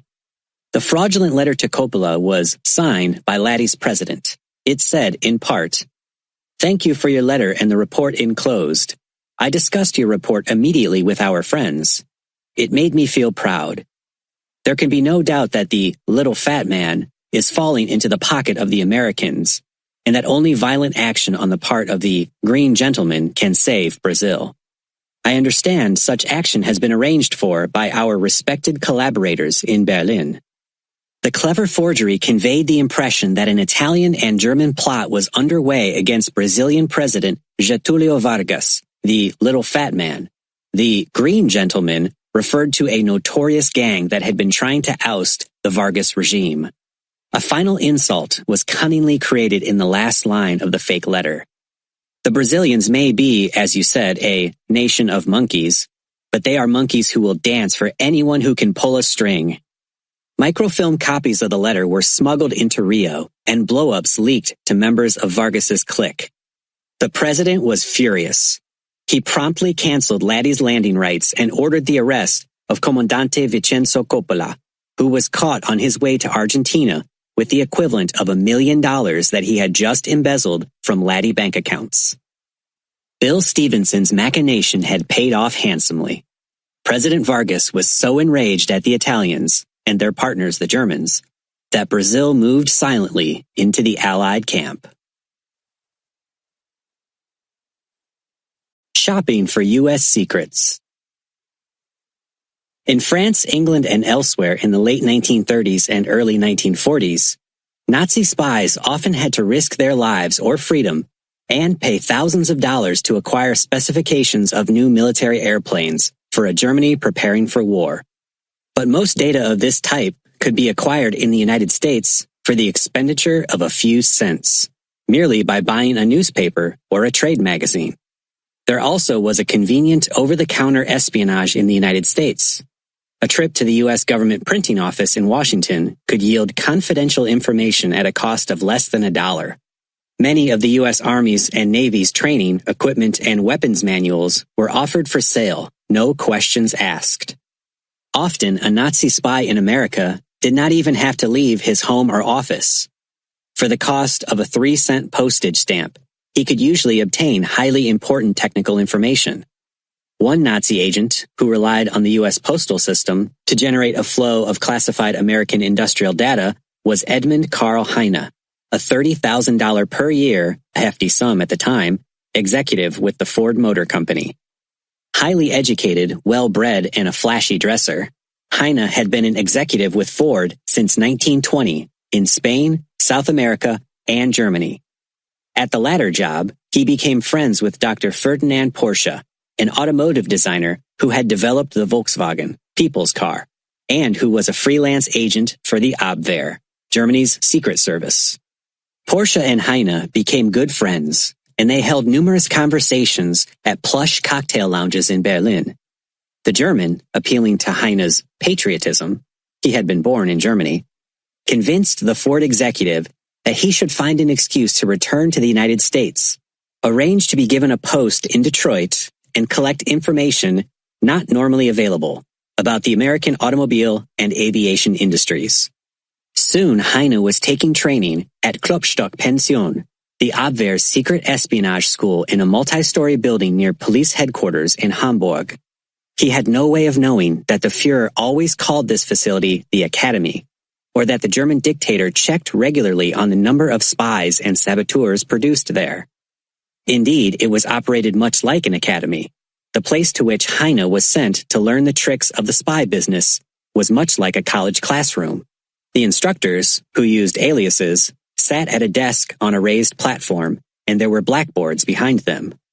Heine glanced around and saw that there were about 30 recruits in his class, mainly males over 30 years of age, with a sprinkling of women. He and the other students were taught the use of the Leica camera and how to make microfilm, a piece of celluloid about half the size of a postage stamp and used in a camera equipped with a special lens. When a sheet of ordinary paper measuring 8 by 10 inches was photographed on microfilm, the tiny piece of film could easily be concealed, even under the tongue. In emergencies, the film could even be swallowed and, with luck, retrieved several hours later. At its destination, enlargement equipment could restore the document to its original size. Microfilm was an incredible technological advancement for that era. Heine and his classmates were taught the time-honored use of invisible inks for sending reports to Germany and to other spies. The most common of these secret liquids was made by dissolving a headache remedy called pyrimidine in alcohol. Each ingredient could be purchased routinely over the counter at drugstores almost anywhere in the developed world. The academy students learned how to use codes, simple ones in most cases, and sophisticated techniques for using explosives and deadly poisons. Instructors explained how to operate a special radio transmitter receiver, the Agentenfunk, AFU for short. Compact and lightweight, 30 pounds, the AFU fitted easily in a small suitcase, and spies could readily carry it about without arousing suspicion. Heine breezed through the espionage course and was told that he was to receive a captain's commission in the Luftwaffe Reserve. Returning to the United States in early 1940, he was unable to coerce Ford management to assign him to Detroit, so he resigned, accepted a high-paying job with Chrysler, and launched his career as a spy. Although Heine had absorbed the clever techniques of a modern-day spy in Hamburg, he chose to do his work without leaving his upscale Detroit home at 4447 Baldwin Avenue. For 10 cents, he purchased a copy of Popular Aviation magazine and spotted an advertisement of the Consolidated Aircraft Corporation in San Diego. A huge defense contractor, Consolidated boasted in its ad that it had taken only 9 months to conceive and fly a new airplane. It did not identify the aircraft, presumably because such information was kept secret by the U.S. military. Searching his fertile mind, Heine concocted a scheme to obtain the missing ingredient, the type of airplane involved. On July 22, 1940, he wrote a letter to Consolidated using the official letterhead and envelope of Chrysler Corporation. He gave his home address for a reply. His letter said, "In order to settle a few disputes among a number of friends, would you kindly answer the following question? Was it the B-24, a 4-engine bomber, that was conceived and made its first flight in only 9 months?" In San Diego, it was clear that Norman Davidson, the public relations chief at Consolidated, and other executives were quite proud of their company's exceptional achievement. Davidson fired back a reply to the inquisitive Chrysler executive. Yes, indeed, it was the B-24. Like most other defense contractors in the United States, Consolidated's security was virtually non-existent. Although a war was raging in Europe and the United States was steadily being sucked into the conflict, most federal government leaders, Army and Navy generals and admirals, and executives running huge defense plants virtually ignored the quite real possibility that scores of German and Japanese spies were roaming about the nation unmolested, as indeed was the case. Airplane plants, mostly on the West Coast, were especially vulnerable to enemy espionage. To test the security of Consolidated aircraft in San Diego, a captain in U.S. Naval Intelligence dressed two of his German-speaking officers in civilian clothes and sent them to Consolidated. Much to their surprise, the two sleuths got inside easily by merely strolling past a bored watchman. For nearly 3 hours, the two Navy officers wandered around the plant without being stopped or questioned. From time to time, they would halt, point to a new design warplane being assembled or to a crucial piece of sophisticated machinery, and confer animatedly in German. Hearing of his disguised sleuth's adventure, their boss, the Navy captain, went personally to call on Reuben Fleet, head of Consolidated Aircraft, urging him to beef up his guard force and issue identification tags with facial photographs to everyone in the plant, including Fleet. Fleet was unimpressed. "But Captain, we have no spy problem at Consolidated," he declared. At the time, Fleet had no inkling that the Abwehr, a year earlier, had planted 2 agents in the factory and that the firm's secrets had been flowing to Hamburg and Berlin almost weekly. In the meantime, back in Detroit, Edmund Heine was euphoric to receive the highly confidential letter from Norman Davidson, the PR man at Consolidated. Within days, the information on the new U.S. Army bomber, which would be a mainstay workhorse in the coming war, was in the hands of Lily Stein, a dark-haired young woman who described herself as a model. Stein, an Austrian by birth, also had graduated from the Abwehr Academy at Hamburg, and she was sent to New York City in the spring of 1939. In her pocketbook were a few $100s, a secret code designed just for her, and a microfilm of instructions concealed in the bottom of a box of face powder. Lily was awed by New York, its hustle and bustle, towering buildings, and innate hostility. As instructed in Hamburg, she rented an apartment at 232 East 79th Street, which served as a letter drop for Nazi spies. When she received secret information, such as that from Edmund Heine in Detroit, Lily mailed it to an innocent-sounding address in Hamburg, one that had been provided to her by Abwehr controllers. Meanwhile, Heine was still digging out data that would be of value to his mentors in the Third Reich.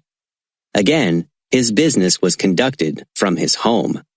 He placed an advertisement in Popular Aviation, stating that he was an airplane enthusiast and would pay $20 for information on the latest developments in the industry. Perhaps Heine himself was surprised by the results. A flood of replies poured in, some of them providing significant data from knowledgeable sources. The Nazi agent spent another 3 cents to thank the contributors by mail and to send each a $20 bill. Abwehr officers in Hamburg were delighted with the results of their Detroit agent's espionage efforts. Clearly, he must be dashing relentlessly around the United States at considerable risk to collect such a wealth of intelligence. A scientist on a covert mission. At the same time as the Battle of Britain was raging and the outcome remained in doubt, Henry Tizard, scientific advisor to the British Chief of Air Staff, slipped quietly into Washington. Known as Tizard the Wizard in the Royal Air Force, he had been sent to the United States on a secret mission by Prime Minister Winston Churchill after the British had learned through Ultra of Hitler's plan to invade England. On August 10, 1940, the Wizard checked into the Shoreham Hotel, and bellhops made several trips to lug upstairs his many suitcases, cardboard boxes, crates, and a black metal box. Inside these containers were many of Britain's most secret scientific documents, including countless papers created by the British Uranium Committee while developing a theory for a revolutionary device that would be known as an atomic bomb. There were research documents, blueprints, and models of amazing new accoutrements of war that either had been developed by the British or that were being researched. Radar, jet engines, chemical weapons. The magic black box was a cavity magnetron, which generated short-wavelength electronic beams that made possible the centimetric radar that was small enough to fit into destroyers and airplanes. The device was eventually manufactured in the United States in large numbers and was instrumental in turning the tide in the U-boat war in the Atlantic. Soon after the wizard had settled into his Shoreham suite, he telephoned William Stevenson, the multi-millionaire Canadian World War I fighter pilot ace, former amateur boxing champion, and now the Director of British Security Coordination in the United States.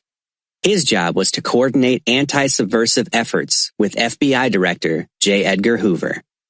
Stevenson hurried to the Shoreham and was flabbergasted by the huge amounts of assorted containers piled to the ceiling. He was shocked to hear the wizard remark in an offhand tone, "An officer of the FBI has just telephoned and said he wants to see me to make arrangements to place my cargo in secure hands." The wizard, a brilliant scientist, was a novice in the world of espionage. Stevenson suspected immediately that the caller was a fake, probably an Abwehr agent working under a fictitious diplomatic title out of the German embassy, a hotbed of intrigue. Stevenson promptly telephoned J. Edgar Hoover, who said he knew nothing about any call to the wizard, adding that he would drive to the Shoreham immediately. From the hotel suite, Hoover placed a series of telephone calls to FBI officials, and none knew about the situation. As a security measure, Stevenson obtained a number of men of the Royal Canadian Mounted Police to protect the wizard and his precious cargo. Back in his office in the Department of Justice building the next morning, Hoover had his technicians check the tapes of the routinely monitored telephone calls going out of the German embassy. As the sleuths suspected, the call to the wizard had been made by someone in the embassy who spoke with a decided American accent. Black propaganda warriors. In their barracks, command posts, and buildings in northern France, men of the triumphant Wehrmacht, waiting for the signal to cross the English Channel and invade Great Britain, idled away the time by tuning their radio dials to London's BBC to hear a German-speaking voice broadcast the latest war news. Unbeknownst to the Feldgrau, field gray, the average German soldier, the voice was that of 35-year-old Sefton Delmer, who had spent several years in Germany, where his Australian father had lectured at the University of Berlin. Delmer also played popular German ballads, including Lili Marlene, and threw in tidbits of gossip and the latest rumors from the Third Reich. Portraying himself as a German who had become disillusioned with the Nazi regime, he sought to taunt and subvert the Feldgrau to weaken their morale. Delmer's broadcasts were a component of the Black Propaganda campaign conceived and orchestrated by Britain's Political Warfare Executive, PWE, a clandestine group that operated out of Bush House in London and at Woburn Abbey in the English countryside. PWE's mission was to approach the German mind and throw it off guard by appealing to the selfish motives in the soldier and civilian. Sefton Delmer's scripts were carefully created to make certain that the subtle mix of true events, fiction, and rumor was credible to the German listeners. Before the war, Delmer had been head of the Berlin bureau of the London Daily Express, and he had interviewed such Nazi giants as Hitler, Goering, Himmler, and Goebbels. Speaking as fluently as any Berliner, his chats on BBC were designed to make the German soldiers fearful of taking part in the looming invasion of England. The barbaric British have developed a fiendish apparatus with which they are going to set the English Channel ablaze as soon as your assault boats near the beaches, Delmer said. To a degree, that disclosure was true.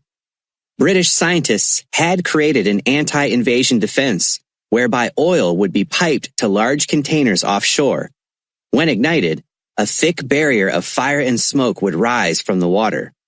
However, this ingenious apparatus would not halt an all-out amphibious assault, because it was installed on only a few potential landing beaches.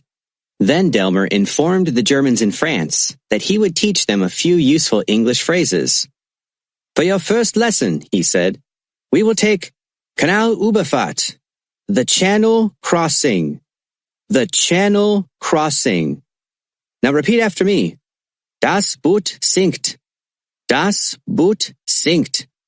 The boat is sinking. The boat is sinking. Das Wasser ist sehr kalt. The water is very cold." Here is a verb that will be most useful. Please repeat after me. Ich brenne. I burn. Du brennst. You burn. Wir brennen. We burn. And now I suggest that you learn another important phrase. Der SS Sturmführer brennt auch ganz schön.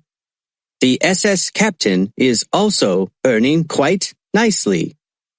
The theme of the Germans burning to a crisp on the English Channel was tied in with information planted by British deception services, using turned spies and whispers in neutral embassies in London, Madrid, Stockholm, and Geneva. A Trojan Horse Hoax.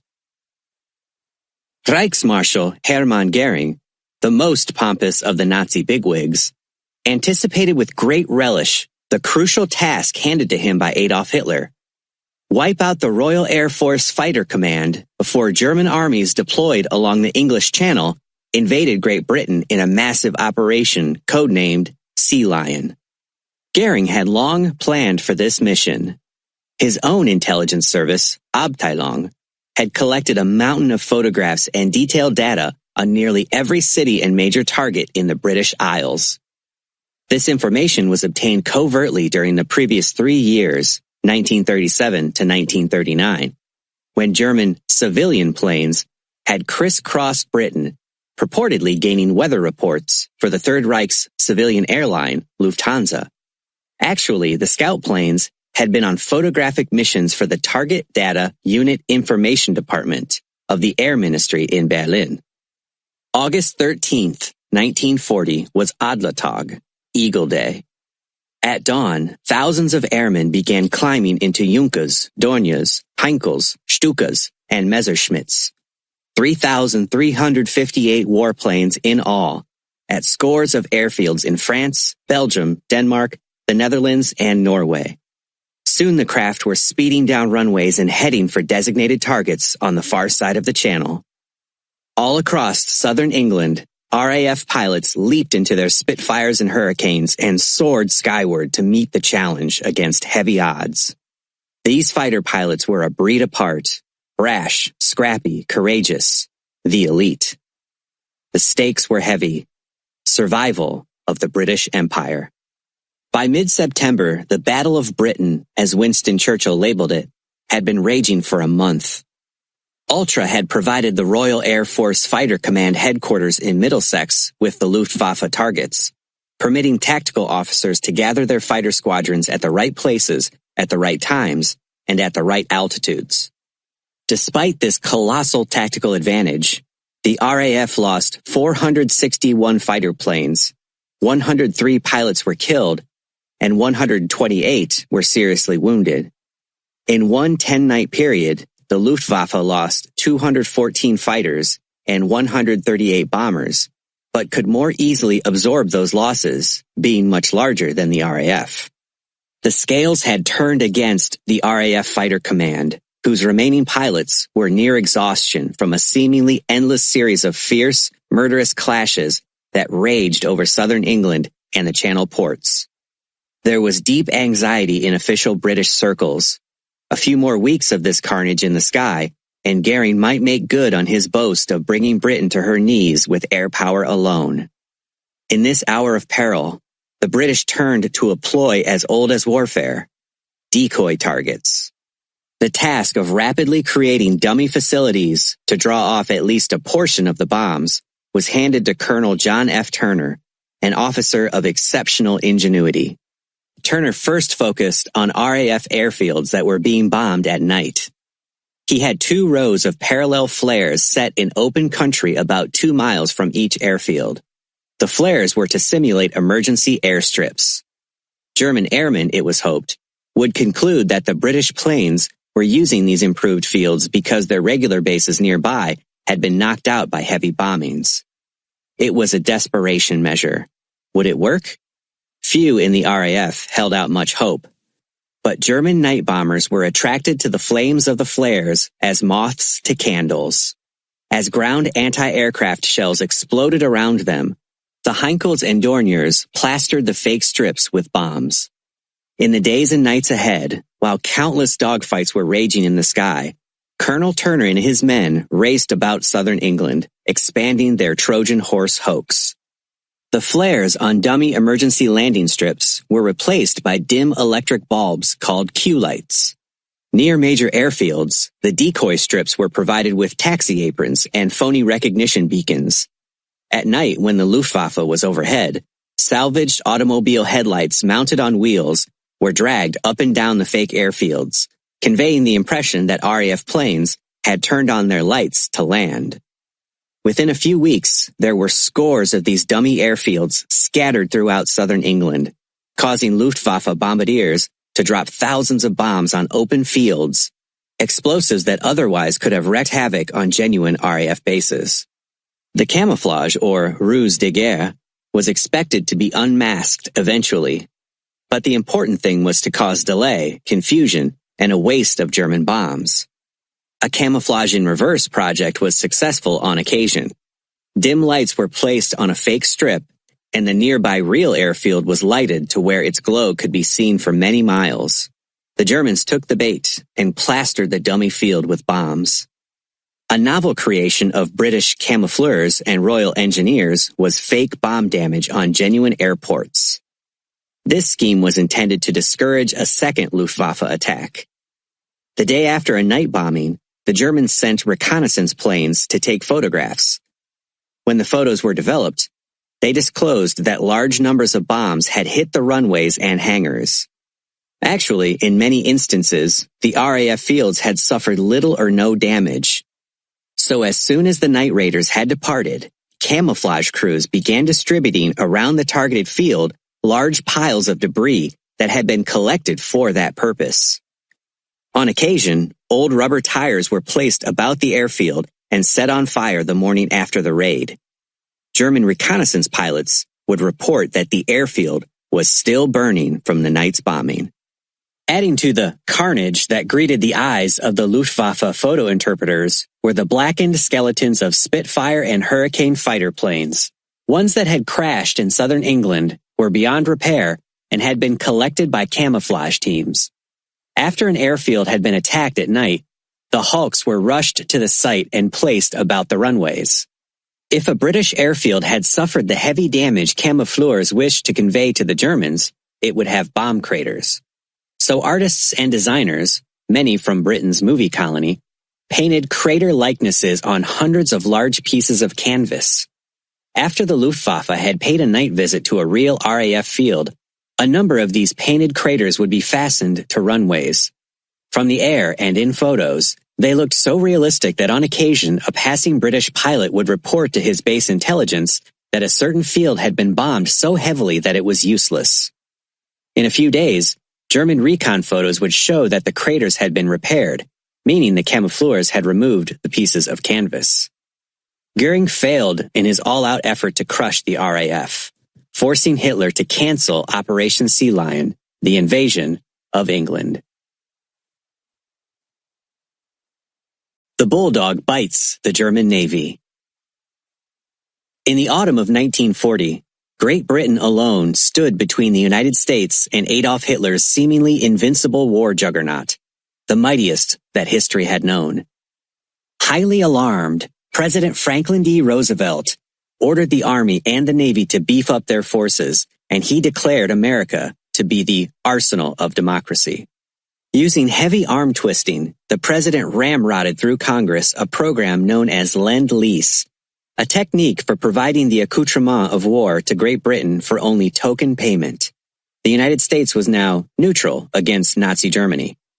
In March 1941, airplanes, tanks, trucks, small arms, and munitions began flowing in large ship convoys across the North Atlantic to Great Britain, an action that deeply concerned Adolf Hitler and his advisors in Berlin.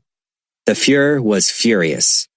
He ordered the Kriegsmarine to launch a massive submarine offensive in the Atlantic to cut off Great Britain from her main source of supply.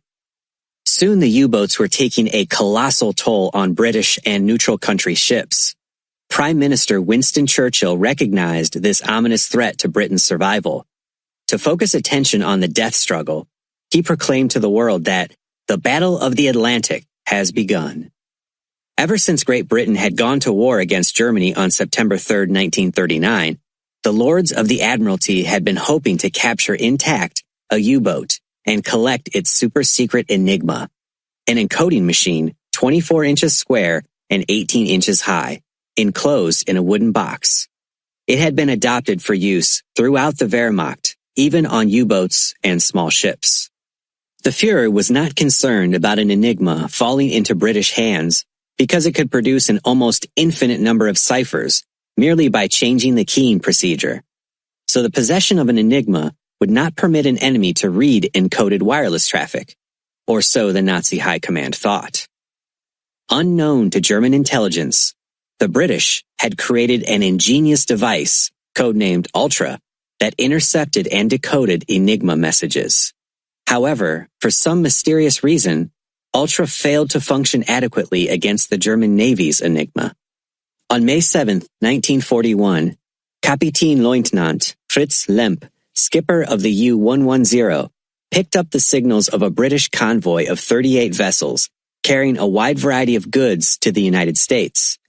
Like a shark smelling blood, the U-110, one of the newest and most technologically advanced submarines, attacked the convoy and claimed 2 sinkings. Lemp, a bold skipper, continued to stalk the convoy. 2 days later, off the coast of the large island of Greenland, U-110 torpedoes scored 2 more hits. Lemp's curiosity would be his undoing. Instead of diving and racing out of harm's way, he kept the submarine at periscope depth to watch the 2 British ships go down. His scope was sighted by lookouts on the warship Escort, which launched a pattern of 10 depth charges into the area. In less than a minute, the U-110 rose to the surface, and destroyers and corvettes began raking it with shellfire. Aboard his destroyer Bulldog, Commander John Baker Creswell was preparing to ram the U-boat when he was startled by the sight that greeted his eyes. The German crew began leaping into the ocean. Thunderstruck by the potential for striking a damaging blow against the deadly U-boat campaign, Baker Creswell sent a party to board the U-110, whose officers and crewmen were being fished out of the water by other ships.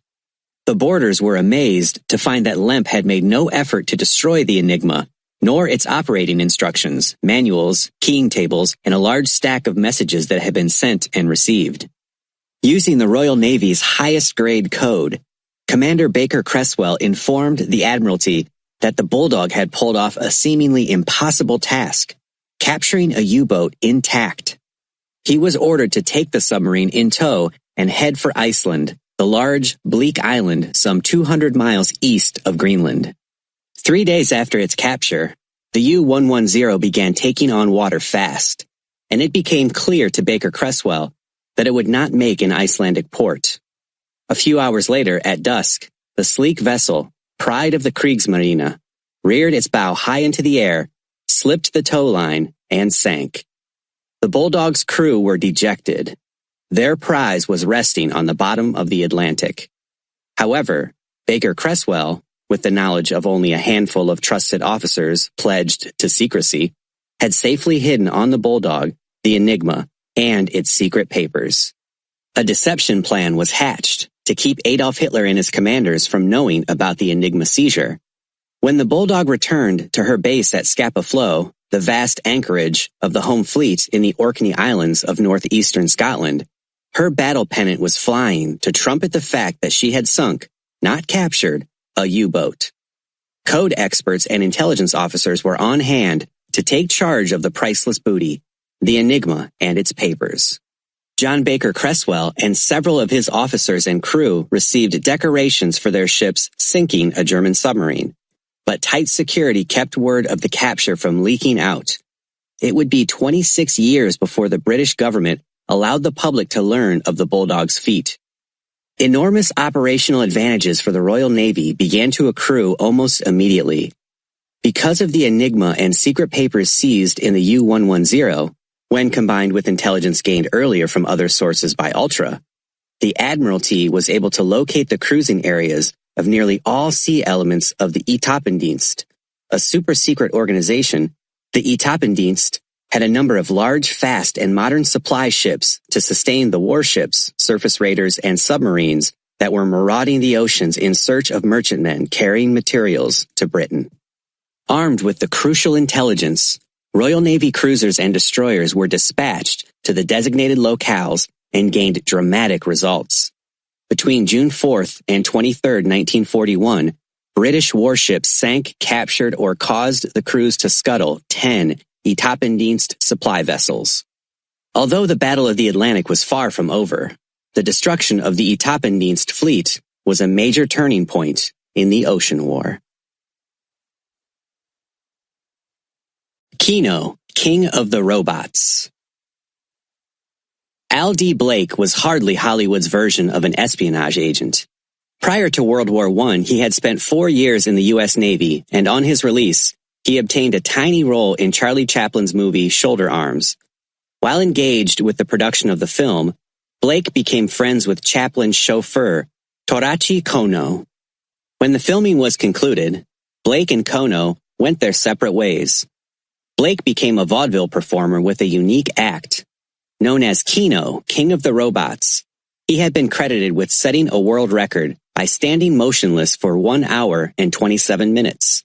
Curiously, perhaps, people paid money to see the act involving absolutely nothing. Early in 1941, the King of the Robots was out of work, flat broke, desperate, and in Los Angeles. By chance, he met up with his old friend from 21 years earlier, Torachi Kono, who introduced Blake to his boss, a man in his early 30s named Yamato. Yamato operated a string of whorehouses in Southern California and presumably had a hefty bank account. So, trying to impress the entrepreneur, Blake boasted that he had a good friend in the U.S. Navy who could provide him with secret information. Yamato was impressed. Much to Blake's surprise, Yamato offered Blake the fabulous sum at the time of $5,000 if he could obtain secret information on the U.S. Navy at the Los Angeles and San Diego bases. Actually, Yamato was an alias.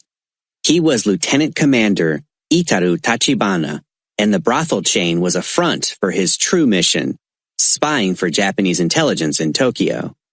Blake soon realized that his boasting about his connections in the U.S. Navy had triggered Tachibana's cash offer, which would be larger than the combined income of the King of Robots during the previous 3 years. However, Tachibana demanded a sample of the type of intelligence that Blake could provide before handing over the $5,000. Knowing that he had plunged into deep water, Blake went to the Federal Bureau of Investigation office in Los Angeles and told of Yamamoto's heavy cash offer. Moreover, he admitted that he had no friend in the Navy, and he agreed to cooperate in any investigation of Tachibana. The FBI then notified the Los Angeles Office of Naval Intelligence, which cabled the headquarters of Admiral Husband E. Kimmel, Commander-in-Chief in the Pacific at Pearl Harbor, Hawaii.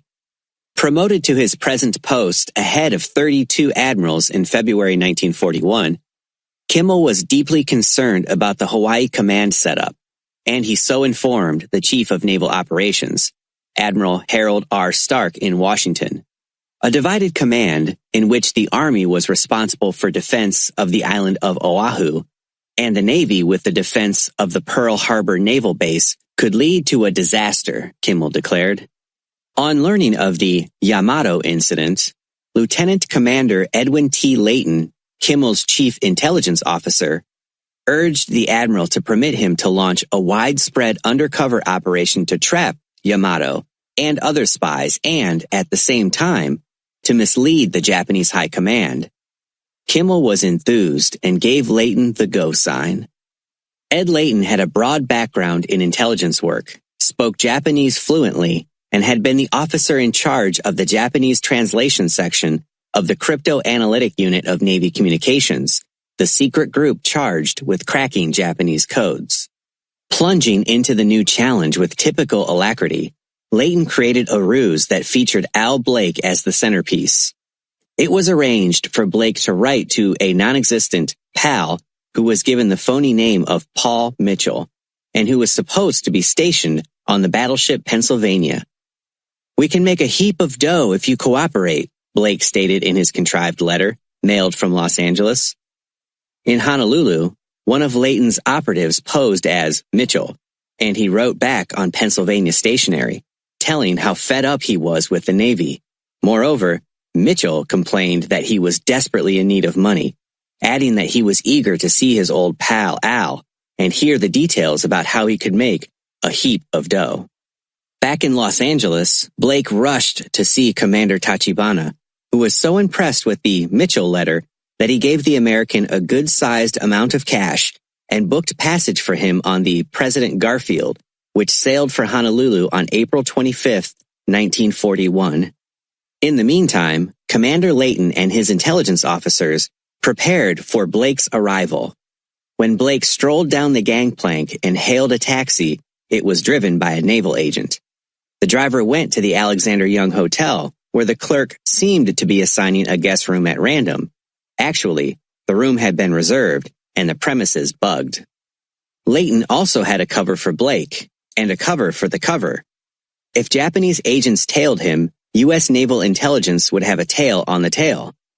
Knowing that the Japanese would be watching Blake's every move, he and his phony pal, Paul Mitchell, a Navy agent, made the rounds of Honolulu nightclubs and scenic locales for 10 days.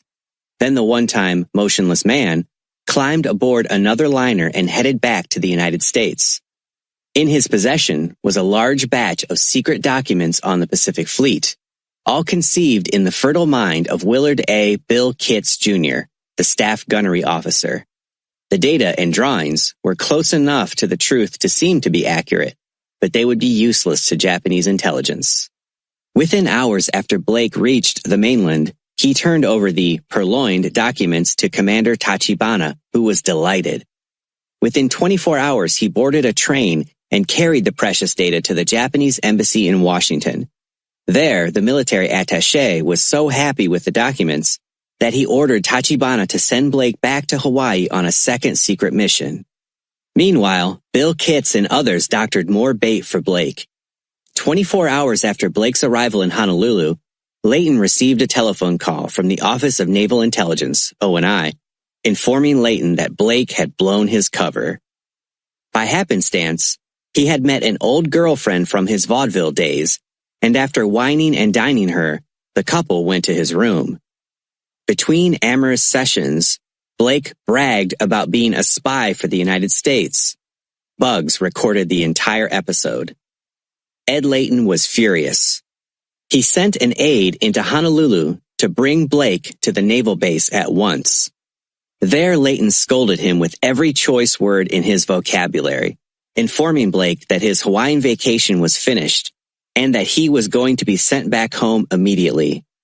The intelligence chief made it quite clear that if Blake caused any further difficulties, Layton was going to have the woman's husband notified. At the same time, one of Layton's officers called on her at her home outside of Honolulu. If she didn't remain stone silent about what Blake had told her in the hotel, her husband would be given a recording of the activities in the bedroom. Despite his indiscretions and blabbing to his old girlfriend, Blake was given a second bundle of doctored documents, which he took back to Los Angeles and handed over to Itaru Tachibana, who had just added another whorehouse to his chain. Tachibana presumably gave the phony papers to his immediate boss, Commander Hideki Nagasawa, the Los Angeles representative of the naval attaché at the Japanese embassy in Washington. Within hours, FBI agents who had long been surveilling Tachibana swooped down and arrested him and seized all his belongings, including thousands of documents. 3 of the Navy's crack Japanese translators were rushed to Los Angeles to study the papers. Tachibana's arrest apparently created an enormous flap within the Japanese espionage network scattered throughout the United States. That fact came to light when codebreakers in Washington intercepted an urgent message from the Japanese consul in Los Angeles, asking for the princely sum at that time of $25,000 to subsidize, i.e. bribe, Al Blake, in view of the fact that he might give evidence unsatisfactory to Tachibana. Presumably, the Japanese spy masters had not deduced that Blake had been a double agent. Among Tachibana's effects was a bulging suitcase that was the property of another Japanese spy working on the West Coast, Lieutenant Commander Saratomo Okada, whom U.S. Naval Intelligence and the FBI had long suspected was engaged in espionage activities. Okada's suitcase held a goldmine of data relating to national defense in the Pacific Northwest, including anti-aircraft batteries, production at the huge Boeing airplane plant in Seattle, extensive information on ships being built and others to be constructed, timetables for the arrival and departure of warships, identity and size of troop units, and aerial views of Army and Navy bases. The FBI and U.S. Naval Intelligence had scored a coup. The abundant espionage data would have been of such enormous value to the Japanese war machine that Secretary of the Navy Frank Knox insisted that Tachibana, Okada, and a third Japanese agent named Yamada be charged with conspiracy to violate U.S. espionage laws. Incredibly, diplomats in the State Department in Washington got into the act, and they succeeded in having the serious charges against the 3 master spies reduced to the equivalent of misdemeanors. Smiling and affable, Itaru Tachibana left the United States in style. A squad of FBI agents escorted him to the gangplank of the liner Nitamaru, which was bound for Tokyo. Arriving in Tokyo on or about July 1st, 1941, Tachibana was promptly assigned to the 3rd Section, Intelligence, where his experience and unique talents supervised and analyzed the flood of information pouring in from spies in the Pearl Harbor region. When the Japanese sneak attack wiped out much of the U.S. Pacific Fleet 5 months later, Commander Itaru Tachibana had played an important role in pinpointing targets. A German POW makes history. The weather was bitterly cold on the morning of January 24, 1941, when a train carrying several hundred German prisoners of war was chugging through Ontario to a camp on the Canadian shore of Lake Superior. Suddenly, a Luftwaffe fighter pilot, Oberleutnant Franz von Vera, leaped out a window he had managed to open, struck the ground hard, but was able to reach a nearby wood. After watching the train disappear around a bend, Baron von Vera worked his way southward for 25 miles to the broad, icy St. Lawrence River, where he found a rowboat along the bank and paddled across to Ogdensburg, New York.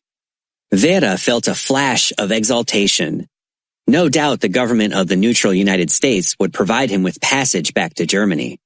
Instead, the U.S. Immigration and Naturalization Service arrested him, charging illegal entry. Vera was handed over to the Ogdensburg police, who pitched him into a cold jail cell. Undaunted by his predicament, the extroverted Luftwaffe pilot called in American reporters and news photographers and held a unique press conference from his cell. He regaled the journalists with fanciful tales of his exploits in the air war in Europe.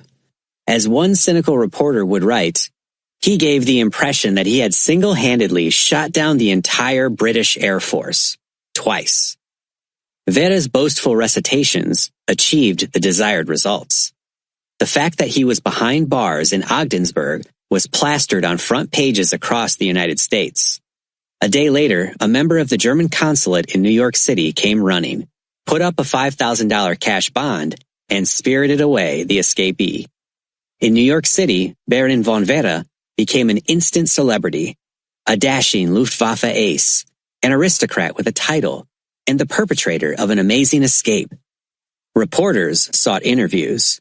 He was wined and dined royally by the society elite at such plush nightclubs as Sardi's, El Morocco, and the Diamond Horseshoe. Later, in March, Vera's celebrity bubble burst. The German consul advised him that the U.S. government was going to hand him over to Canadian authorities on a criminal charge, stealing the $25 rowboat in which he had crossed the St. Lawrence River. Vera was outraged, claiming he did not steal the boat. He had merely borrowed it and left it on the far side. Moving rapidly, the Luftwaffe pilot, wearing civilian clothes, sneaked aboard a train at New York's Grand Central Station and rode it all the way to the Mexican border at El Paso, Texas. No one had even been suspicious of him. Disguising himself as a Mexican laborer, the pilot slipped across the border and reached Mexico City, where the German embassy arranged for transportation for him back to the Third Reich. In Berlin, the beaming Oberleutnant received a conquering hero's welcome. Adolf Hitler awarded him the Knight's Cross, and Reichsmarschall Hermann Göring, chief of the Luftwaffe, promoted him to Hauptmann, captain, and gave him command of a crack fighter squadron. Franz von Vera had made history of sorts. During the war, some 480,000 German and Italian prisoners would be brought to the United States. Almost every day, one or more of them would manage to flee their camps, but all were recaptured. Only Vera was able to escape and make his way back to Germany. A kamikaze plan against Pearl Harbor. Seated at a desk in his cabin aboard the battleship Nagato, anchored in Hiroshima Bay in late January 1941, Admiral Isoroku Yamamoto took pen in hand and began outlining a plan to destroy the U.S. Pacific Fleet at Pearl Harbor. As the commander of Japan's combined fleet, he was convinced that a surprise attack on Pearl Harbor would be but the first step in defeating America. Powerful Japanese forces would have to invade California, push across the deserts, mountains, and plains, fighting every foot of the way, and finally capture Washington, D.C. after a bloody battle. Admiral Yamamoto was the most westernized of Japanese military leaders. In the early 1920s, as a promising young officer, he was sent to Harvard University, where he learned to speak English fluently, became a poker addict, and amused his American friends with his impromptu acrobatics, such as standing on his head on a chair for nearly a half hour. After his Harvard graduation, Commander Yamamoto was assigned to Washington as naval attaché, sort of a legal spy, and he studied U.S. defenses and shipbuilding programs. Back in Tokyo in 1934, Yamamoto was promoted to vice admiral, and soon he was recognized as Japan's most brilliant and visionary naval officer. Now on the Nagato in early 1941, Yamamoto envisioned an assault on the U.S. warships with only torpedo planes. However, he was informed by Commander Kosei Maeda, an expert on aerial torpedo warfare, that unless a technical miracle can be achieved, this type of attack would be altogether impractical. Maeda explained that the water where the ships would be anchored at Pearl Harbor would be too shallow. A solution might be to fasten parachutes to the torpedoes to keep them from sinking too deeply into the water and lodging in the soft mud below. Yamamoto frowned. Whoever heard of an aerial torpedo attack by parachute? Then Yamamoto's concept turned to the more conventional design, attacking Pearl Harbor with carrier-based aircraft. Because he felt that wiping out the U.S. fleet in one fell swoop was crucial to an invasion of California, the admiral toyed with the idea of knowingly sacrificing perhaps 350 of Japan's best pilots to assure success of the surprise attack. This concept was called Katamichi Kogeki, one-way attack. Yamamoto's idea was to launch the planes off their carrier decks some 600 miles from Pearl Harbor. Such a long distance from the target would permit the carriers to immediately head for home and be out of harm's way before the Americans could recuperate from the bombing raid. In the meantime, the Japanese warplanes would knock out the U.S. fleet, then turn back to sea in the direction of the carriers. But the aircraft would run out of fuel and have to crash into the ocean. Theoretically, destroyers and submarines would fish the pilots out of the water, but Japan did not have the huge number of these vessels that would be required, if indeed they could even locate a downed pilot in the immense Pacific. What Yamamoto was proposing would later in the war be known as a kamikaze attack, in which the pilots voluntarily went to their deaths for the greater glory of the Japanese emperor. The admiral would be willing to wipe out the cream of the Imperial Navy pilots in the first few hours of a war with the United States to achieve his goal of eventually capturing Washington, D.C. Other Japanese Navy officers managed to scuttle Yamamoto's kamikaze plan by pointing out that the carriers must get as close as possible to Pearl Harbor and recover their planes to allow for a follow-up onslaught, if necessary, to wipe out the remainder of the U.S. Pacific Fleet. Hijacking Mussolini's money. For many years, Richard Eichenlaub and his wife had placidly drawn beer and served Wiener Schnitzel to customers at the Little Casino Bar at 206 East 85th Street in New York City. This bar had long been the hangout for members of the largest Nazi spy ring in the United States, and in the past year, it had been a haunt for Federal Bureau of Investigation agents in disguise. Suddenly, on the morning of Saturday, June 29, 1941, Eichenlaub and his wife vanished. Elsewhere in the teeming city and its suburbs, other men and women, most of whom had been Eichenlaub's customers, also disappeared. 72 hours later, J. Edgar Hoover, the dynamic director of the FBI, who could barely conceal his deep satisfaction, told the world that 33 Nazi spies had been swept up in a dragnet. The coordinated sweep by the FBI had been the greatest spy roundup in U.S. history, Hoover declared. This is one of the most active and vicious gangs we have ever had to deal with. All of those arrested, mostly German nationals, some homegrown, were charged with conspiracy to violate U.S. espionage laws. In one fell swoop, Hoover and his G-men had virtually wiped out Adolf Hitler's spy apparatus in the United States. Hard on the heels of the FBI's massive roundup, President Franklin D. Roosevelt struck another telling blow against Nazi skullduggery in the United States. He ordered German consulates, which had been little more than Abwehr branches, to be closed and their staffs to board the first ship for the Third Reich. Roosevelt declared, "The Nazi consuls general have been engaging in activities wholly outside the scope of their legitimate duties." In Berlin, the FBI demolition of the Nazi spy network, built up over many years, created an enormous flap. Soon, however, Abwehr Chief Wilhelm Canaris got over his initial shock and began making arrangements to create a vast espionage network in Mexico, from where secret shortwave radio stations could send and receive messages from the United States and Germany. With bribery of Mexicans, Canaris was able to rapidly build a Nazi undercover operation centering on a major Außenstelle outpost in Mexico City. Using a middle-level diplomatic job in the German legation as a cover, an energetic young German, Joachim A. Herzlet, with a forged passport and identity papers, roamed far and wide to smuggle thousands of tons of fuel out of Mexico on Italian and Japanese ships for the thirsty German war machine.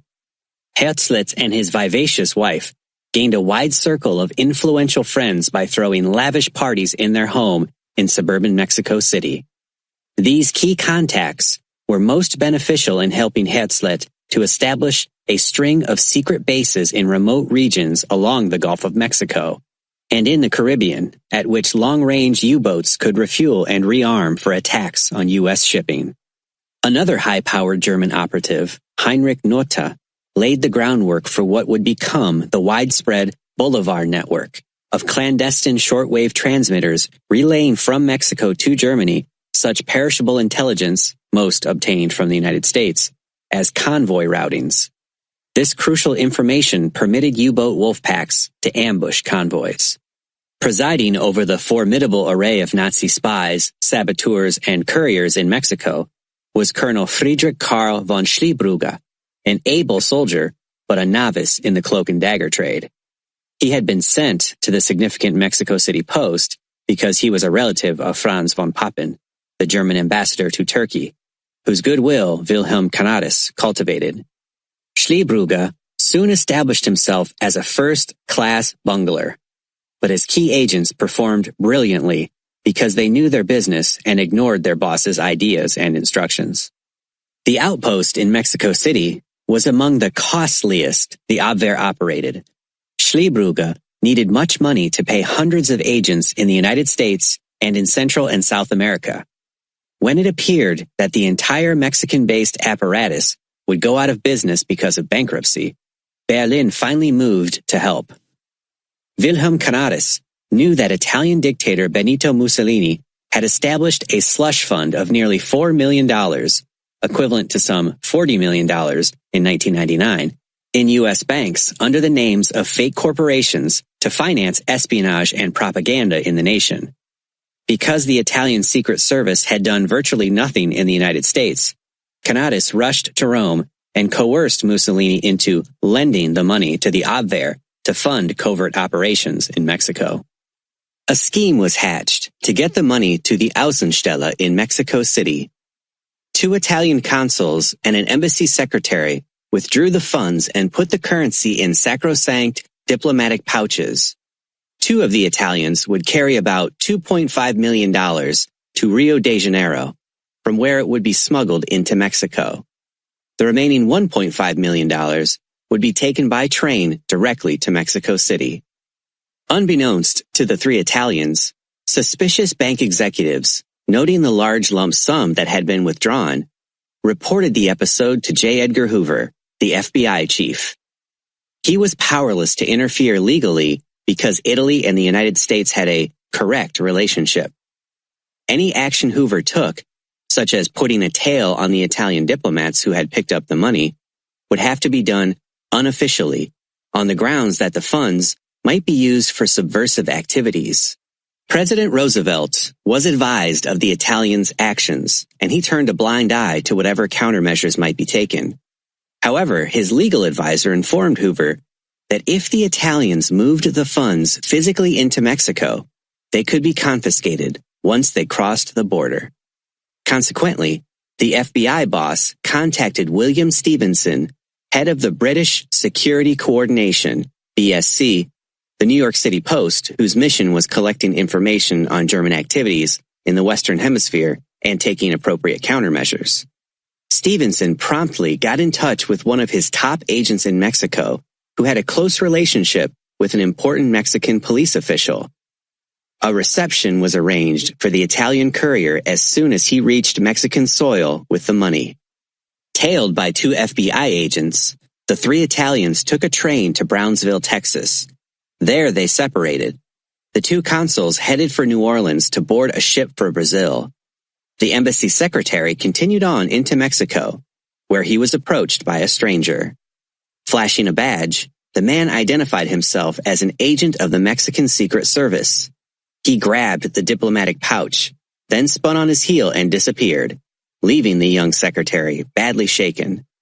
The furious German ambassador in Mexico City rushed to protest the hijacking to the foreign minister, who was sympathetic and apologized profusely. He explained that it had been the inexcusable act of an inexperienced clerk who was trying to make a name for himself.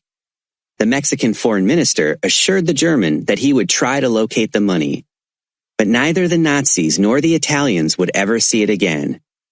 Reportedly, Mexican officials placed the funds in a secret bank account under a fictitious name. 1/3 of the Mussolini funds earmarked for German espionage activities against the United States thus vanished. The Nazi network based in Mexico City soon collapsed. Meanwhile, Bill Stevenson's operatives in Rio de Janeiro drew from the Brazilian foreign minister a pledge that the $2.5 million the 2 Italian consuls were bringing into the country would be given special protection, that is, confiscated by Brazilian authorities. At the same time, 2 BSC agents went to the port of Pernambuco, Recife, in Brazil, where the ship carrying the Italian consuls was to dock. The BSC men planned to sneak aboard the vessel, steal the diplomatic pouch with the funds, and race away. The scheme was thwarted. In a poor country where a police chief could be bought for a couple of $100s, the Brazilian foreign minister pulled a double cross. He arranged to have the ship's route altered so that it docked at Rio, not at Pernambuco. An armed squad met the vessel and escorted the 2 consuls and their money to the Italian embassy. Although $2.5 million had slipped through the fingers of the BSC, the money never reached Mexico City. Rather, it was sent to Rome. Hitler's doom, seen in the stars. Louise de Vol had been touring U.S. cities as the famous Hungarian astrologer, and an ever-growing audience was becoming convinced that he had supernatural powers. He had been built up in the press through stories of his amazingly accurate predictions on the course of the war in Europe. A pudgy, middle-aged man with a high forehead, de Vol was actually a captain in the British Army, and he had been brought to the United States in August 1941 as the centerpiece of an elaborate scheme by British Security Coordination, BSC, to help demolish the widespread public viewpoint that Adolf Hitler was invincible. In New York, de Vol's reputation as a prognosticator of events that were to happen in the European war drew a large crowd of reporters. Actually, the BSC had been feeding him enough accurate secret war information in advance so that his predictions were validated. A consummate actor, de Vol told the New York journalists that Adolf Hitler's horoscope showed the planet Neptune in a house of death and that the Fuhrer was involved.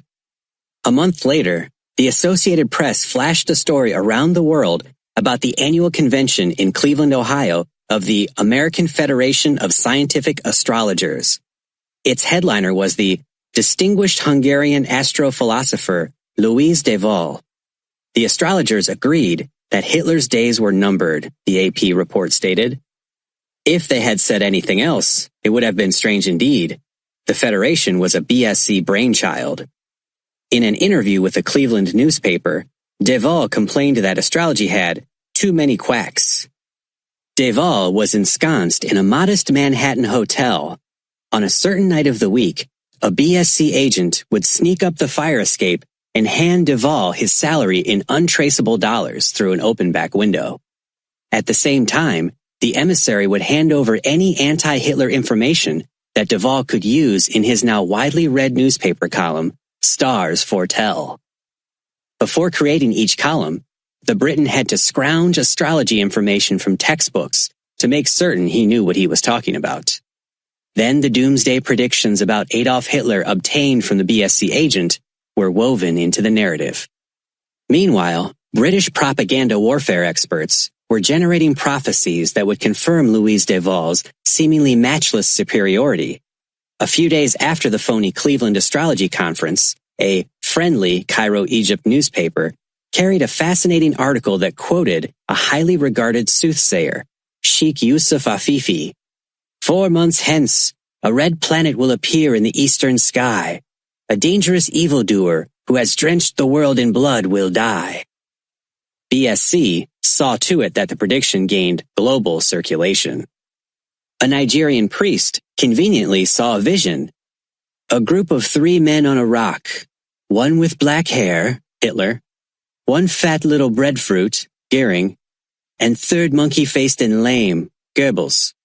Newspaper readers everywhere easily recognized the unnamed Nazi bigwigs. The priest predicted a sudden plunge from the rock of the one with the black hair.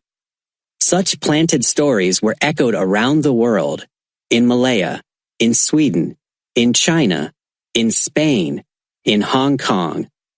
BSC milked the ploy for all it was worth.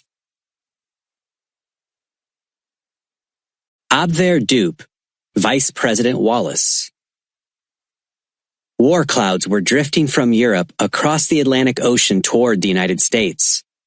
Although Franklin Roosevelt had taken to the airwaves in his trademark fireside chats to assure the American people that their sons would never get involved in a foreign war, the president knew that the nation was most likely going to be drawn into the conflict.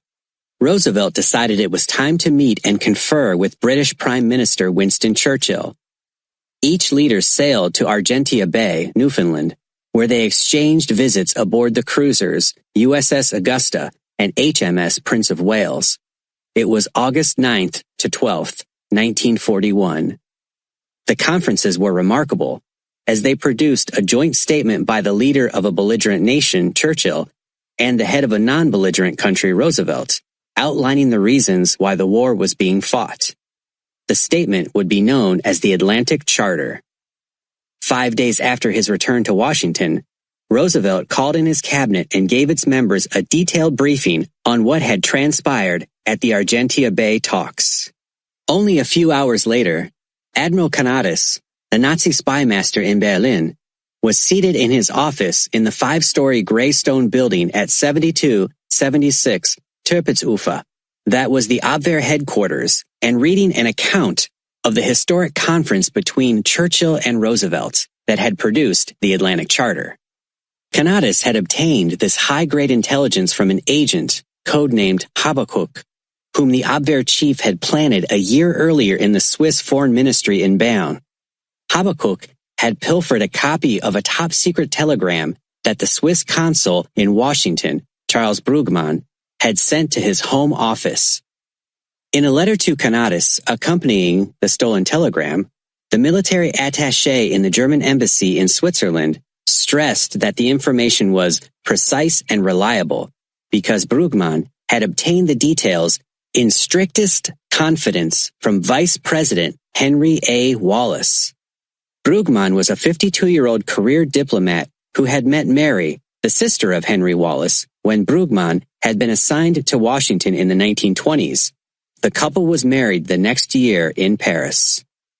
Brugmann had established a close family bond with Wallace long before the Swiss's second assignment in Washington in 1940. Because of their geographic proximity, Wallace and his brother-in-law met in person often and talked on the telephone almost daily. A native of Iowa, where he had once been editor of the family's magazine, Wallace's Farmer, the vice president trusted his Swiss brother-in-law to be discreet about the confidential, even secret information Wallace had confided in him. An almost daily flow of intelligence from the KG Habakkuk in Bern reached Berlin. No doubt his most important theft was a copy of a telegram sent by Brugmann to Bern 3 days after the Japanese sneak attack on Pearl Harbor, Hawaii, that plunged the United States into the global conflict. Brugmann's telegram described in detail 2 conferences President Roosevelt had held in his office early in the afternoon of December 7, 1941, a few hours after much of the U.S. Pacific Fleet had become a twisted, smoking mass.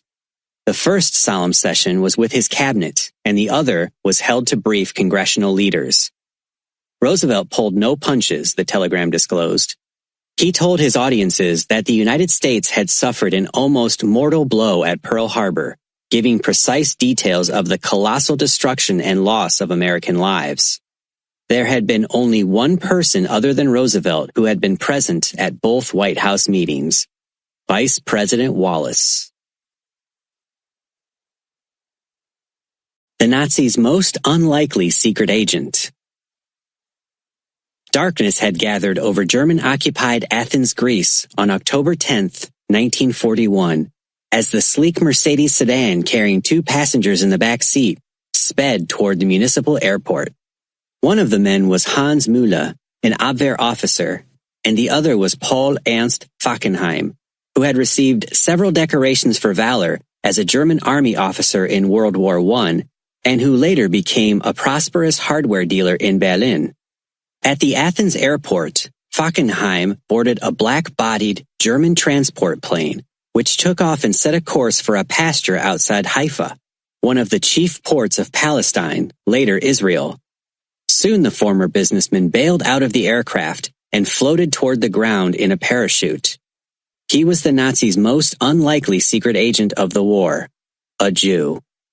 Fackenheim's weird odyssey into the murky world of espionage had begun a few weeks earlier, when Field Marshal Erwin Rommel's vaunted Afrika Korps had been stalled by British forces in the Germans' drive to reach Egypt. In Berlin, Admiral Wilhelm Canaris, the chief of the Abwehr, had been given the task of recruiting an agent to report on the strength of British reinforcements being collected in the Middle East for a counteroffensive against Rommel.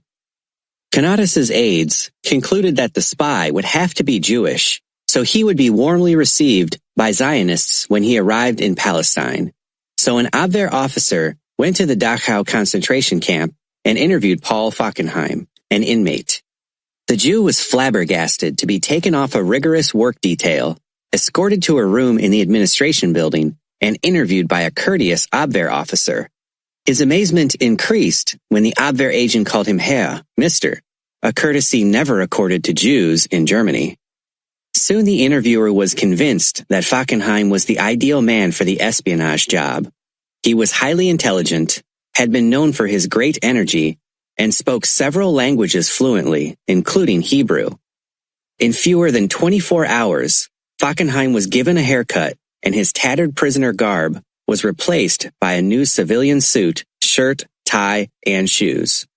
The espionage recruit was escorted to Berlin, then flown to Athens, where he was given a brief course in spying techniques, operating a suitcase-size radio set, writing with secret ink, and identifying British tanks, airplanes, and unit insignias. Then he took a practice parachute jump and was assigned the codename Paul Cook. As he rode through the night toward the Athens airport, Fackenheim had no way of knowing that he would be a pawn in the lethal rivalry between the Abwehr and the Sicherheitsdienst, SD, the intelligence arm of the elite Schutzstaffel, SS, the black-uniformed private army led by Reichsfuhrer Heinrich Himmler. An SD agent tipped off the British to the time and place of Fackenheim's arrival outside Haifa. However, the British were told that the parachutist would be a prominent SS general, Obergruppenführer Erich Koch. The purpose of the SD machination was to discredit Admiral Wilhelm Canaris in the eyes of Adolf Hitler by arranging for the secret espionage mission to be botched. Then, the SD leader Reinhard Heydrich hoped the Abwehr would be absorbed into the SD, and he would become chief of a single German intelligence agency. As such, Heydrich would become the Reich's second most powerful figure after Hitler. Above the dark countryside outside Haifa, a green light flashed on in the German transport plane, and Paul Fackenheim bailed out. Hardly had he parachuted to Earth than he became aware of the headlights of numerous vehicles parked on an adjacent road. He could discern dim figures dashing about and hear orders being shouted in English. As envisioned by Heydrich, the British had concluded that a high-ranking SS general would be parachuting secretly into Palestine to orchestrate a huge sabotage operation or to instigate a massive Arab uprising. Consequently, the British High Command in the Middle East was eager to capture this dangerous German general. Fackenheim managed to slip out of the British trap. At dawn, he lined up with residents at a bus stop, then took the conveyance into Haifa, where he melted into the crowds. Soon he became aware that British military police were posted at almost every corner, checking identity papers in an effort to nab the presumed SS general. Finally, Fackenheim entered a British headquarters and told the officer in charge that he was a Jewish refugee from Germany who had landed in a boat on a Haifa beach the previous night. As soon as his interrogators saw that his forged identity papers listed him as Paul Cook, they arrested him. Fackenheim was taken to a jail outside Cairo and grilled intently by British intelligence officers. They refused to believe his story that he was but a small-time spy who had agreed to his mission only to escape death at the Dachau concentration camp. Some of the British officers clung to the notion that Fackenheim was indeed the SS General Erich Koch, who would be tried for espionage and possible execution because he had been wearing civilian clothes. The trial was rapidly concluded, and it appeared that Fackenheim would be shot. Then, at almost the last moment, the Irish lawyer who had been appointed to defend him somehow located an elderly Jewish woman living in Haifa. She testified that she had known Paul Fackenheim and his parents many years earlier in Germany. Consequently, the charges were dismissed, and Fackenheim survived the war in a British internment camp. Part 4. Conflict spreads around the world. A batty idea for firebombing Tokyo. Dr. Lytle E. Adams, a dentist who lived in Pennsylvania, and his family were driving home from a vacation in the southwestern United States. He was idly mulling in his mind the peculiar sight of millions of small bats he had seen hanging upside down from the ceilings of Carlsbad Caverns, a chain of huge underground caves in New Mexico. A guide had told Adams that this species was known as Tatarita brasiliensis. It was December 7th, 1941. Dr. Adams's bat reverie was broken when a newsflash blared over the car radio. Pearl Harbor has been bombed. Like nearly all Americans, Adams was outraged and swore to do his part to make the Japanese pay for their sneak attack.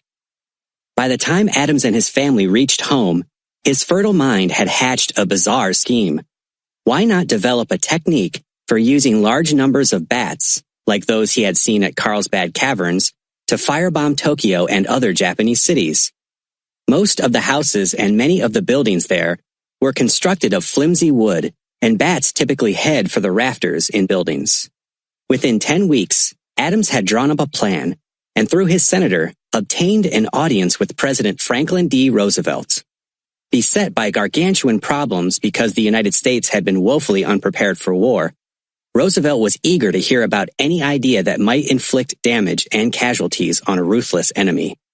Speaking with heartfelt enthusiasm, Adams convinced the president that the project should be pursued. Consequently, the National Defense Research Committee, as well as a similar group in the U.S. Army Air Corps, began conducting experiments on what was labeled the Adams Plan. Some of the more eager technicians envisioned that the war against Japan could be won for the cost of a few million bats. From more than 900 species of bats, Tatarita brasiliensis was chosen for the testing, mainly because there were some 100 million of them in caves in the U.S. Southwest and readily available to be drafted into the armed forces. Scientists came up with a plan to refrigerate the bats into hibernation, then strap a tiny amount of napalm and a minuscule parachute onto each one. The combat-ready bats would be hauled aboard Army Air Corps planes and dropped onto Tokyo and other Japanese cities. Many persons involved in the Adams Plan gleefully reflected on how much face the Japanese would lose to be outsmarted by a bunch of furry bats. Under the strictest security conditions, Lytle Adams and a group of scientists conducted the first field experiments at a small remote airport in California on May 15, 1943. As with most tests, problems rapidly surfaced. In this instance, mainly because the bats failed to cooperate. They refused to go into hibernation on demand, nor would they be aroused from sleep on cue. Another group of bats had the napalm containers strapped to them and, while being loaded into an airplane, escaped from their handlers and flew speedily toward the nearest buildings, which it was hoped they would do. Only the idea was for the structures to be in Japan, not at a small California airport. Within moments, 2 hangars and other smaller buildings were raging infernos. Presumably seeking a hiding place, several of the bats flew through the open windows of a parked general's car. It burst into flame and exploded when the fire reached the fuel tank. Perhaps understandably, the irate general no doubt was a key figure in getting the Adams Plan promptly canceled. Disappointed but undaunted, Dr. Adams collared U.S. Navy brass, and more bat firebomb experiments were laid on at the Dugway Proving Grounds in Utah. The project was given the code name Operation X-Ray. The tests proved to be quite encouraging, and the Navy scientists were enthusiastic. One study indicated that bats loaded with napalm charges could be more productive than any other bomb dropped from the air. It was estimated that a plane load of bat bombs released over Tokyo could set some 4,000 fires, as opposed to perhaps 300 blazes ignited by a plane load of regular incendiary devices. Major production and subsequent launching of the bat bombs were set for May 1944. However, for no announced reason, the entire project was scrapped, some 2.5 years after Dr. Adams had conceived the idea while driving home from New Mexico. The FBI nabs a Honolulu sleeper. Even as the thick, oily black clouds of destruction mushroomed above the shattered U.S. fleet at Pearl Harbor on December 7, 1941, Robert L. Shivers, special agent in charge of the Honolulu office of the Federal Bureau of Investigation, telephoned FBI headquarters in Washington, more than 5,000 miles away. Much to his astonishment, there was only a brief delay before the connection was made. It was about 2:30 p.m. in Washington. The telephone operator at FBI headquarters in the Justice Department building switched the urgent call to New York City, where Director J. Edgar Hoover had gone for the weekend. "The Japanese are bombing Pearl Harbor," Shivers exclaimed. "It's war. You may be able to hear the explosions yourself. Listen."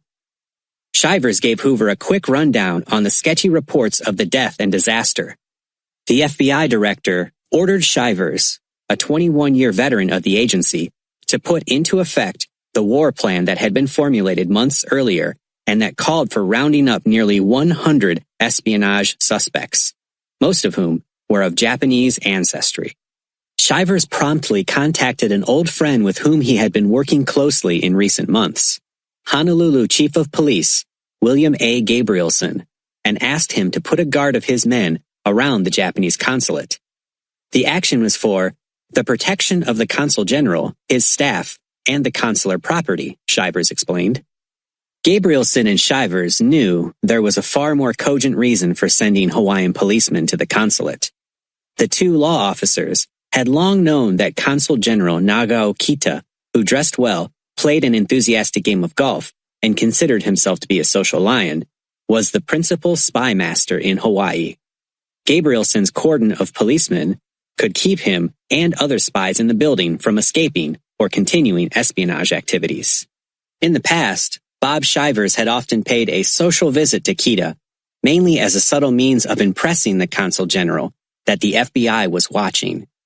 They traded banter and sipped sake like two old golfing buddies after 18 holes on the links. Shivers was always the portrait of affability during these curious sessions in the Japanese consulate. Kita inevitably responded with his toothiest grin. "Go ahead, Mr. Kita," the FBI agent said on one occasion in a mocking but polite tone. "Cruise around the island and see what you can see." "Oh no," the consul general replied with a chuckle. "Then your men would follow me and chase me." Those days of cat and mouse between two foes now were over. Honolulu Captain of Detectives Benjamin Van Kuren and Lieutenant Yoshio Hasegawa, who was of Japanese ancestry, were assigned to the task of guarding the consulate. They rushed to the building with a few colleagues, and soon uniformed policemen with sawed-off shotguns fashioned a cordon around the structure. Van Kuren and Hasegawa knew the consulate layout by heart. They had been surveilling the building for many months. With war breaking out, the Honolulu policemen were unconcerned with diplomatic niceties. Captain Van Kuren and his men smashed open the rear door and barged in. Van Kuren headed immediately for the code room and threw open the door. On the floor was a large wash tub in which two Japanese consulars were feverishly burning their secret codebook and messages that had been sent to and received from Shigenori Tojo, the foreign minister in Tokyo. Bulk paper burned slowly, so Van Kuren and his men were able to grab the codebook and a thick sheaf of messages. Although outwardly calm and collected, Consul General Kita protested that his diplomatic status was being violated. The retrieved papers were turned over to FBI Special Agent Bob Shivers at his office in the Federal Building. He handed them to the Navy's intelligence branch to be decoded. When Shivers received the deciphered messages back, he exclaimed to his staff, "My God, if we'd only had this earlier. Look at these." From Kita, December 5th, 1941. To Foreign Minister, Tokyo. 1. The 3 battleships mentioned in your X-239 of Friday morning, the 5th, entered port. They expect to depart port on the 8th. 2. On the same day, the carrier Lexington and 5 heavy cruisers departed. 3. The following warships were anchored on the afternoon of the 5th. 8 battleships, 3 light cruisers, 16 destroyers. Coming in were 4 cruisers of the Honolulu type and 2 destroyers. Kita. From Tojo, Foreign Minister, December 6, 1941, to Consul, Honolulu. Please inform us immediately of any rumors of the movements of warships after the 4th. Tojo. Another decoded message to Foreign Minister Tojo clearly indicated that the wily Nagao Kita had arranged for 1 or more parties to notify Japanese submarines offshore about movements of U.S. warships. The FBI promptly put the finger of suspicion on Bernhard Julius Otto Kuhn, who had joined the Nazi Party in Germany in 1930. Since 1936, he and his wife Friedel and their offspring had lived in Honolulu, where he first tried the real estate field and then the furniture business, and was a flop at both endeavors. Despite his commercial failures and having no visible means of financially supporting his family, Otto Kuhn had 2 homes, one at Kalama and the other at Lanikai. Flashlight signals at night from either point could easily be seen by Japanese submarines. In late 1935, while still in Germany, he had contacted Captain Tadao Yokoi, the Japanese naval attaché in Berlin, and signed a contract for his services after he moved to Hawaii. Kuhn would be well paid by Japanese intelligence, $2,000 per month, equivalent to $20,000 monthly in 1999, plus a $6,000 bonus at the end of each year. In March 1939, an officer of naval intelligence in Tokyo stopped over in Honolulu to give Kuhn a portable radio and instructions to keep a low profile. When war erupted between Japan and the United States, the German native was to use the radio to send messages to submarines offshore. The underwater vessels would relay the information to naval intelligence in Tokyo.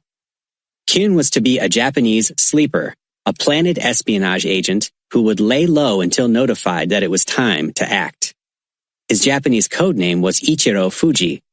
However, Kuhn apparently was unhappy with a sleeper role, and he began strolling around the U.S. fleet anchorage at Pearl Harbor, and even drew up a plan for a sneak attack by the Japanese Navy against the bastion. All of this activity did not go unnoticed by the FBI or the local U.S. Office of Naval Intelligence, ONI. Both agencies were undermanned, but on occasion they put tails on Kuhn to keep track of his actions. After Consul General Kita had taken up his duties in Honolulu in March 1941, he and Kuhn worked out a covert contact scheme. When Kita wanted to see the German, he did so by mailing him a postcard signed Jimmy to Kuhn's post office box, 1476, in downtown Honolulu.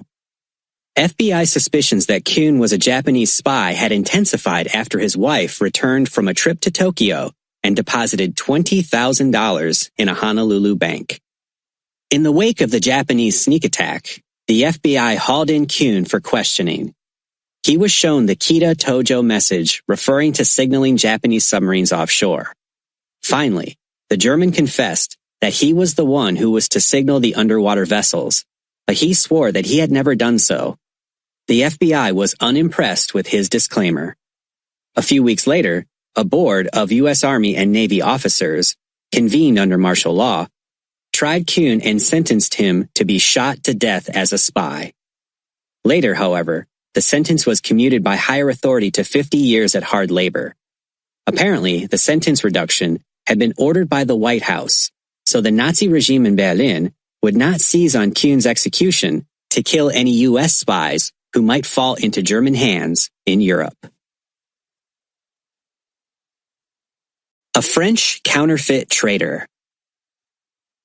Lieutenant de Vaisseau Jean Philippon was one of the 10 French Navy officers and 1,500 French sailors the Germans had kept on active duty at the Kriegsmarine arsenal at the port of Brest after the 1940 armistice.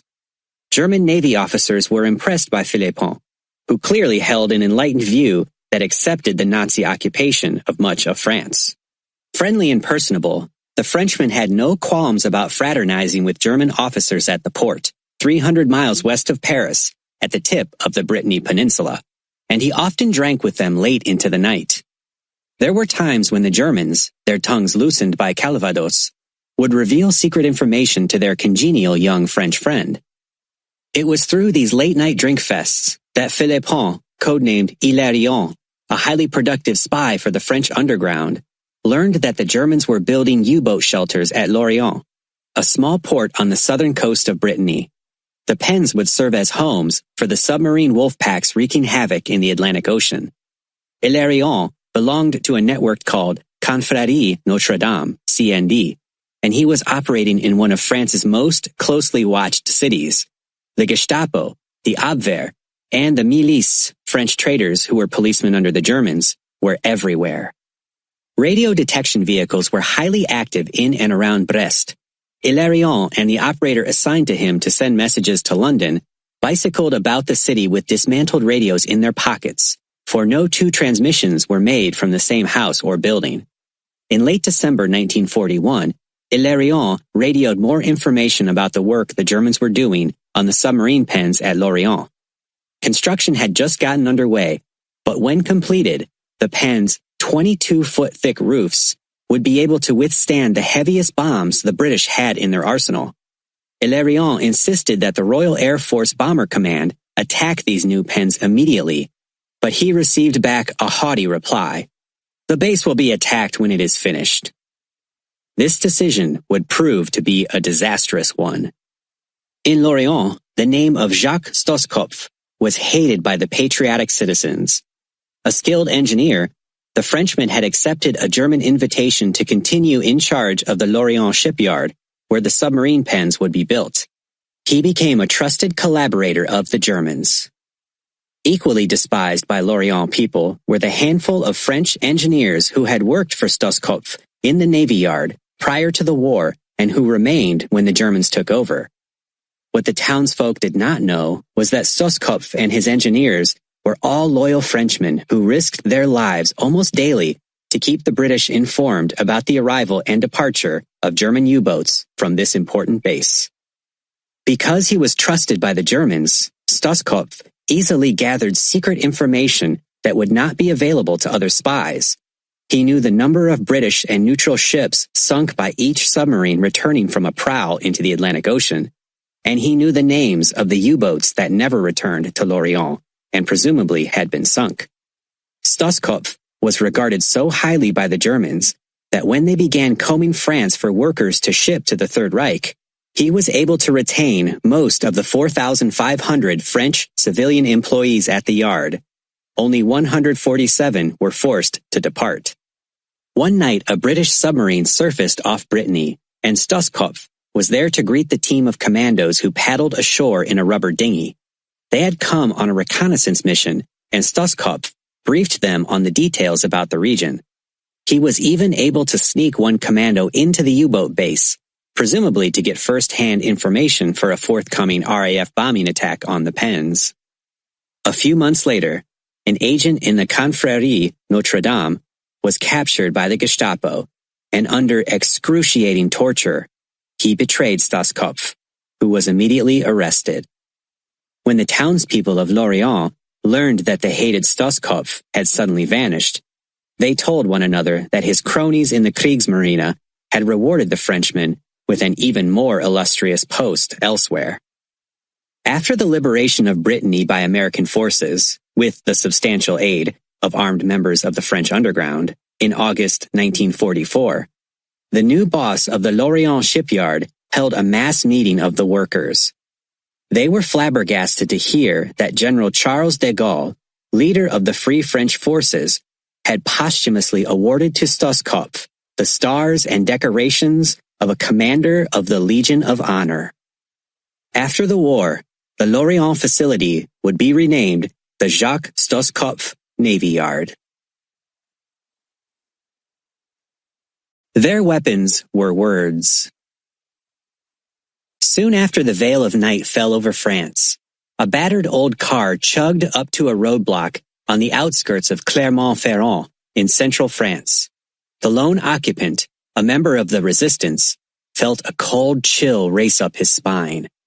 Piled in the back and on the passenger seat were many bundles of illegal underground newspapers that he was carrying to a distribution point in the basement of a patriot's home. It was April 1942. Two men wearing the gray-green uniform of the Wehrmacht and swinging lanterns approached the car. Despite the terror in his heart, the Frenchman kept his poise. He held up one of the carefully wrapped bundles and declared calmly, "These are government circulars announcing new rationing procedures, and I'm taking them to German headquarters in Clermont-Ferrand." Suspicious, one German held his lantern to be able to read the top sheet of paper and then said, "All right, you can go on." The sheet the German had scanned was indeed a government piece, and the French producers of the underground newspaper had taken the precaution to place one of the sheets atop each bundle for just such situations that had now confronted the driver. Immediately after the signing of the armistice in June 1940, the Germans had taken over the media, and it was produced largely by French collaborators. Much of the space in these German-controlled newspapers and magazines was devoted to propaganda and the printing of orders and regulations. The lack of genuine news distressed the French people, so within a few months, covert publications began to spring up, and soon their circulation soared. As the underground press became even more powerful, building civilian morale and exasperating the German masters in France, efforts were made repeatedly by the Gestapo and the French milice to wipe out this menace. But their task was difficult, much like trying to swat flies in a dark room. Physical obstacles to covert publishing were daunting. Collectively, hundreds of tons of newsprint had to be found, and the Germans had made it illegal to sell that commodity. Some paper was bought on the black market. Underground members were planted in the so-called legitimate press, and they arranged to pilfer some newsprint. Once a group had located newsprint and ink, a search was launched to find a press, which would have to be located in a small print shop in remote locales not patrolled by the Germans or the milice. In these instances, the print shop owner either participated in the production of the publication, or he left a key to his place when he departed for the day. At about midnight, a small resistance group would stealthily enter the building, set the type, and make the press run. Hidden outside in the shadows would be lookouts to warn of approaching danger.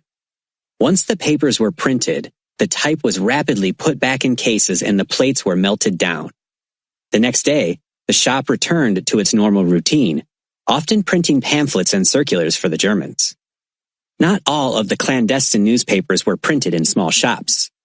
One publication was run off the press of a large Paris hotel that was entirely occupied by Germans. Wehrmacht officers idling in the plush lobby paid no attention to the faint rumble of the basement press, which was used to print the hotel's menus. Eventually, the secret operation was moved for fear that the Germans would recognize that the battered type on their dinner menus was identical to that of the terrorist newspapers they had seen on occasion. Perhaps the trickiest venture of all by an underground publisher was the launching of a German-language newspaper called Untold, Among Ourselves. Its target was the occupying Wehrmacht, and mainly it printed graphic stories of the horrors and agonizing deaths being inflicted on the German army in savage fighting in the Soviet Union. In late March 1942, Untold published a lengthy account of a daring raid by British commandos in which they stole a top-secret German radar from its site at Breuer, France, on the English Channel coast. The German-controlled French press had ignored this blockbuster story. 1 week later, disaster struck. The two publishers of Untold were approached by several Gestapo agents, and in the ensuing gun battle, the two Frenchmen were killed. Distribution of the clandestine newspapers was as dangerous as the printing, and could result in execution for those involved. However, there was no shortage of eager volunteers to take the papers door to door. Housewives, students, merchants, doctors, priests, laborers. Circulation techniques became so ingenious that copies even reached inmates in prisons and jails. 2 years after Adolf Hitler took control of most of France, there were many covert newspapers and magazines being printed and distributed, with a combined press run of some 300,000 weekly. Perhaps 2 million French men and women read the sheets. The underground publications were not journalistic works of art, yet to French citizens, in whose breasts the flame of resistance was burning ever brighter, the outlaw publications were beacons of hope. At this stage in the war, the covert newspapers and magazines were more important to the French underground than sabotage or other violent acts, for the resistance needed recruits, money, and information. Most of the underground newspapers and magazines developed their own character, especially those produced by occupational groups. France's doctors fought back through their own covert journal, Le Médecin Français. Scathing editorials declared that the Germans were deliberately trying to wipe out vast segments of the French population by denying physicians sufficient gasoline, especially in rural areas.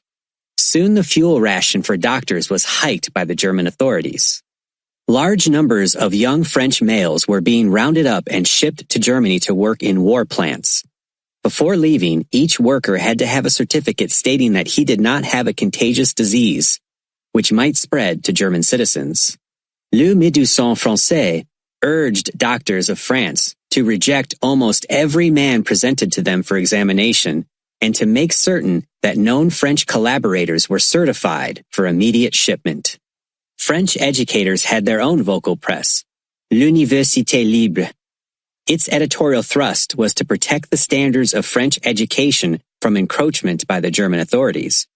It howled loudly that a campaign had been launched by the occupying power to dilute French schools by cutting back sharply on supplies of books and papers, and more importantly, by badgering and arresting teachers and professors whose lectures were not consistent with Nazi views.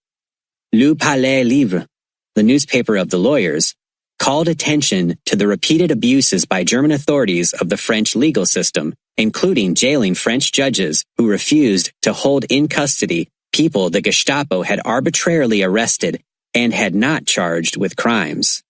La Terre, the farmers' clandestine newspaper, gave these natural-born resistants suggestions to conceal harvests from the Germans and send the crops to resistance hiding in the mountains and forests.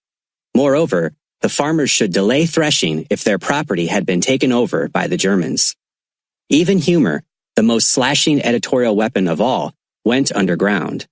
Le Gaulois concentrated on comical and sarcastic articles and anecdotes. Cartoons focusing on the Germans as buffoons were received with glee by French readers and with anger by the occupying authorities. For the 800,000 railroad men, their bulletin de chemin de fer carried ringing exhortations for them to prevent the Boche, Germans, from applying their strategy to carry France's precious manpower, goods, art, and metals to Germany by paralyzing his troop movements, isolating his units, immobilizing his supplies, breaking his power, and precipitating his defeat. The bulletin described techniques for sabotage without causing permanent damage, and listed the names of the tiny percentage of railroad workers known to be currying favor with the Nazis. It suggested that a heavy packing case accidentally dropped on a collaborating co-worker's toes would put him out of action for a considerable length of time. There was a bit of closing advice. As soon as the collaborator had recovered and returned to work, greet him by repeating the above technique. On his other foot. Peculiar demise of a captured plane. 40 miles up the Old North Road from London, just outside the ancient village of Tempsford, snuggled a top-secret airfield and a complex of Nissen huts, collectively called Gibraltar Farm.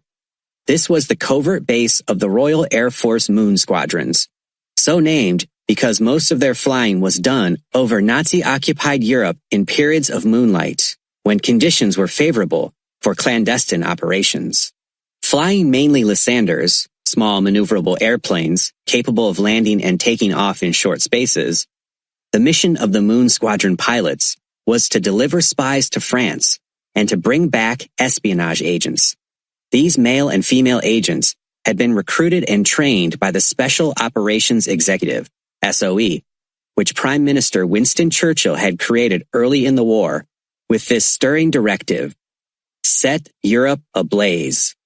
SOE, under its D, code name for the chief, Charles Hambro, had offices at 64 Baker Street in London, not far from the fictional home of the legendary Sherlock Holmes. From its beginning in mid-1940, the agency was cloaked in secrecy. There were no markings or signs anywhere in the building to indicate that a government agency was housed there. The true name of the spy agency, its correct address, even its existence, were known to but a handful of high-level officials. The Air Ministry knew SOE by a different set of initials. The Admiralty knew it by yet another set.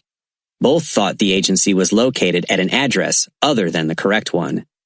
By early 1942, about 2.5 years after Great Britain went to war against Nazi Germany, Chief Hambro had created a widespread and sophisticated organization to provide intelligence and to conduct sabotage. Each country in Europe that had been overrun by Adolf Hitler's war machine had its own section in SOE, which directed espionage and sabotage operations within its own country and which recruited, trained, and infiltrated its own agents. The SOE dispatched agents, in turn, would recruit their own spies and organize them into clandestine networks. Known inside the agency as the Firm, SOE landed some spies in rubber dinghies, others parachuted from Whitley bombers, but the main infiltration source comprised the Moon Squadrons. Their Lysanders, called Lizzies, had been stripped of guns, armor, and other equipment to provide room for one agent passenger, known as a Joe. All of the Moon Squadron pilots were exceptionally skilled. Their task was incredibly demanding. They were invariably confronted with an operation fraught with peril, not the least of which would be savage torture by the Gestapo and eventual execution if a flight was betrayed and Germans were waiting on the ground for the Lizzie. Without benefit of a navigator, a Moon Squadron pilot had to locate a fly-speck field in the vast darkness of occupied Europe, using only a map and whatever landmarks, villages, roads, rivers, lakes he might detect in the moonlight. He would have to avoid Luftwaffe fighter planes searching the skies, AK guns, and searchlights. It was not a job for those with faint hearts and weak knees. All the time the Moon Squadrons had been running an espionage shuttle service across the English Channel, top officers in the German Secret Service were giving a high priority to its activities. A few hundred Abwehr agents in France and the Low Countries had been sent in recent months to try to break up the underground networks that were being aided and abetted by the Lizzies. A directive went out from Berlin for every effort to be made to capture one of the Lysanders so that Nazi aeronautical engineers could study it and perhaps devise countermeasures to thwart its actions. Snaring a Moon Squadron pilot also would be most desirable, because the Abwehr knew very little about the covert organization, or even where it was based. In the middle of March 1942, one of the ace Moon Squadron pilots, Flight Lieutenant John Whippy Nesbitt Dufort, was at the controls of a Lysander while winging across the blacked-out countryside of northern France. An hour earlier, he had taken off from Gibraltar Farm with the mission of dropping off the Joe with him and picking up another. Whippy Nesbitt Dufort, a lean, congenial officer with an engaging sense of humor and a buoyant personality, had no qualms about imbibing when off duty. He would tell a fellow pilot, "Let's go into the village and have a drink or six." Whippy was a free spirit, and he had had his share of close calls while on missions.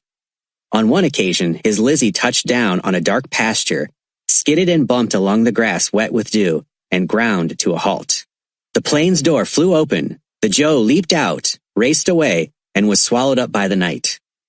Moments later, Whippy heard shots ring out. As it developed, the Joe he was supposed to pick up was pedaling frantically toward the pasture on a bicycle and being pursued by Gestapo agents. Perspiring heavily from the exertion, the Joe leaped off the bicycle, hurtled over an earthen hedgerow, and ran out into the pasture. Nesbitt Dufort already had the Lizzie rolling when the Joe, gasping for breath and with bullets whizzing past the Lizzie, sprawled into the cramped space vacated minutes earlier by the other Joe. Always irrepressible, Whippy called out cheerily, "Good evening to you, sir, and a beautiful evening indeed." Now, on his current mission, Whippy knew he was in big trouble. A thin coat of ice had formed on the wings, causing the Lizzie to steer erratically. As a result, he became lost, was nearly out of gasoline, and was gliding downward for a crash landing in a field. This could be a disaster, he knew. The pasture could be saturated with tree stumps and ditches. "Hold your hat," Whippy called out to the nervous Joe moments before the Lysander crunched onto the wet field, skidded for more than 50 yards, thudded into a ditch, and nosed over with its tail pointing upward. Miraculously, perhaps, neither man was hurt, and they scrambled out of the aircraft. For several moments, Whippy calmly stood and viewed the Lysander, then exclaimed, "My goodness, I could do with 1 or 6 drinks." Following instructions, the flight lieutenant began preparations for destroying the Lysander. He exploded the SFF, Secret Identification Friend or Foe apparatus, which sent friendly signals of distress to British radar stations, then fired a very pistol at the fuselage, setting the plane afire. Nesbitt Dufort and the Joe raced to an empty building to hide and contemplate their next move. Whippy thought that the Lizzie was cremated, but the plane had been nearly out of fuel, so the flames could not be fed. The tiny blaze flickered out. Shortly after dawn, a German motorcycle patrol discovered the Lysander, which was largely intact. Word was flashed up the chain of command. Down from Berlin came precise instructions. The Lysander was not to be dismantled, but rather loaded intact onto a large flatbed truck and hauled, with tender care, to a place where it could be carefully examined by experts. A German work crew, admonished by officers to be extremely gentle, used a crane to hoist the plane onto the flatbed.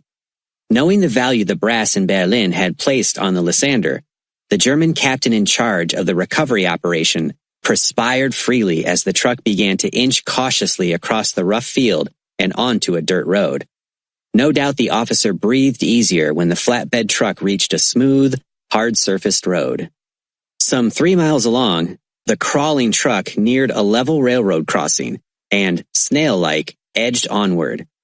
Suddenly, the escorting Germans heard a frightening sound, that of a train racing toward the crossing at 50 miles per hour. Moments later, the locomotive hit the truck broadside, smashing the vehicle and the Lysander into smithereens.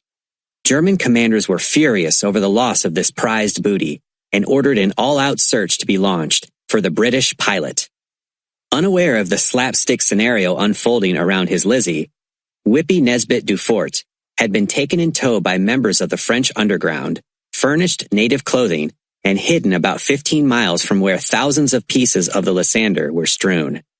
5 weeks later, Whippy was able to contact England by radio, and a Lysander was dispatched on the first moonlit night to pick him up. Returning to Gibraltar Farm after nearly 2 months, Whippy breezily greeted welcoming comrades. "What I need is 1 or 6 drinks." A bishop in disguise. Soon after Adolf Hitler sent his booted German legions to take over peaceful Norway in April 1940, a notorious collaborator, Vidkun Quisling, founded National Samling, the Norwegian Nazi Party. Nearly 2 years later, the traitor was appointed minister-president by the Führer and became the most hated man in Norway.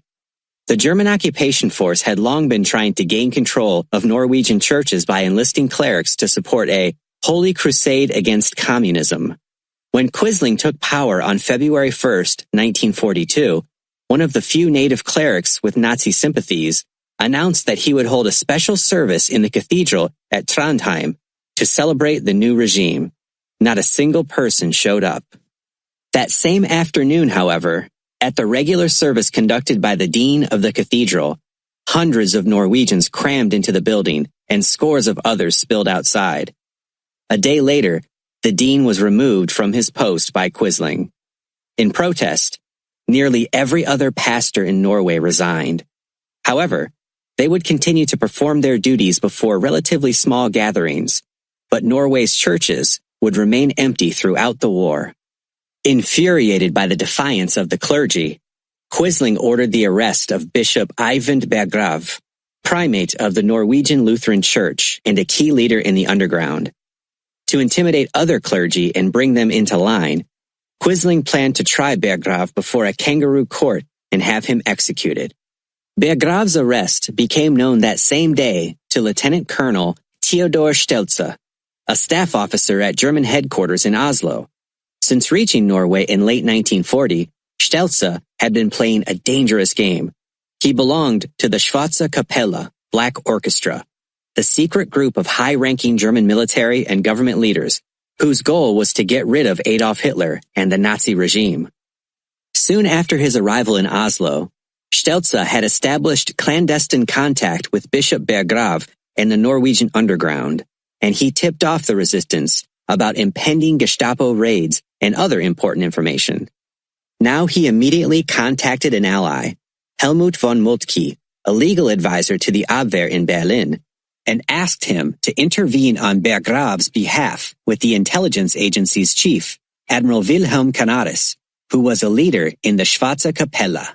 Canaris rushed Moltke to Oslo, where the lawyer and Colonel Stelze argued to the German High Command that executing Norway's most popular cleric would trigger massive unrest among the population. Consequently, Quisling was ordered to release the bishop from prison and put him under house arrest in Oslo. Norwegian policemen, thought to be loyal to the Nazis, guarded the house, but they were patriots and looked the other way when the bishop sneaked out the door countless times to meet with the Norwegian underground during the remainder of the war. Because Berggrav's face was widely known to the Germans, he became a master of disguises. At various times, he posed as a policeman, as a college professor complete with thick, lensed eyeglasses and fake mustache, and as a junk dealer pushing a dilapidated cart. After the war, Colonel Theodor Stelze, who had saved the bishop's life, was honored by grateful Norwegians by being presented to the restored national leader, King Håkon VII, who had been in exile. The mysterious Inspector Thompson.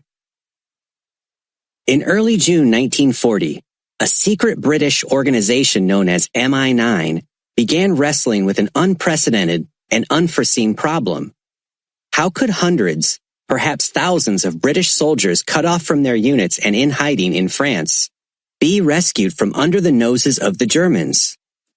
A week earlier, 850 vessels of all shapes and sizes had begun evacuating some 340,000 British soldiers trapped at the small channel port of Dunkirk, France. But many men had to be left behind.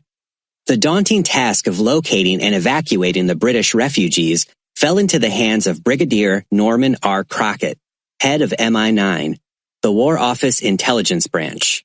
Section IS-9D was responsible for conducting covert operations in France, Belgium, and the Netherlands to rescue the military evaders.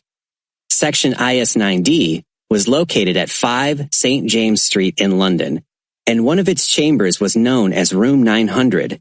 So the Evade and Escape organization was called Room 900, and its existence was known only to a select few military and government officials.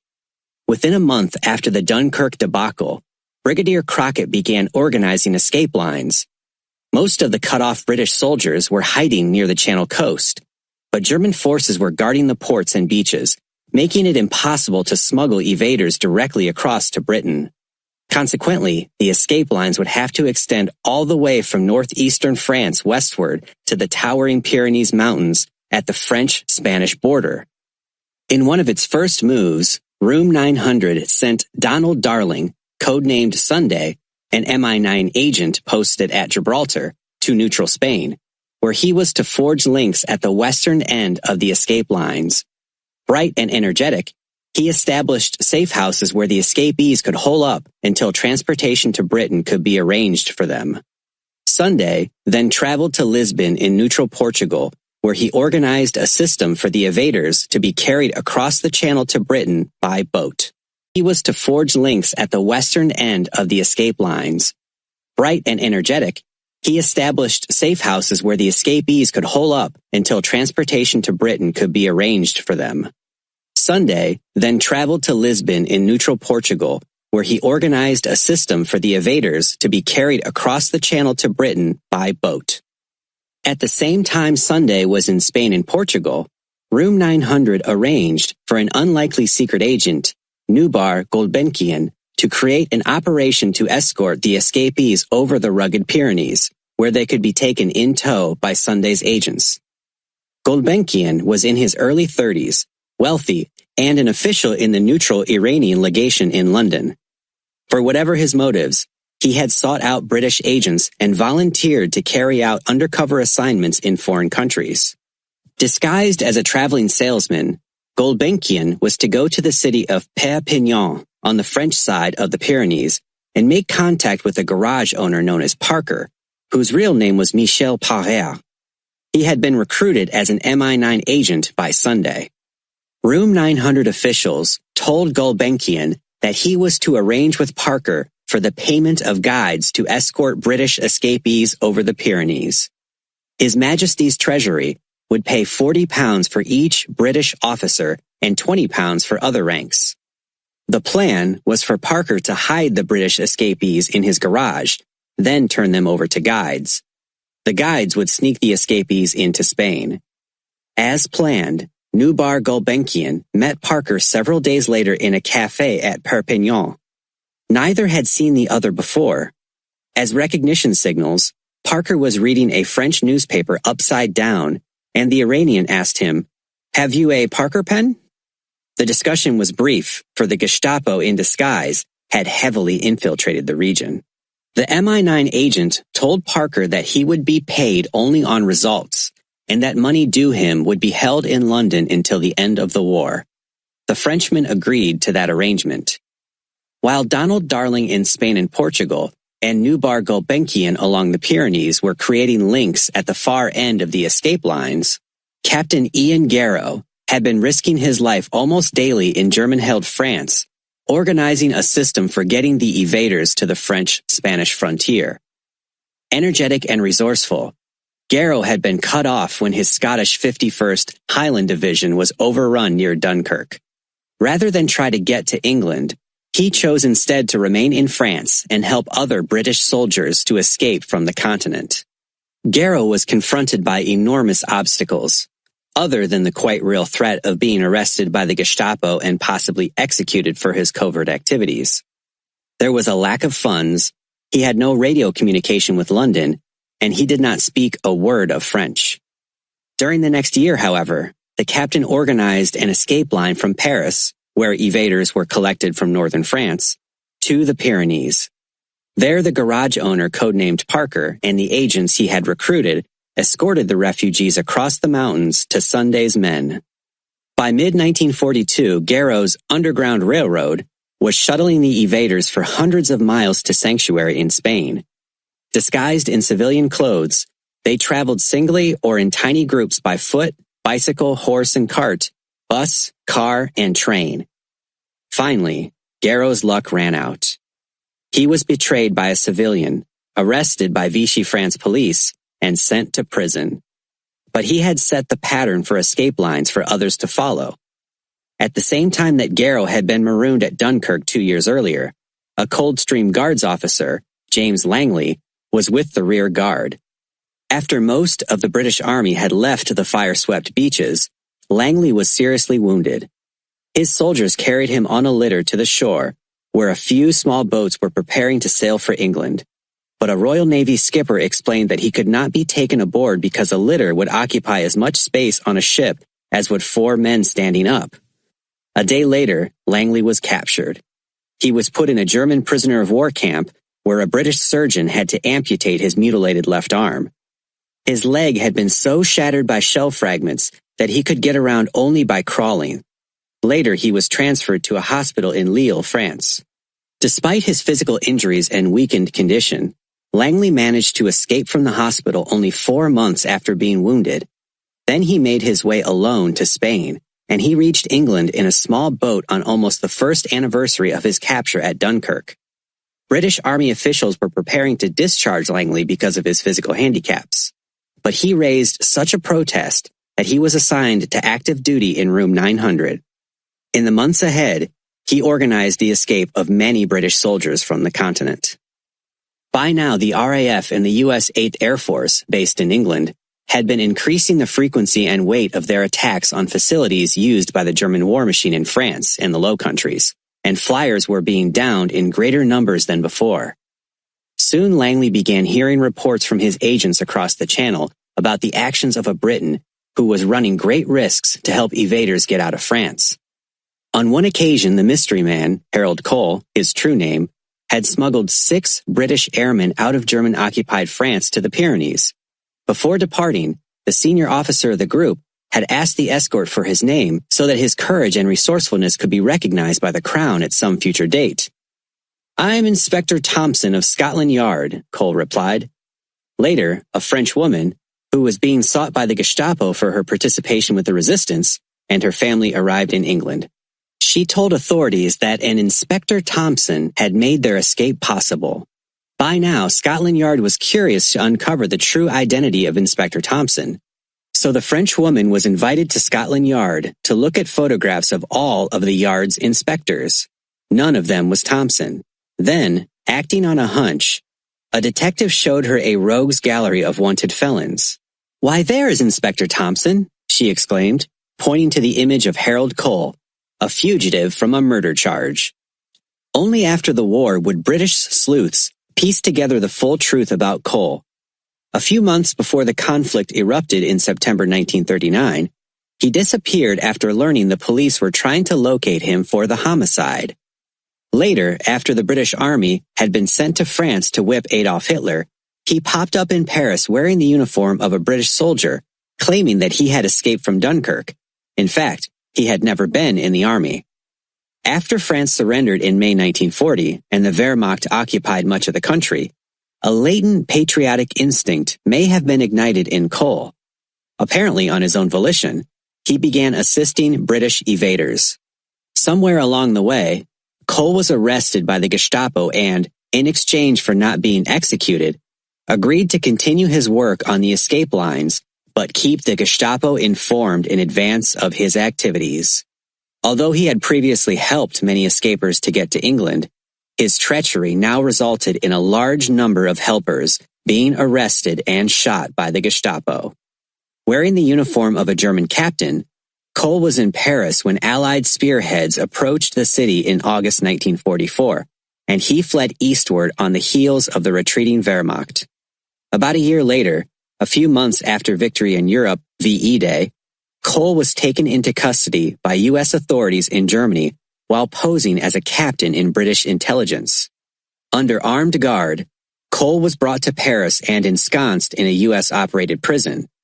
Within days, he stole an American sergeant's uniform and walked out the front door, unchallenged. Cole holed up in a cheap rooming house, and the landlady reported him as a deserter.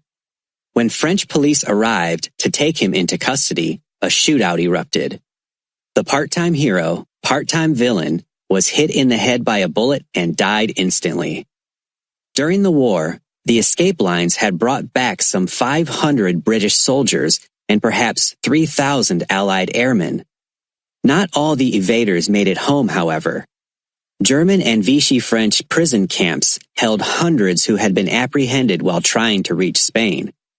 The cost of rescuing so many had been heavy. Some 500 French, Belgian, and Dutch patriots who had aided the evaders were known to have been executed by the Germans. The true figure might have been several times that number. A Nazi counterfeiting plot. Major Bernhard Küger, youthful, ambitious, hard-driving, was summoned to an office in Berlin in July 1942 and sworn to secrecy by a small group of German intelligence officers. Then a bombshell was dropped on Küger. He was to take charge of a master plot designed to throw Great Britain's economy into chaos by counterfeiting British currency. Codenamed Operation Bernhard, The scheme had been conceived by 42-year-old Heinrich Himmler, the one-time chicken farmer, who now held the exalted rank of Reichsführer. As chief of the Gestapo and the SS, Himmler was Germany's second most powerful man. Responding with typical alacrity, Major Krüger tried to recruit skilled experts at the Reichsbank and the Reich Printing Company, but even in wartime and at great personal risk, they declined to get involved in printing another nation's currency. Undaunted, the resourceful major rapidly rounded up the technicians he needed from concentration camps, whose inmates included large numbers of men who had excelled in civilian life before being judged enemies of the people. Those selected were transferred to the Sachsenhausen concentration camp, where a counterfeiting plant had been set up in an isolated compound surrounded by electrified barbed wire fences. Legitimate money printers around the world would have been envious of the sophisticated plant. Plates were engraved with meticulous care. Craftsmen had been threatened with the gas chamber if they tried some trickery to purposely insert a slight flaw in the plates that could result in the printed currency being detected once it got into circulation. A German manufacturer, sworn to secrecy under pain of execution, provided the most modern of printing machinery, but perhaps the most crucial contribution of all to Operation Bernhard was the production by a prominent German paper company, long known for the high quality of its products, of Bank of England paper, with its elaborate watermarks. By late 1942, all the kinks had been smoothed out and the presses were running at full speed. Some 400,000 bogus British banknotes were being shipped out of Sachsenhausen each month, and this counterfeit currency was being used all over the world to finance German clandestine operations. During the first half of 1943, London bankers became highly alarmed. Something irregular, and no doubt illegal, was taking place in Europe. A flood of fake British banknotes from Madrid, Lisbon, Zurich, Istanbul, and Stockholm, all in officially neutral countries where the Germans were known to have extensive espionage networks, were pouring into London. Officials of the Bank of England knew that there was only one source for a counterfeiting operation on such a massive scale: Nazi Germany. These British financiers were deeply worried because, with so much bogus money afloat around the world, confidence could be lost in the traditionally rock-solid British note, even to the point where the Allied war effort could be jeopardized. Such a calamitous eventuality was precisely what Reichsführer Himmler had envisioned when he hatched the scheme. Suddenly, the Bank of England jolted the financial world by announcing that it was taking from circulation all its notes and would replace them with currency of a new design. This drastic action may well have been taken in the nick of time, just before the British economic system might have been wrecked by the Nazi plot. A chance meeting in a cafe. On a warm afternoon in early October 1942, Donald Q. Coster, a vice consul at the U.S. consulate in Casablanca, French Morocco, was sitting with a friend at a table in a dingy waterfront cafe. Vice consul was only a cover. Actually, Coster was a spy for the Office of Strategic Services, OSS, and he was in the cafe, a popular hangout for seamen, to listen for information on ship movements. In civilian life, Coster had been a Madison Avenue advertising firm executive in New York City. When war had broken out in Europe in late 1939, he had given up his cushy job for the challenge of driving an American Field Service ambulance for the French Army. He was captured, spent several quite unpleasant weeks in German hands, was released, and came back home to join the U.S. Navy. Coster's fluency in the French language resulted in his being assigned to the Office of Naval Intelligence, ONI. With Operation Torch, the Allied invasion of French Northwest Africa, being prepared in mid-1942, Coster discovered that, unbeknownst to him, he had volunteered for service with Wild Bill Donovan's OSS. Soon the former advertising executive found himself seated in the Washington office of Bill Donovan and was informed that, effective immediately, he was a vice consul in the pay of the State Department, but he would take his orders from the OSS. Casablanca is the most important place in the world at this moment, Donovan declared in a mysterious tone, and you are going to Africa, to Casablanca. Coster swallowed hard. It appeared that he, a total amateur in the cloak and dagger business, was going to be plunged right in the center of intrigue and espionage hijinks. French Northwest Africa will be invaded one of these days, Donovan continued, by either the Germans or the Allies.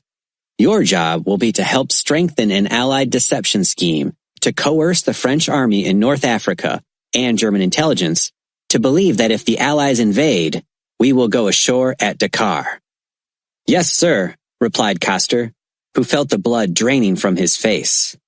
Dakar, a major port in Senegal on the western coast of Africa, lies 1,440 miles southwest of Casablanca. Dakar was a plausible locale for an Allied invasion. It was directly across the Atlantic from Brazil, which declared war on Germany in August 1942, becoming the first South American nation to do so.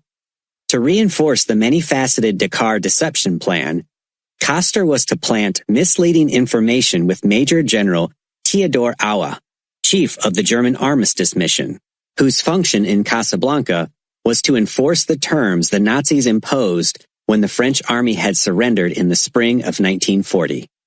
How you accomplish that task will be left to your ingenuity, Donovan added. Auer is cunning, ruthless, and knows all the tricks to catch spies. Coster felt a choking sensation. Dancing before his mind's eye were a horde of Gestapo agents, cutthroat assassins, and ingenious Nazi torture techniques. In Washington, the new OSS recruit was rushed through a quick course of instruction in the code he was to use, and little else. All he knew about espionage was what he had seen in Hollywood movies. Now, at the disreputable waterfront cafe in Casablanca, only a month before D-Day for Torch, two young men, obviously searching for a table at which to sit in the packed room, meandered near Costa and his friend, also a vice consul. Coster invited the men to share his table, hoping to gain information on ship movements. The two strangers accepted and sat down. One, named Walter, was especially talkative. His friend hardly said a word. Walter told Coster that they were Austrians who had been in France when that country was conquered by the Wehrmacht in 1940. A short time later, Walter said, they had been jailed by the Vichy government, the puppet French administration, headed by senile 84-year-old Marshal Henri-Philippe Pétain. We managed to escape and fled to Casablanca, Walter confided. His companion nodded in agreement. While the chit-chat continued, Walter happened to mention about running on to Teddy Auer on a Casablanca street. A chill shot up Coster's back. This no doubt was General Theodor Auer, the sinister chief of the German Armistice Commission.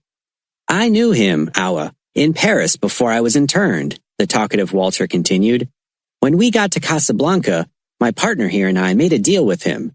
We supply him with secret information, and he keeps us out of jail.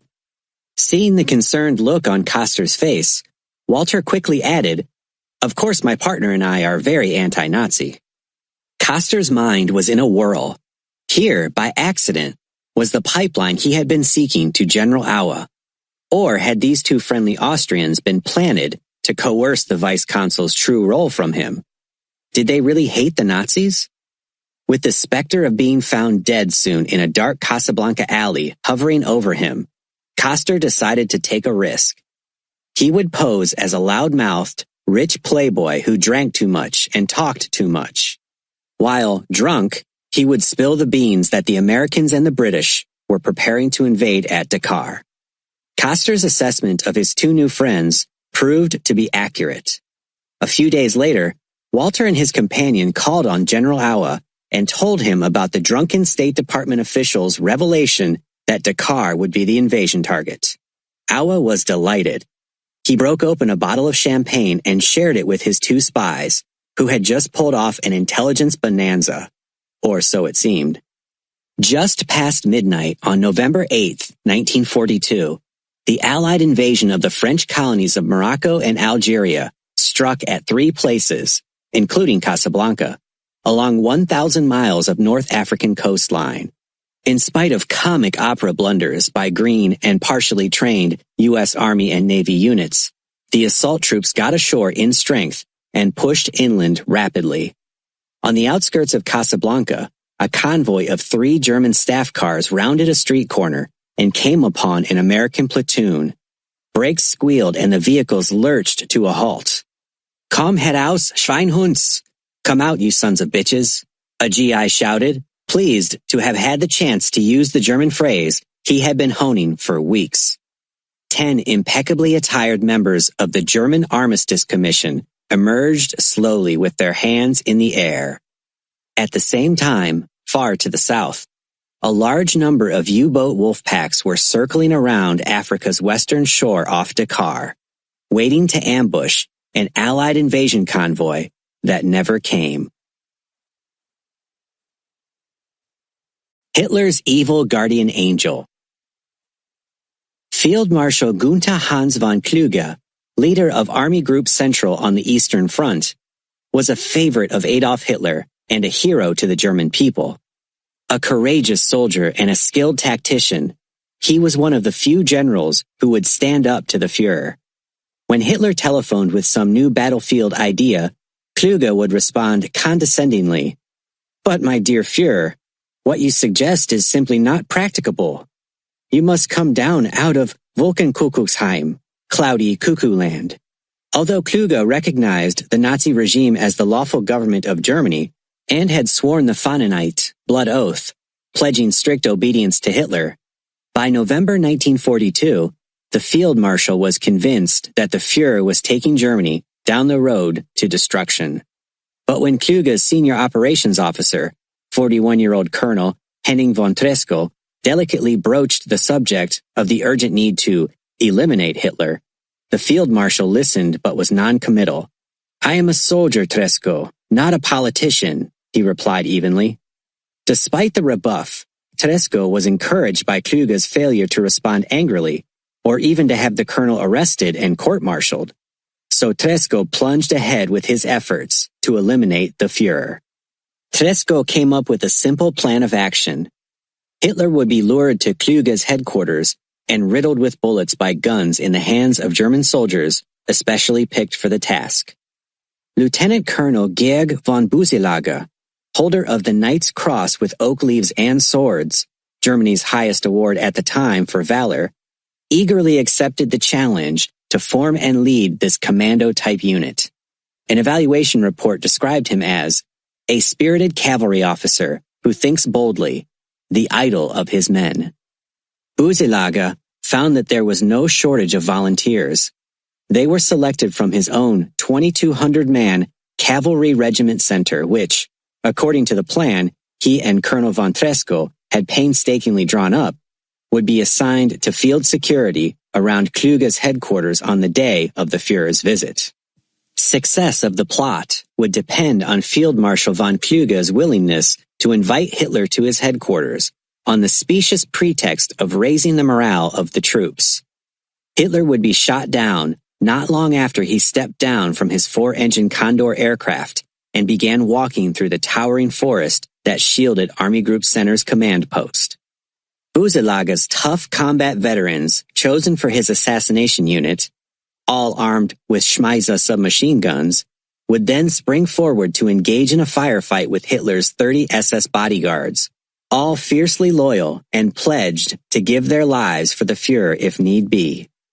If Hitler's penchant for erratic schedules and sudden changes in timetables would make it impossible to kill him before he reached the headquarters, then he would be riddled with bullets while eating lunch in the mess hall, presumably with Field Marshal von Kluge at his side. 10 officers from Büselager's regiment volunteered to do the mess hall shooting. Now everything was ready for the coup d'etat, but when Colonel von Tresckow approached Kluge about his role in the plot, the field marshal's nerve failed at the last minute. No doubt the specter of the Führer being blasted out of his chair by a group of decorated German combat veterans, blazing away with Schmeisses in the middle of lunch was more than Kluge could bear. Kluge's argument was that neither the world, nor the German people, nor the German soldier would understand such an act at this time. Consequently, Boeselager and his hitmen would have to bide their time. A half a year later, in the summer of 1943, German conspirators pledged to the termination of Adolf Hitler felt that the time was ready to strike. The Wehrmacht had suffered disastrous setbacks on the Eastern Front. The Americans and the British had invaded and conquered Sicily, and the RAF Bomber Command continued to pulverize Germany's cities at night, while the U.S. 8th Air Force pounded German industrial facilities by day. Highly decorated Captain Axel von den Busche, who had been sent to a hospital near Berlin several weeks earlier after taking a Soviet bullet through the lungs, eagerly volunteered to be an assassin. 23 years of age, Busche had been determined to get rid of Hitler, a man he earlier had admired as a god, because of an episode in the Soviet Union several months earlier. Captain von den Busche, a devout and compassionate young man, and the infantry company he commanded had just been involved in a bloody fight to capture a key town in the Ukraine. While they were taking a short break near the ruins, Busche saw a squad of SS soldiers herding perhaps 100 civilians into a field. While Busche watched in horror and disbelief, the ragged townspeople were forced to dig a pit, then lie down in their own mass grave. Then the SS men riddled the hapless natives with Schmeisse bullets until all the victims were dead. Busche, courageous in battle, was badly shaken for days by the fact that he had not tried to stop the murders. He was ashamed to have once sworn unswerving loyalty to the man he now considered to be a mass murderer, Adolf Hitler. Busche rejected the oath he had taken to the Führer. He has broken the oath to God 1,000 times, Busche assured himself. Although still weak from serious wounds, the captain was released from the Berlin hospital, and while on leave to recuperate his strength, he and other conspirators held lengthy discussions on the technique to be used in killing Hitler. They finally decided on a scheme that called for an excuse for a lowly captain, Busche, to get close to Hitler, who would be flanked by sharp-eyed SS bodyguards. Busche would have a bomb with a 4.5-second fuse concealed in his coat. Once he was near the Führer, Busche would activate the fuse, then wrestle with Hitler long enough for the blast to blow them both to smithereens. In October 1943, the first gusts of Arctic cold whistled over the Russian steppes, and many commanders complained that their men's winter combat uniforms were inadequate. A Berlin manufacturer rapidly turned out a few experimental samples of new winter garb, but the design would need Hitler's approval before mass production could begin. Learning of the new design, Busche and his fellow plotters felt that this could provide the perfect means for killing Hitler. It would be arranged for Busche to be in charge of 5 men flown to the Führer's battle headquarters, Wolfschanze, in East Prussia, to model the new gear. While conspirators at high levels began the subtle task of persuading Hitler to name a firm date for the modeling of the winter clothing, Busche locked himself in his quarters and began experimenting with the type of bomb he would build. He inserted a fuse from a hand grenade into an explosive charge. Although the fuse would hiss when burning, he would mask the noise by faking a coughing fit moments before grabbing the Führer in a bear hug.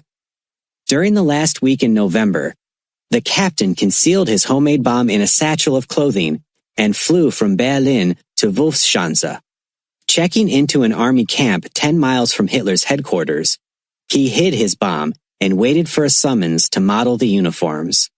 Meanwhile, the Führer had agreed to inspect the new design, but he refused to be pinned down to a specific day or hour. Busche's first order of business was to check with an officer at Wolfschanze to confirm that the experimental uniforms had arrived from the Berlin mill. The new garb could not be found. Checking with the mill, the captain was stunned. A dozen uniforms had been put in a boxcar of a train sitting on a railroad siding in Berlin. But during a heavy British bombing raid that night, the boxcar containing the clothing became a charred, twisted wreck. The would-be assassin had no alternative but to wait for the mill management to acquire bolts of cloth and produce a fresh consignment. However, Breuer, a battle-tested leader, could not risk drawing attention by loitering around a rear echelon headquarters.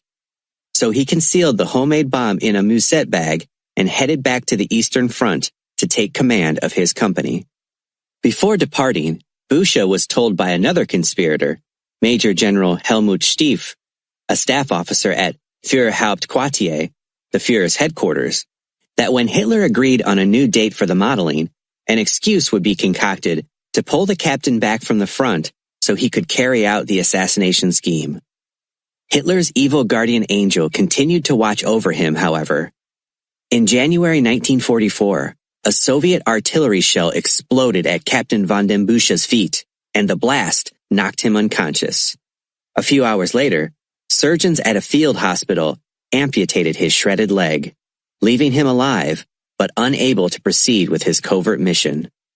Despite the assassination plot failures, Henning von Treschow, now a general, was determined to persevere. But his subtle search to find someone to murder Hitler proved to be futile until he accidentally discovered a likely candidate in an unlikely place. Captain Eberhard von Breitenbuch, the personal aide to Field Marshal Ernst Busch, one of the few generals still fiercely loyal to the Führer. Busch had succeeded the wounded Field Marshal von Kluge as commander of Army Group Center on the Eastern Front. Back in 1938, when General Ludwig Beck tried secretly to have the Army High Command go on record as opposing Hitler's march to war, Busch and another senior officer had been the only ones who declined to endorse the proposal. Early in March 1944, Busch was ordered to fly to southern Germany and report to Adolf Hitler at Berghof, the Führer's large and ornate retreat perched on the Obersalzberg, 6,208 feet above the picturesque village of Berchtesgaden. Busch was supposed to present a briefing on the situation along the Army Group's center front and explain why the Wehrmacht was suffering one defeat after another. Busch promptly called in Eberhard Breitenbuch and told him to prepare for the flight to the Berghof. Within the hour, the captain was in touch with General von Treschow and suggested that this could be a golden opportunity to liquidate Hitler inside the retreat. Treschow suggested that the field marshal's aide use a new type of bomb with a 1-second fuse, but the captain refused the suggestion. He explained that he was an expert marksman, and if he could smuggle a pistol into the Führer's presence, he could not miss a shot to the head. Breitenbuch collected the documents that Busch would need for briefing Hitler, left behind an envelope with a letter to his wife in case the plot was successful, and slipped a pistol into a trouser pocket.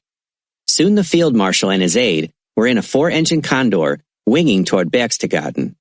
They reached the Berghof at noon on March 11th. As was his custom, the 54-year-old absolute master of 80 million Germans kept Field Marshal Busch cooling his heels in an anteroom to the 50 by 60-foot chamber where visitors were received. Breitenbuch struggled to mask his anxiety, and he wondered if any of the SS guards had noticed the bulge in his pocket where the pistol was concealed. After a lapse of what seemed to be an eternity, an SS lieutenant colonel said that Hitler would now receive the field marshal. Busch headed for the door, followed closely by his aide, lugging Busch's heavy briefcase. The young captain grew even more tense. In moments, the Führer, whom he considered to be the scourge of Germany, would be dead with a bullet in his head. Busch reached the heavy double doors leading into the great room and was about to enter when an SS major stepped in front of Breitenbuch. "This is the end," the captain reflected. But the SS man merely said, "No aides permitted inside, by the Führer's order." Shrugging, the field marshal took the briefcase from his aide and walked into the room, where Hitler greeted him warmly. Busch sank into a plush, oversized chair, surrounded by large oil paintings, ornate tapestries, and classic statuary, and soon launched a lengthy presentation on why things had gone wrong on the Eastern Front. Outside, in the empty anteroom, Captain Breitenbuch was undergoing the torments of the damned. Had the Gestapo tapped General von Tresco's telephone? Was the murder plot known? At any moment, the captain expected SS men to barge into the anteroom and arrest him. He wondered nervously how he could get rid of the incriminating pistol in his pocket. At mid-afternoon, after Breitenbuch had suffered mental agony for 3 hours, Busch strolled back through the 2 doors, and soon he and his aide were flying in the Condor back to the Eastern Front. General von Tresco and Captain Breitenbuch discussed the curious scenario at the Berghof. Why had the aides suddenly been barred? Neither could broach a reason. They could only conclude that the Führer had exercised the Fingerspitzgefühl, intuition in the fingertips, or a sixth sense, for which even his staunchest enemies in Germany had long given him credit. Roosevelt's guest, a Nazi spy. In the posh Miramar Hotel in Fadala, Morocco, U.S. and French military leaders gathered to smoke the peace pipe. Lieutenant General George S. Patton, Jr. and other American officers were in high good spirits, elated to have the fighting halted. So were most of the Frenchmen. However, Admiral François Michelier, the commander at Casablanca, and a die-hard supporter of the German puppet government in Vichy France, was grim, even sullen. It was November 11th, 1942. 3 days earlier, American and British forces, sailing from the United States and the United Kingdom, had stormed ashore at several key points along a 1,200-mile stretch of coastline in French Northwest Africa. Codenamed Operation Torch, the invasion had been launched to confront Adolf Hitler with a second front, thereby taking some of the heat from Joseph Stalin's hard-pressed armies in the Soviet Union. After a 2-day fight with French forces whose commander, Admiral Jean Dallon, was loyal to the Vichy government, a ceasefire was called. It was not a French surrender, as General Dwight D. Eisenhower, the Allied commander, was quick to point out. Rather, it was a halting of the bloodshed, so the French armed forces in Northwest Africa could join with the Americans and the British in battling our common enemy, Nazi Germany, Eisenhower declared. After the peace parley in Fadala, General Patton returned to his headquarters in Casablanca, the major objective his Western Task Force had seized. With time on his hands, Patton traveled to Rabat to call on the Sultan, the traditional military and political leader of Morocco. After entering the Sultan's grounds of several hundred lavishly manicured acres, Patton and his aides reached the palace itself, a huge 3-story white building of Moorish architecture. The Americans were met by the Grand Vizier, who wore a white robe with a hood and had a scraggly beard and an enormous set of gold-inlaid teeth. The general pondered that he must have been at least 92 years of age. The Ancient One announced in cracked English that the Sultan had graciously consented to see Patton, which, the general reflected, was the reason he had made the dusty jaunt from Casablanca. Patton, his aides, and an entourage of the Sultan's confidants walked up 3 flights of stairs, then entered a long room covered with thick, beautiful, and obscenely expensive rugs. At the end of the long chamber, on a raised platform, sat the Sultan, who was a man in his mid-30s with a mostly clean-shaven face, as opposed to the bearded legacy of scores of predecessors over the centuries.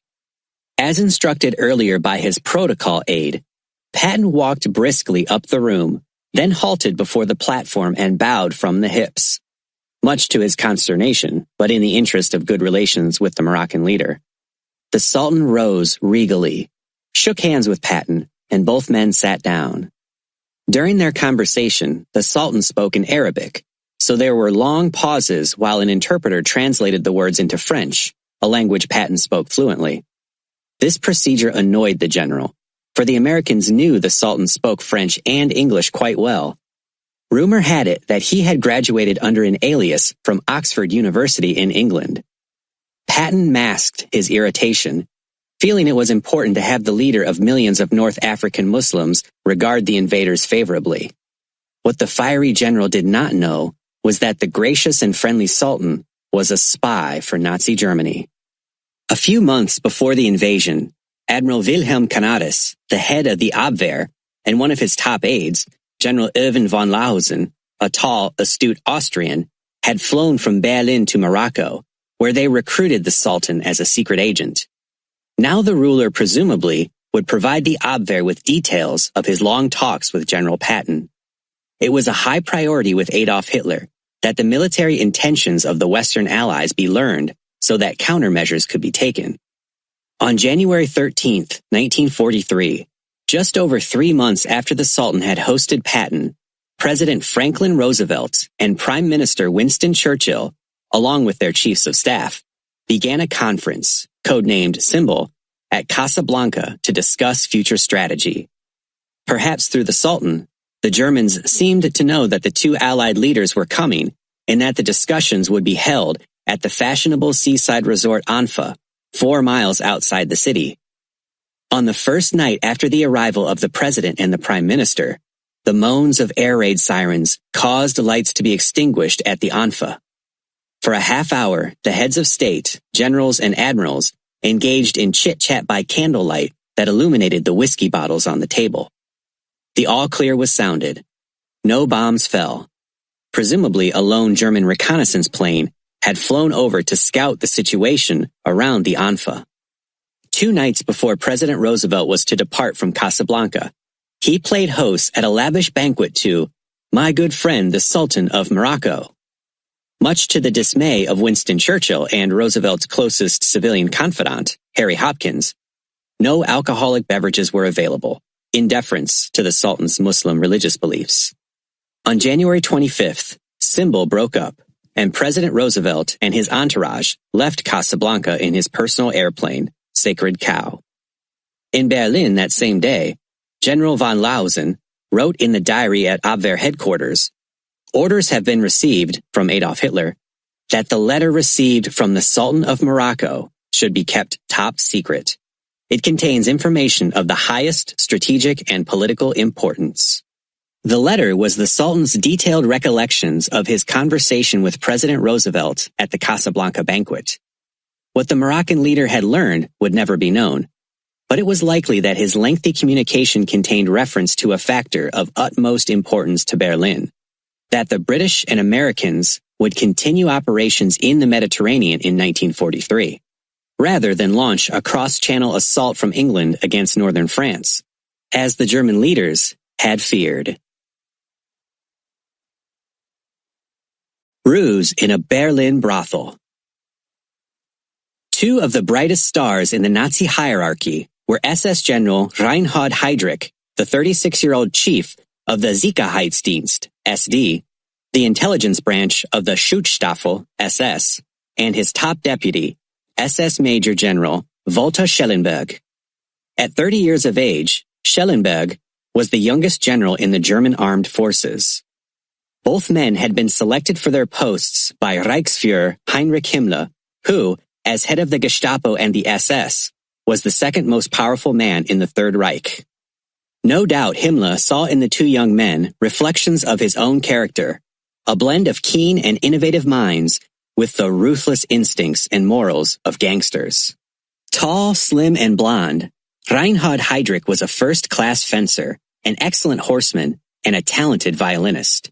Extremely ambitious, he envisioned the day when all German espionage services would be united under one leader, himself. Walter Schellenberg, equally ambitious, had studied to be a physician for 2 years, but he changed his mind and earned a law degree at the University of Bonn. He first came to Himmler's attention by giving a lecture on German law in which he castigated the Roman Catholic Church, a primary target of Nazi leaders. Boyish and charming, Schellenberg hoped to one day replace Heydrich as chief of the SD, but that goal did not interfere with the close relationship the 2 men had. They complemented one another perfectly.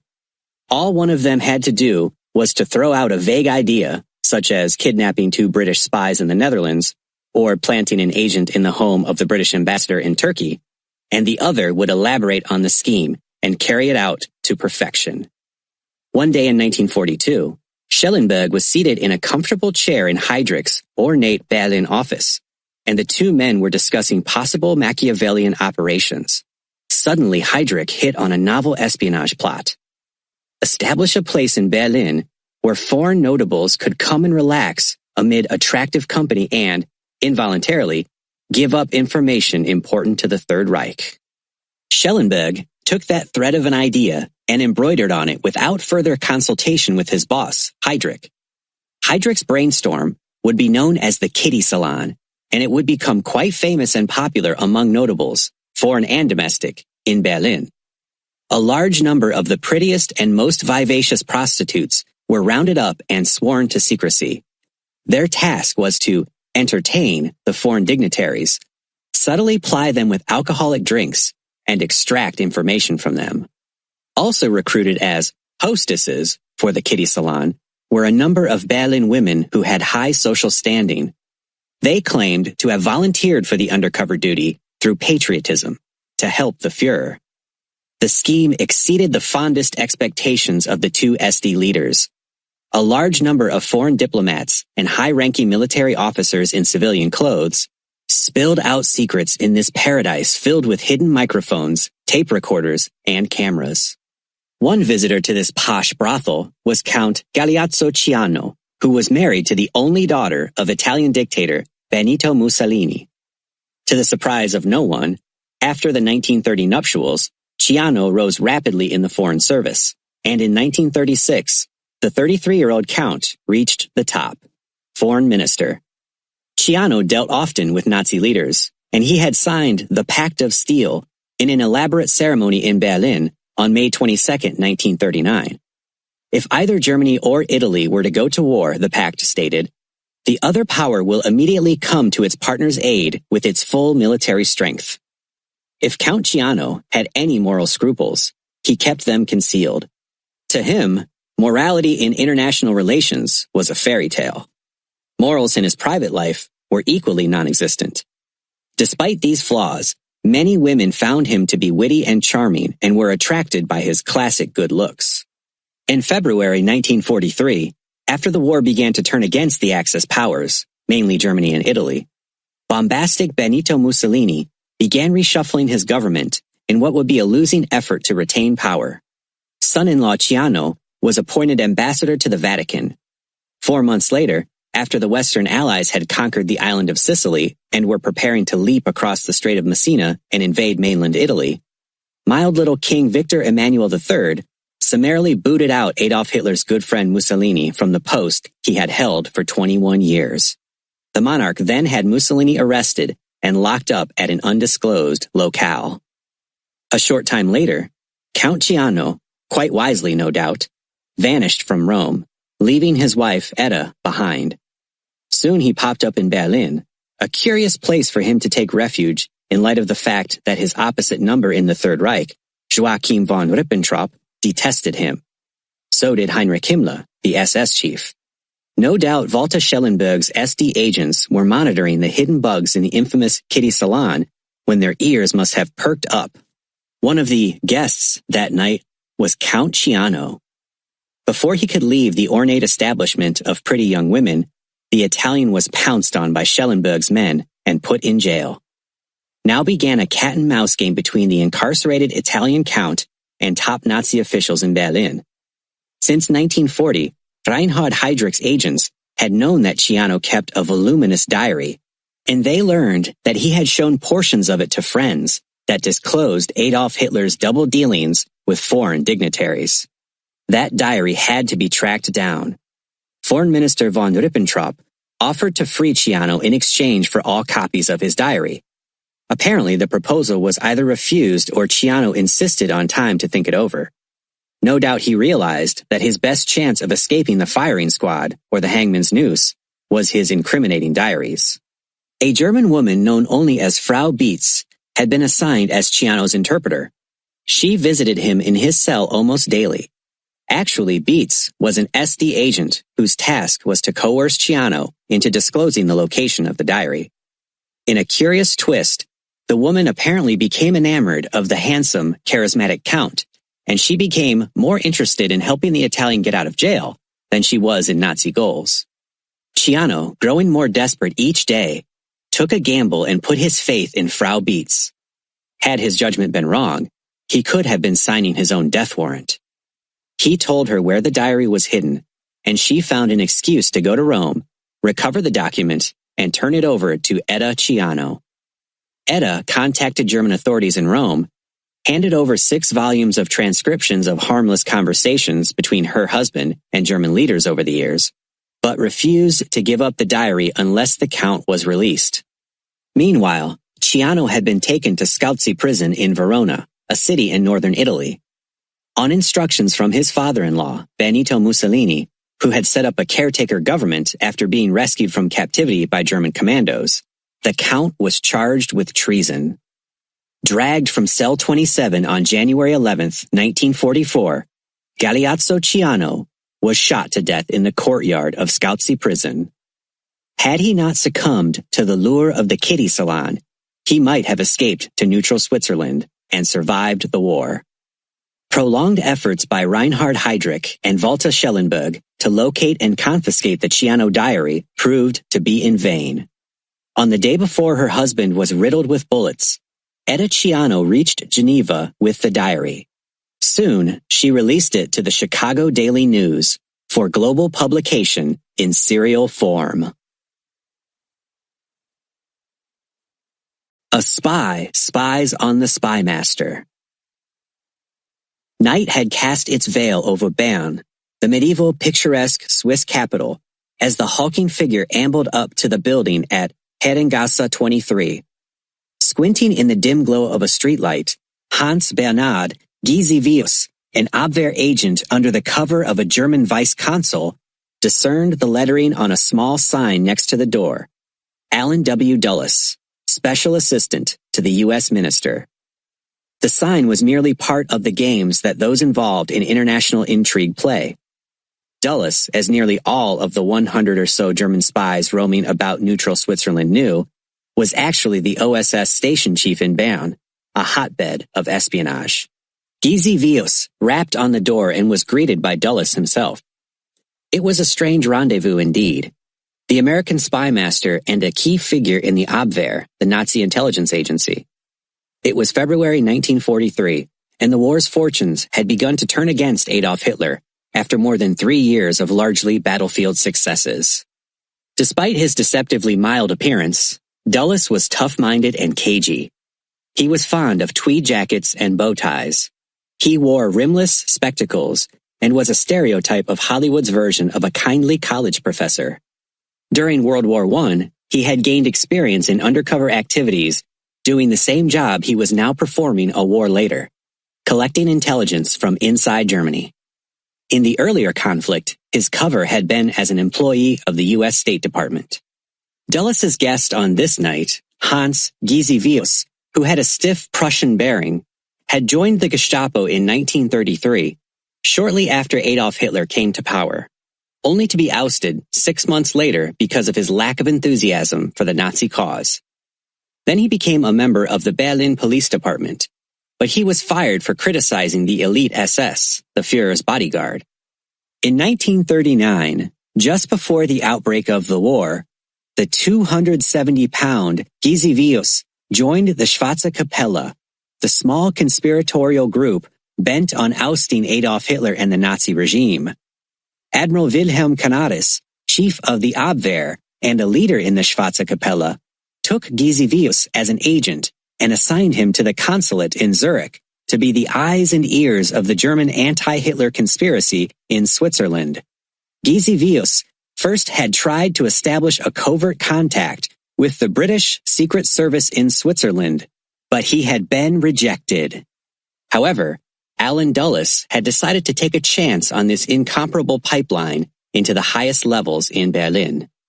After a secret meeting with the big German, held on a dark side street, Dulles had been impressed with his sincerity. Subsequently, Giesivius made numerous nocturnal visits to Herrengasse 23, and plans were worked out between the two men for Giesivius to recruit couriers to bring high-grade intelligence out of Berlin to Dulles. One evening, as the two men were dining at Herrengasse 23, Dulles' female cook cracked the kitchen door a few inches and listened. She had not seen Gizivios before and did not know who he was. However, she was surprised that Dulles and his guest were conversing in German. Her curiosity aroused, the woman sneaked into another room and inspected the guest's hat. In it were the initials HBG. Within an hour, the cook left the premises and headed for the German consulate, where she informed an official about the hulking man with the closely cropped hair who was meeting secretly with the American master spy in Switzerland. For the previous few weeks, Dulles' cook, a Swiss, had been on the German embassy payroll and assigned the task of reporting on suspicious visitors at Herrengasse 23. When Vice Consul Gizivios reported for work the next day, he was confronted by two consulate officials who accused him of treason. A quick-witted man, Gizivios feigned deep indignation and loudly rebuked the two men. Of course he had visited Dulles, and there was good reason for his doing so. The American was providing him with secret intelligence about the Allies. Glowering down on the now subdued consulate officials, the 6'5" Gizivios said that he was willing to forget their impertinence, but if they valued their jobs, they had better forget what Dulles' cook had told them. Before the day was out, Gizivios made secret contact with Dulles, and the American master spy promptly fired his cook, learning for the first time that she was a Nazi spy. For his part, Hans Gizivios learned a valuable lesson. A secret agent must never display his initials inside his hatband.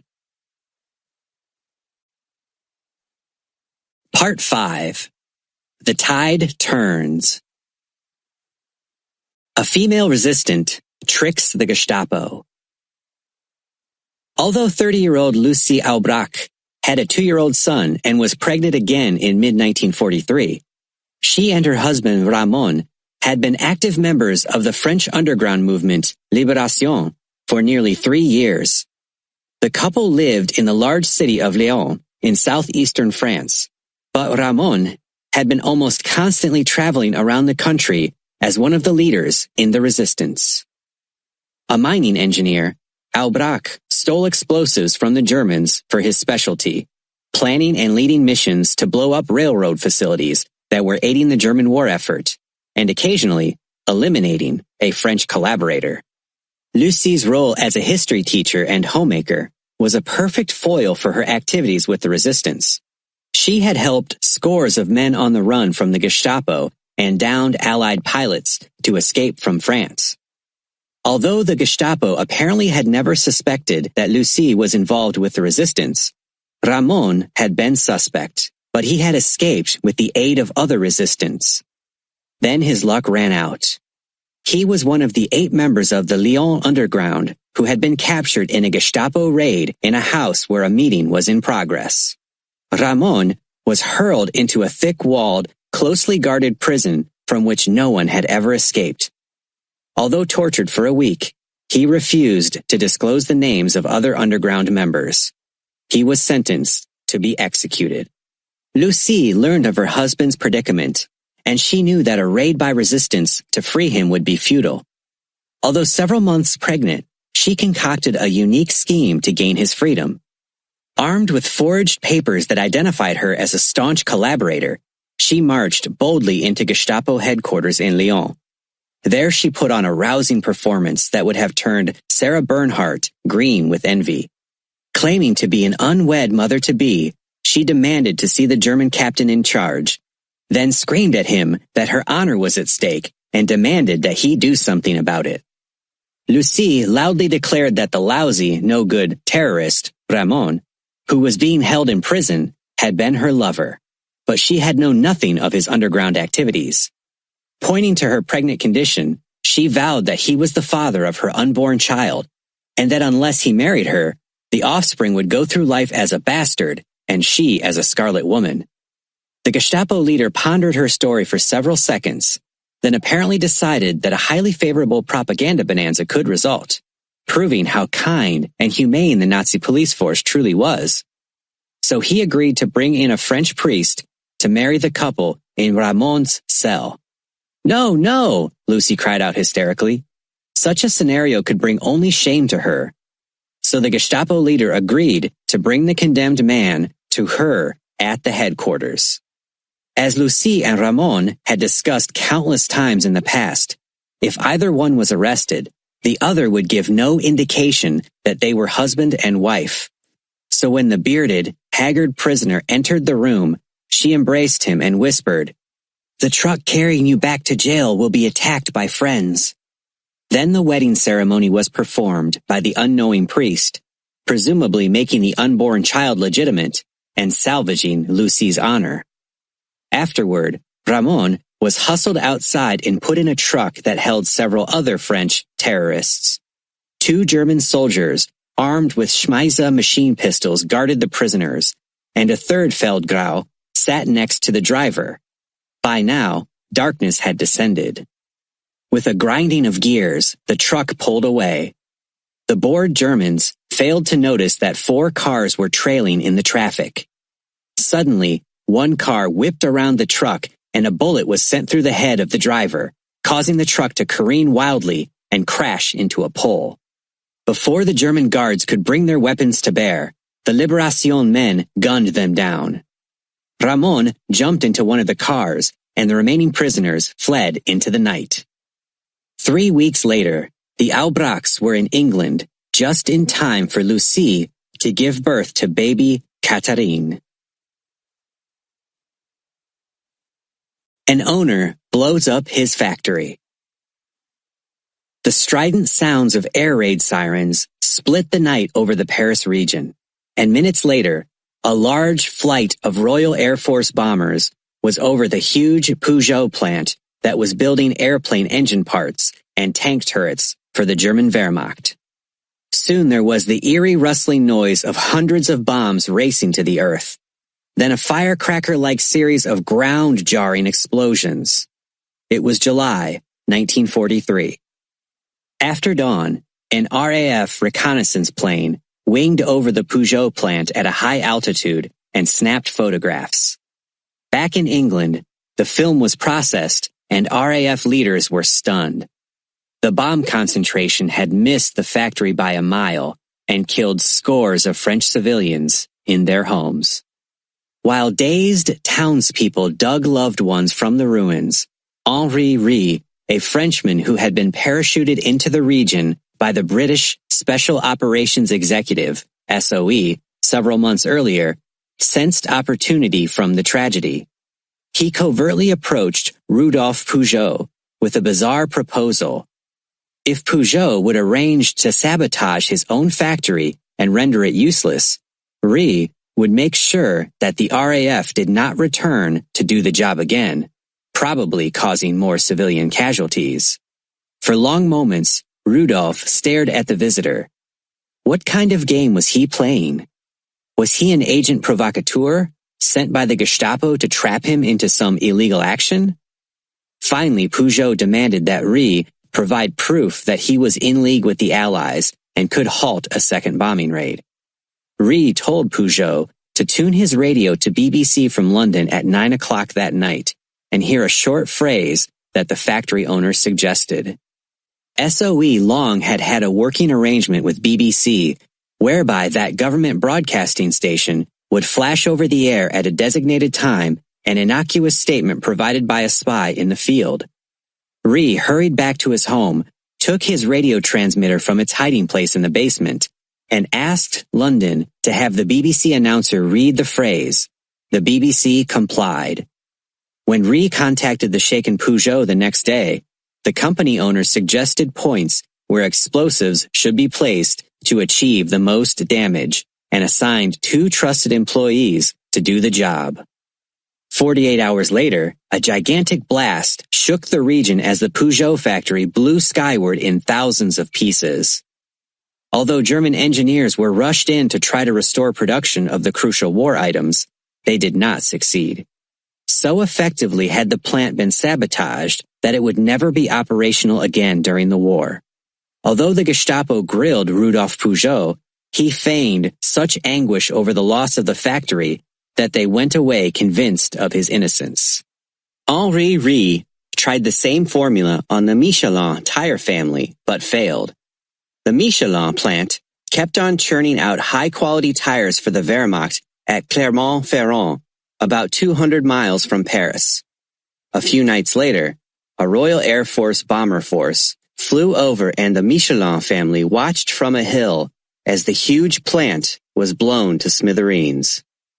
In mid-1943, 75 RAF Lancasters took off from southern England for Lyon to bomb the Schneider-Creusot factory, which was producing weapons for the German army. The Lancasters barely damaged the French-owned works, but killed a large number of civilians. Rather than risk another slaughter of innocents, the RAF commanders decided to knock out sources of electric power that fed the Schneider-Creusot factory and a number of satellite factories around Lyon. However, it would not be the bombers, but secret agents on the ground who would perpetrate the power complex sabotage. In August 1943, Raymond Basset, codenamed Marie, and André Jarreau, codenamed Goujon, two Frenchmen, parachuted into the Lyon region. Acting quickly, they recruited sabotage teams, provided each with explosives that had been dropped at night by the RAF, and drew up plans for a coordinated sabotage attack. The saboteurs, stealing through the night, blew up 4 power stations and set fire to their oil and coal dumps. The Schneider-Creusot complex was inoperable for many months due to lack of electricity. All over France in late 1943 and early 1944, many resistance men employed in factories producing war materials for the Germans created sophisticated techniques to halt production. At Toulouse, in the south of France, an engineer put subtle changes into blueprints, or wrote in a reversal of tolerance indications, or made deviations of a fraction of a millimeter in a mold. As a result, there were malfunctions of components, just enough to badly damage German engines or guns after short use. Because the components were already being used, it was impossible for the Gestapo to pin down just where in the production and distribution processes the sabotage had occurred. Another technique was created by Britain's Political Warfare Executive, PWE, to destroy or seriously damage French factories producing items for the Wehrmacht. Pamphlets, printed in several languages because so many foreign workers were in France, were dropped by the millions from British bombers over German-occupied France. The pamphlets contained many drawings that explained how to drop pebbles into delicate machinery, pour sand into fuel tanks, and screw manufactured parts on loosely. These actions can never be traced to you, the factory workers were assured. A plan to bomb the United States. Reichsmarshal Hermann Goering, chief of the Luftwaffe and number 2 man in the Nazi pecking order behind Adolf Hitler, was under heavy criticism in mid-1943. The pompous, 290-pound World War I fighter ace once had boasted publicly, "Not a single Allied bomb will ever fall on the Third Reich." Now droves of British and U.S. bombers were rapidly turning the Greater Reich into a greater wreck. In a desperate effort to slow the daily and nightly onslaught, Goering decided to implement a tactic put forward by an ace fighter pilot, Major Hans Joachim Hajo Hermann, who was widely known in the Luftwaffe for his innovative ideas. Hermann's plan was to oppose the British bombers at night with day fighter planes. Instead of relying on radar and ground control radio messages to intercept the bombers on the way to the targets, the Focke-Wulf 190s would hover high above a city while the attack was taking place. The German pilots could look down on bombers silhouetted against the bright glare from marking flares, searchlight beams, and burning structures. Then the FW-190s would pounce on the intruders with all cannons blazing. These roving fighters came to be called Wilde Sau, wild sows. By the fall of 1943, the wild sow tactic had inflicted gargantuan losses on the night-flying British bombers. During 3 major raids on Berlin, German pilots shot down 123 bombers and badly damaged another 114. In the months ahead, however, the round-the-clock Allied bombings reduced most major German cities to piles of rubble, and the Luftwaffe fighter planes had been virtually wiped out. Across the Third Reich, there were incessant demands that means be found to bomb cities in the United States. Reichsmarschall Goering knew that his scientists were developing long-range bombers that, hopefully, could eventually reach targets in the United States. But it would be many months before these revolutionary aircraft could go into production. In the meantime, Goering decided to give the green light to an ingenious plan conceived by the bold thinker, Major Hajo Hermann, to drop bombs on New York City and Washington. The Luftwaffe chief knew that the relatively few explosives that might fall on New York City and Washington would cause only minimal destruction. However, he was convinced that the adverse psychological impact on the United States home front would be gargantuan, while the morale of the German Herrenvolk would soar. Conventional land-based Luftwaffe bombers could not be used for the project because their longest range was only a few hundred miles. So Hajo Hermann's idea was to develop a bridge of U-boats carrying containers of aviation fuel stationed at specific intervals along the 3,500-mile air route across the Atlantic Ocean. Flying boats would take off from bases in Western Europe with the customary amount of fuel and leapfrog along the air route. They would land beside the first surfaced submarines, which would refuel the aircraft. Then the flying boats would lift off on the next leg of the flight and continue this procedure 9 or 10 times. When the flying boats reached the final U-boats hovering perhaps 200 miles off the coast of the United States, bombs carried by the submarines would be fitted into racks that had been designed and attached to the underbodies, especially for this mission. Then the planes would wing the last leg of the leapfrog pattern to New York City and Washington. These unique missions would be one way. After dropping their lethal cargoes over the targets, the flying boats would land off the coast of the United States, and the crews, presumably, would be taken prisoner. In Germany, feverish efforts were launched to implement Major Hajo Hermann's stratagem, but the Third Reich was steadily being pressed from east and west by Allied forces. Manpower and resources had dwindled, and the plan could not be realized. The Princes and 7,000 Danish Jews.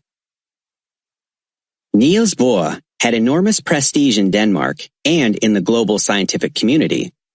A nuclear physicist, he was president of the Royal Danish Academy and a confidant of King Christian X, who was 73 years old in 1943 and ailing. Since Hitler's legions overran helpless Denmark in 1940, the king and Bohr had tried to save their people by avoiding an open confrontation with the Gestapo. In Copenhagen, Bohr experimented at the Institute for Theoretical Physics. President Roosevelt was told by scientists in Washington that Bohr's work was dangerously like atomic projects secretly underway in the United States. The Gestapo knew what Bohr was doing, and no doubt was waiting until he had succeeded in his project, a theory to build an atomic bomb, before arresting him and seizing his information. The Danish underground was well aware that Bohr was engaged in revolutionary work that might be of value to the Germans. So underneath his laboratory, in a sewer, resistance had stealthily laid dynamite charges, just in case. Meanwhile, King Christian remained in his castle and made every effort to protect the Danish people. During the German occupation, both the angular, distinguished monarch and Professor Bohr had been handled gently by the Nazis, who were biding their time until the physicist had finished his work in atomic energy. For 2 years, Bohr had been playing a dangerous game, communicating on a regular basis with British physicists in London.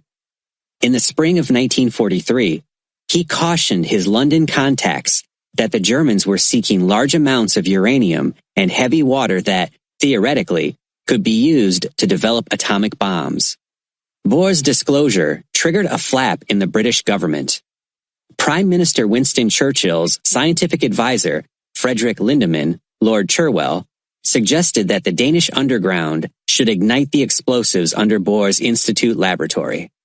In Copenhagen, the Gestapo chief recommended to Berlin that King Christian be taken into custody and Bohr's project be brought overtly under the control of the Germans. A few days later, 1,000 German troops, led by a general, stormed the royal palace and overpowered the 50 guards armed with swords, and the king became a virtual prisoner. While the Germans were still in the palace, Christian managed to scribble a note that was delivered to Niels Bohr, urging him to escape to England. The physicist knew that he would be arrested and sent to Germany, so he sealed his papers in a large metal tube and buried it in the garden of his residence.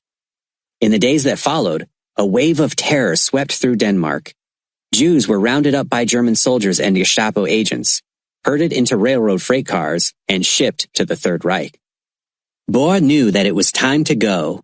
His laboratory was now so closely guarded that Danish resistance could not blow up the facility. In mid-September, he was spirited away by the underground and took a boat at night over the narrow waters between Copenhagen and the neutral Swedish port of Landskrona. A few days after his 58th birthday, Bohr, one of the world's foremost nuclear scientists, was escorted to a dark pasture outside Stockholm. Soon he climbed into a Mosquito airplane sent by the Royal Air Force, and moments later he was winging toward London. In the meantime, about 200 members of the Copenhagen synagogue listened fearfully as Rabbi Chaim Melchior disclosed, "Last night I received word that tomorrow the Germans plan to raid Jewish homes throughout the city to arrest all Danish Jews for shipment to concentration camps." It was Friday morning, September 10th, 1943. "The Germans know that tomorrow is Rosh Hashanah, and our families will be home," Melchior added. "By nightfall tonight, we must all be in hiding." It seemed to be an impossible task. Where could the remaining 7,000 Danish Jews hide? The rabbi knew that his frightening information was accurate. It had come from the princes, the action arm of the Danish underground. As resistance to Nazi tyranny, the Danes had no equal in Europe. The princes were divided into the priests, who sabotaged and surveilled harbors, the barristers, in charge of action against German telecommunications, the brewers, whose job was to wreak havoc on the Germans' electrical system, and the painters, who blew up railway lines and locomotives. On Rosh Hashanah, hundreds of Germans launched a dragnet to scoop up Denmark's 7,000 Jews for deportation. None could be found. They were being sheltered in Christian homes. That weekend, the princes had been busy. They had rounded up 100 small boats, which were used to carry the threatened Jews to safety in Sweden. Eisenhower's secret weapon.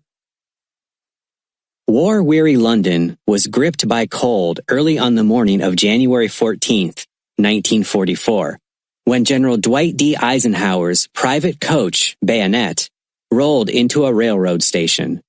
His train had whisked him through the thick fog from Prestwick Airport in Scotland after he had spent 2 weeks in Washington for consultations on Operation Overlord, the looming invasion of Normandy.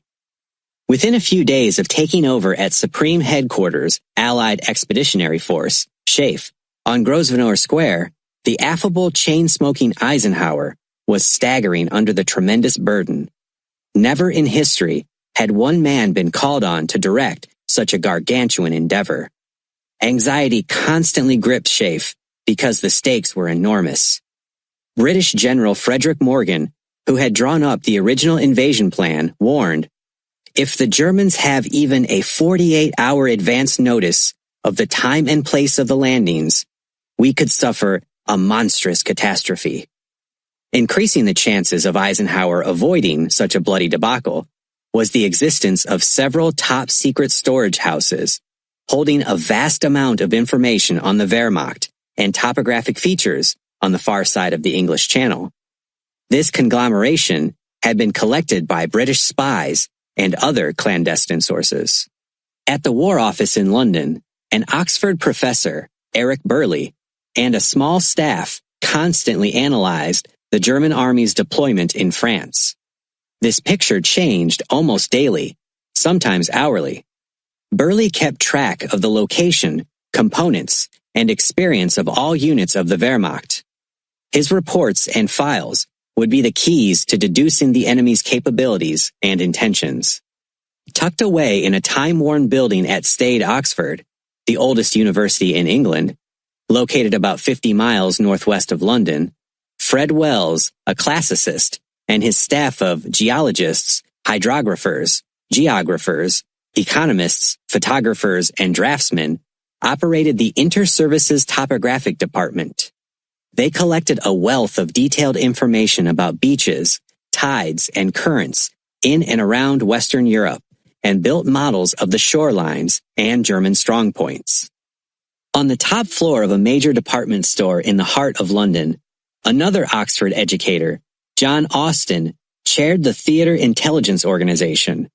For 4 years, since the British Army had been evacuated from France, Austin and his scholars had painstakingly been collecting a wide array of information that was obtained from many sources: radio intercepts, spy reports, press clippings from Allied and German newspapers and magazines, aerial photographs, captured documents, results of sand tests on beaches, and interviews with prisoners and refugees.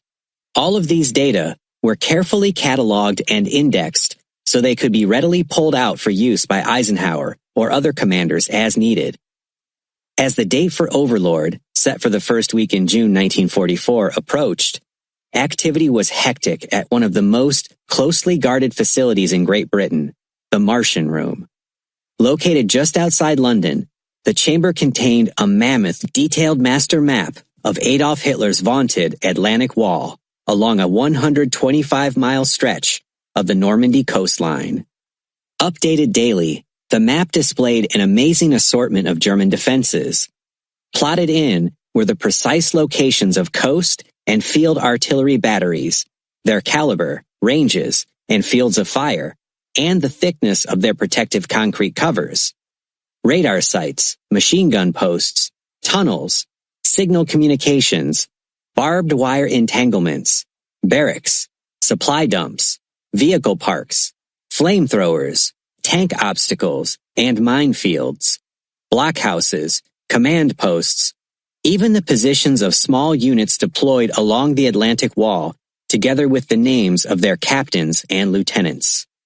This colossal map achievement was made possible mainly because of the courage and resourcefulness of hundreds of French men, women, and youngsters of the Normandy Underground Network Saint-Thierry.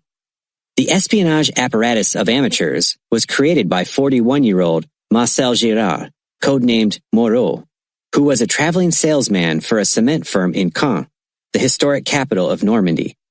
Girard's job permitted him to travel freely throughout northern France, but peddling cement was a cover. Only his patriotic boss in Caen and a few others knew that he never sold a pound of cement, that his almost constant journeys were for the perilous task of recruiting spies. Almost daily, bits of information on German defenses and troop positions along the Atlantic Wall arrived at Saint-Thierry's central collection point in Caen. There, skilled cartographers tediously incorporated the data on thousands of notes, rough diagrams, and drawings provided by Girard's amateur spies into a series of maps of sectors along the wall. These map sketches were collected by couriers and carried, usually by train, to a dingy suite of rooms in an old building in a rundown section of Paris. This dilapidated structure was headquarters for the Battle of the Atlantic Wall, as the French underground called it. There, dedicated checkers daily sifted through a mountain of material collected by the men, women, and children spies in Normandy and bundled it for transfer to England. Small, nimble Lysanders, piloted by Royal Air Force pilots, landed under cover of night at pre-designated pastures outside Paris. The pilots taxied up to signaling flashlights held by French underground members, gathered the bundles of Santerre maps and data, sped down the grassy field, and lifted off for England. Most of the hundreds of Santerre spies in Normandy lived in or near the Zone Interdite, Forbidden Zone. It was set up by the Germans and was several miles deep along the Atlantic Wall. An outsider had to have a legitimate reason for getting into and lingering around the restricted area. But this problem was solved when Santerre agents were furnished with a set of German identity papers and passes, all very carefully counterfeited by a 38-year-old Caen housewife. Santerre agents risked their lives solely on faith. None knew if the Allies would ever invade France, or, if they did, that they would land in Normandy. Scores of Girard's agents were caught by the Gestapo, tortured, and executed.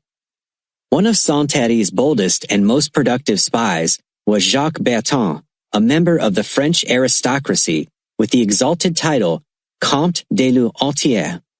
On a cold, raw day in March 1944, he was pedaling furiously on his old bicycle northward along the eastern coast of the Cotentin Peninsula, bound for Cherbourg. 6'2", blonde and handsome, the 25-year-old Count had urgent business to attend to in the bustling, Nazi-occupied port. Bertin's codename was Jacques Moline, to protect his family, who lived in a large chateau near Cherbourg. He had no way of knowing that within a few months, the port would hold the destiny of the Allied world. Unless Cherbourg could be rapidly captured after the invasion of Normandy, Eisenhower's forces might be bottled up on the beachhead and destroyed. Moline was in charge of Santerre operations on the Cotentin Peninsula, which juts northward into the English Channel. For nearly 3 years, the Count had been a man without a home. He was constantly on the go, always in danger of being trapped, seldom sleeping in the same house 2 nights in a row. Of all the regional leaders in Santerre, Moline's task was the most difficult and perilous. Cherbourg, and some 60 square miles around it, were saturated with fortifications. German vigilance was intense. There were nearly 40,000 troops in and around the port, which Adolf Hitler had ordered to be defended to the last man and the last bullet. If the Germans were vigilant, the Count was doubly so. His life depended upon it. On entering a bistro, he had to loiter inconspicuously until he learned if local residents were ordering alcoholic beverages that day. On arbitrary occasions, the Gestapo, seeking to identify outsiders, would suddenly forbid cafes and bistros to sell alcoholic drinks, a fact known to natives of the community, but not to outsiders. Moline always entered Cherbourg wheeling his bicycle because on certain irregular days, the German authorities would forbid riding 2-wheeled bicycles.